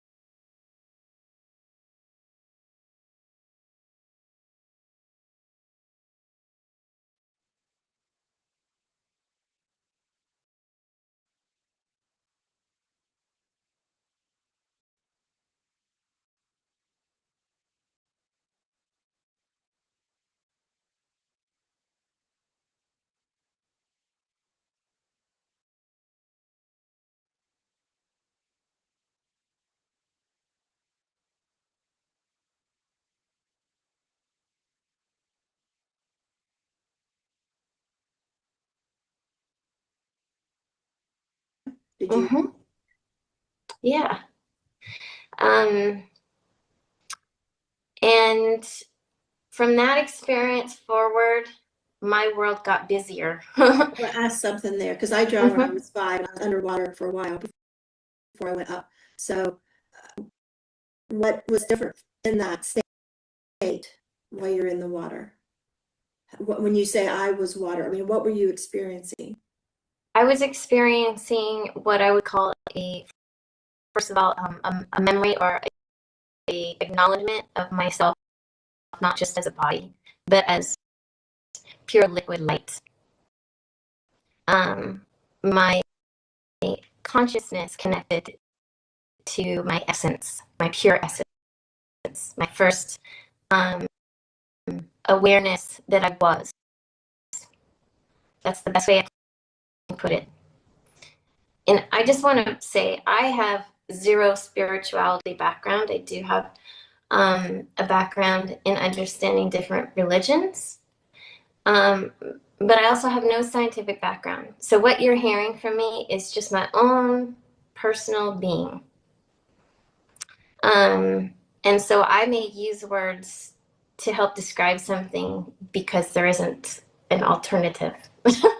It doesn't mean that I'm leaning one direction or the other.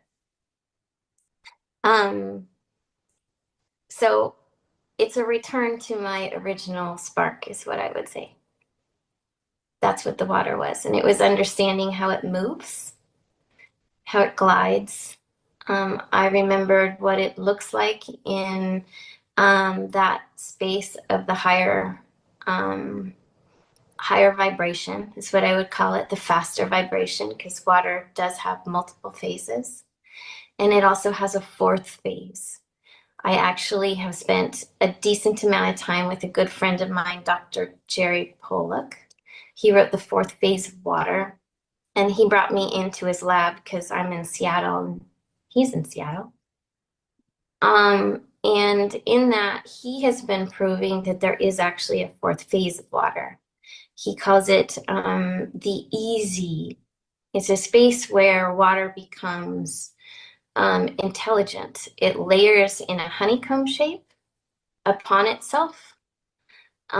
He can do this with like an infrared light. This has been well proven and experimented over and over again. But what they had not yet done until we came was they had not yet had results of this easy structure just by way of consciousness and interaction. So I brought myself and my good nonverbal friend Noah into his laboratory in Seattle. And the results actually haven't been published yet, but they are complete. We went for 8 days straight and did the baseline experiment, which would prove a scientific theory.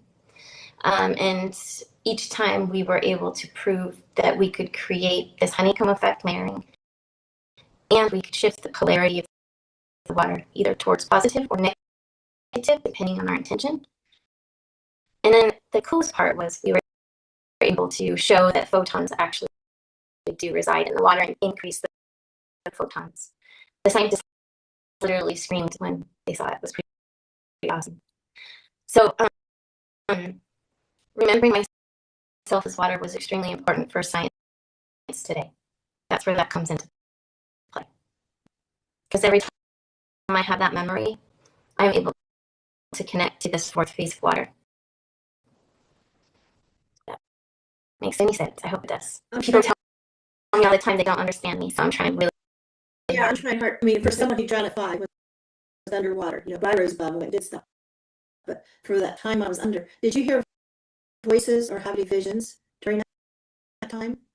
Well, I fully saw all of the different vibratory states already. So, yes, I definitely did. But that was not in addition to. That was a resonance thing for me. Like I used to say to my mother, how come the dwarfs in Snow White are white? I see them all the time, they're blue. Like, I was fully cognizant of different energies of different vibrations. So in the space of the water, I saw all of the spirits and the beings that reside there in that lake, but also outside of that lake. So, do you still? Absolutely. There is no filter left for me at this point. And then at age 10, that was during the harmonic convergence. What's that mean?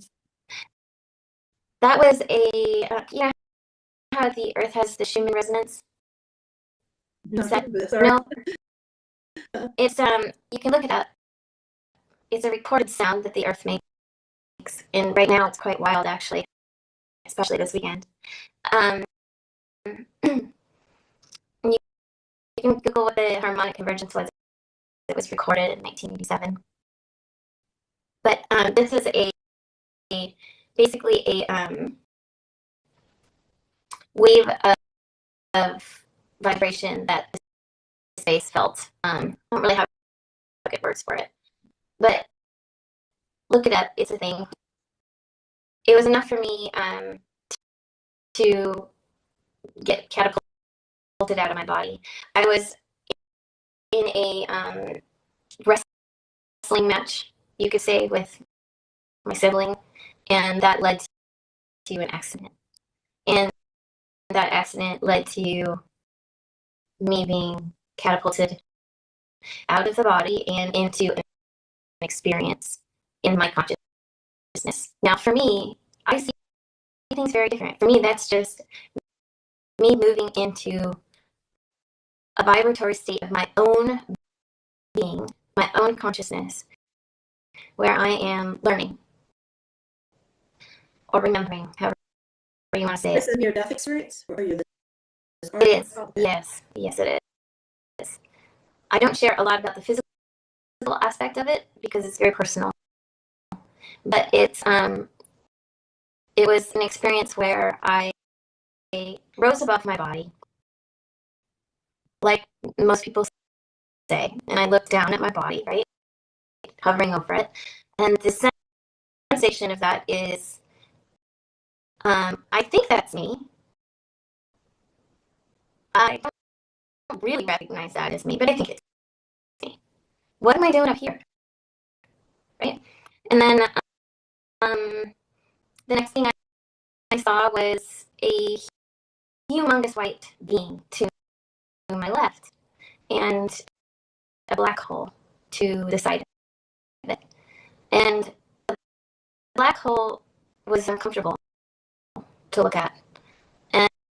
And then straight over my head was a tube, blue. And none of these things I had seen before. And I had been very, very, very permeable, very open as a child. So I honestly did not know which way to go. Do I go to the black hole or do I go to the tube? I was pulled to the black hole. And from there, I descended into a place that is dark, very, very dark. It was miles upon miles, I guess you could say, as far as I could perceive. There was hills of darkness and dark beings that were there. And I felt an excruciating sensation of abandonment that you could possibly imagine. I mean, just the worst feeling I think I've ever experienced still to this day. And in that loss, the beings would touch you and you would feel them. And I screamed with all of me for help. That's so funny. I was sitting here writing. I take notes just for boys, and I wrote loss. No, I wrote listen, and I wrote help. I don't know. Like, why yes, help coming from her. I was hearing her. That's weird.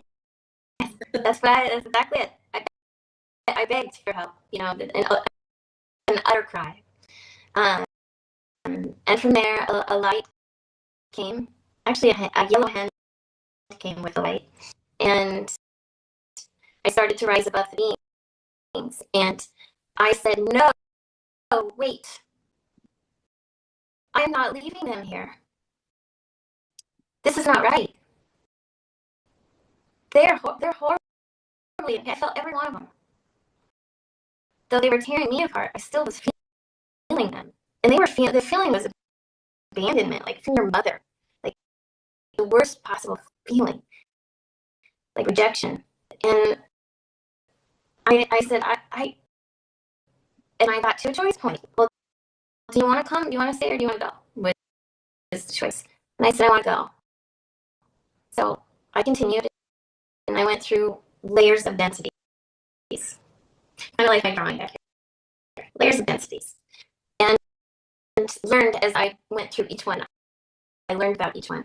So it was a very slow process as I increased through vibration to the being that I was talking to, who I recognized as someone I was talking to my entire childhood already. Here I'm 10. But the voice was very recognizable to me. So the voice was saying, when you're finished with your lessons, we will talk. So I learned about every single density. I learned that there's 7 of them. They vibrate through different continuous systematic vibrations, like the plant kingdom, for example, is a particular vibratory state.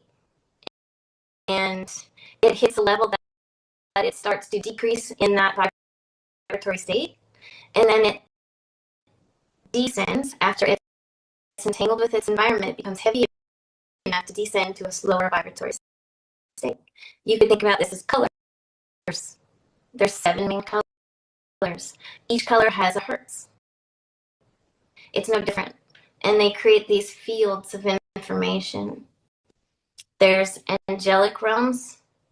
There's sound realms. There's pretty much anything you could imagine, honestly, because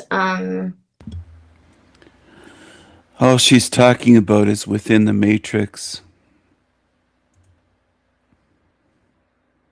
I have worlds upon worlds of imagination.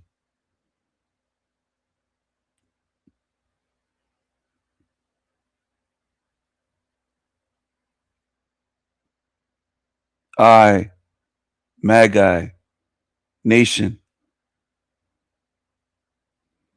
Within me are nations of magicians, mages, magicians. I create. And this is a realm where you're hated if you create. Some of you don't see the big picture. You'll immediately go to yourself and say, I don't hate you, Stephen. I like your creativity. And then you're missing my point. Your view is narrow.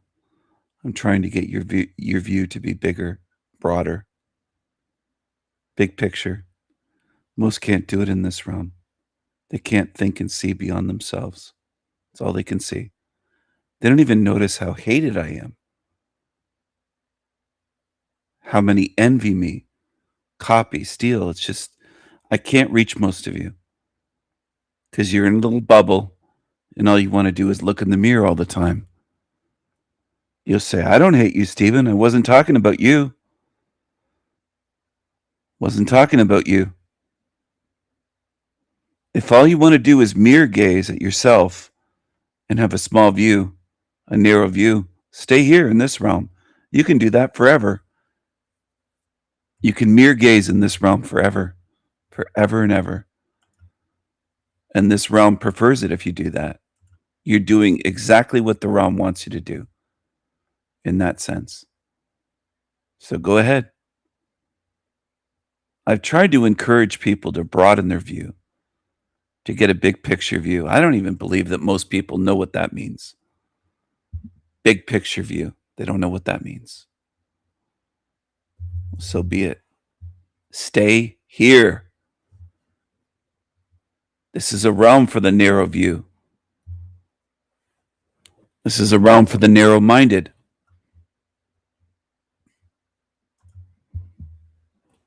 This is a realm for the spiritually blind. Stay here.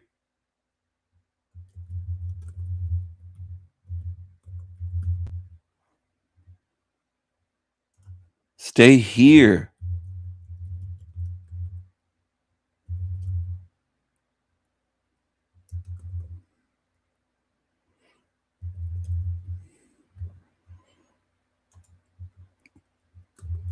Do you understand? I don't think most do. If you don't want to broaden your view, what are you even doing on my channel? Is what I have to wonder. Why are you here if you want to keep your narrow view? What's the point of you being here if you just want a narrow view? What are you here for? What are you doing here?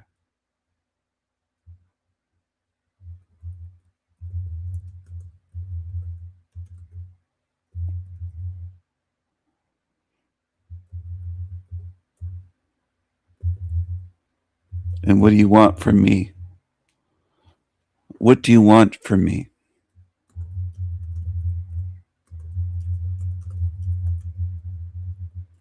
Working on something as I'm doing this live stream. I know that doesn't make sense to most people. Nothing in this realm does. Most things I say and do don't make sense to most people. They're just like, I don't know what he's doing. I don't know what he's talking about. Why would he be multitasking during a live stream, making music, listening to music, playing things? You don't know what I'm doing. You don't understand how my mind works. We're not the same. I'm not you. You're not me. Even that is difficult for people to understand. You're programmed with this idea. We all think the same way. We're all the same, but we're not. We're all equal, humans say, but we're not. We're not. And some of us are just drained from being here around people that just want to drag us down. You want me to be at your level. Some of you, many of you that have been on my channel want that. Never will be. I'm not you. I am my own being. How about you start facing what you are? Don't compare yourself to me. Don't try to claim falsely that I am you, you are me, we're the same, all that bullshit. I get so tired of that. So very tired of the lies. And that's a huge lie. That's a huge lie that many of you tell yourselves. We're not the same. We're not equal. And I'll keep saying it. And if it bothers you too bad, get used to it. I'm making things while I'm live streaming. I'm writing lyrics. I'm making songs. I'm making short videos while I'm live streaming. Now, I could have two computers too. I have multiple laptops I could have set up here. But tonight, this morning, I've been doing it all on one laptop. I don't care what you think. If you don't believe me, if you don't understand, I'm used to it in this realm. I'm used to not being understood because most people want the same shit that they're used to. That's what you want. You want beings around you that you're used to. You want what's easy and simple and comfortable. You don't want beauty, complexity, layers of meaning, wisdom, alchemical gold. You want simpleton shit fed to you. You want to be spoon-fed like you're a baby.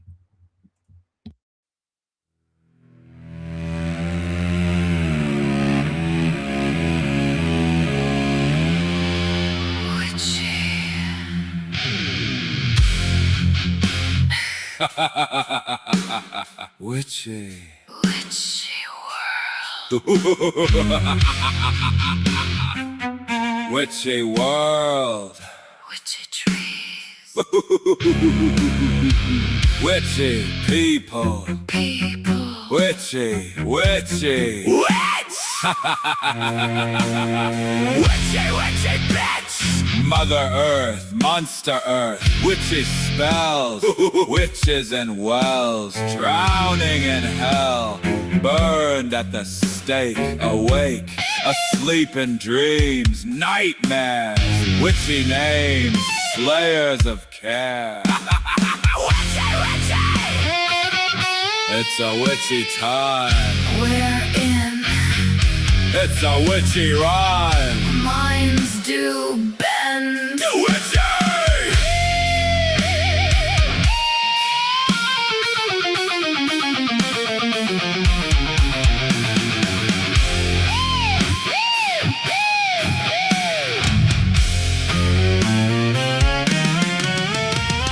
Witchy trees, bends, bow and break in the breeze. A whispering wind reaches the ears. Your gods send angels to put you in fear.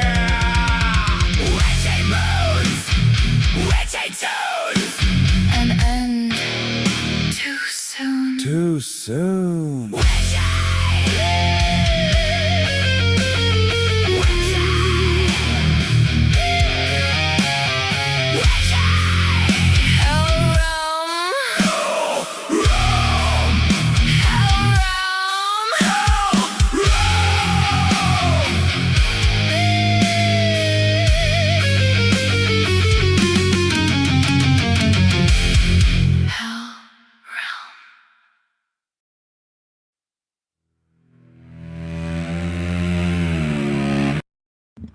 This is El Diablo Radio International, the greatest show in hell.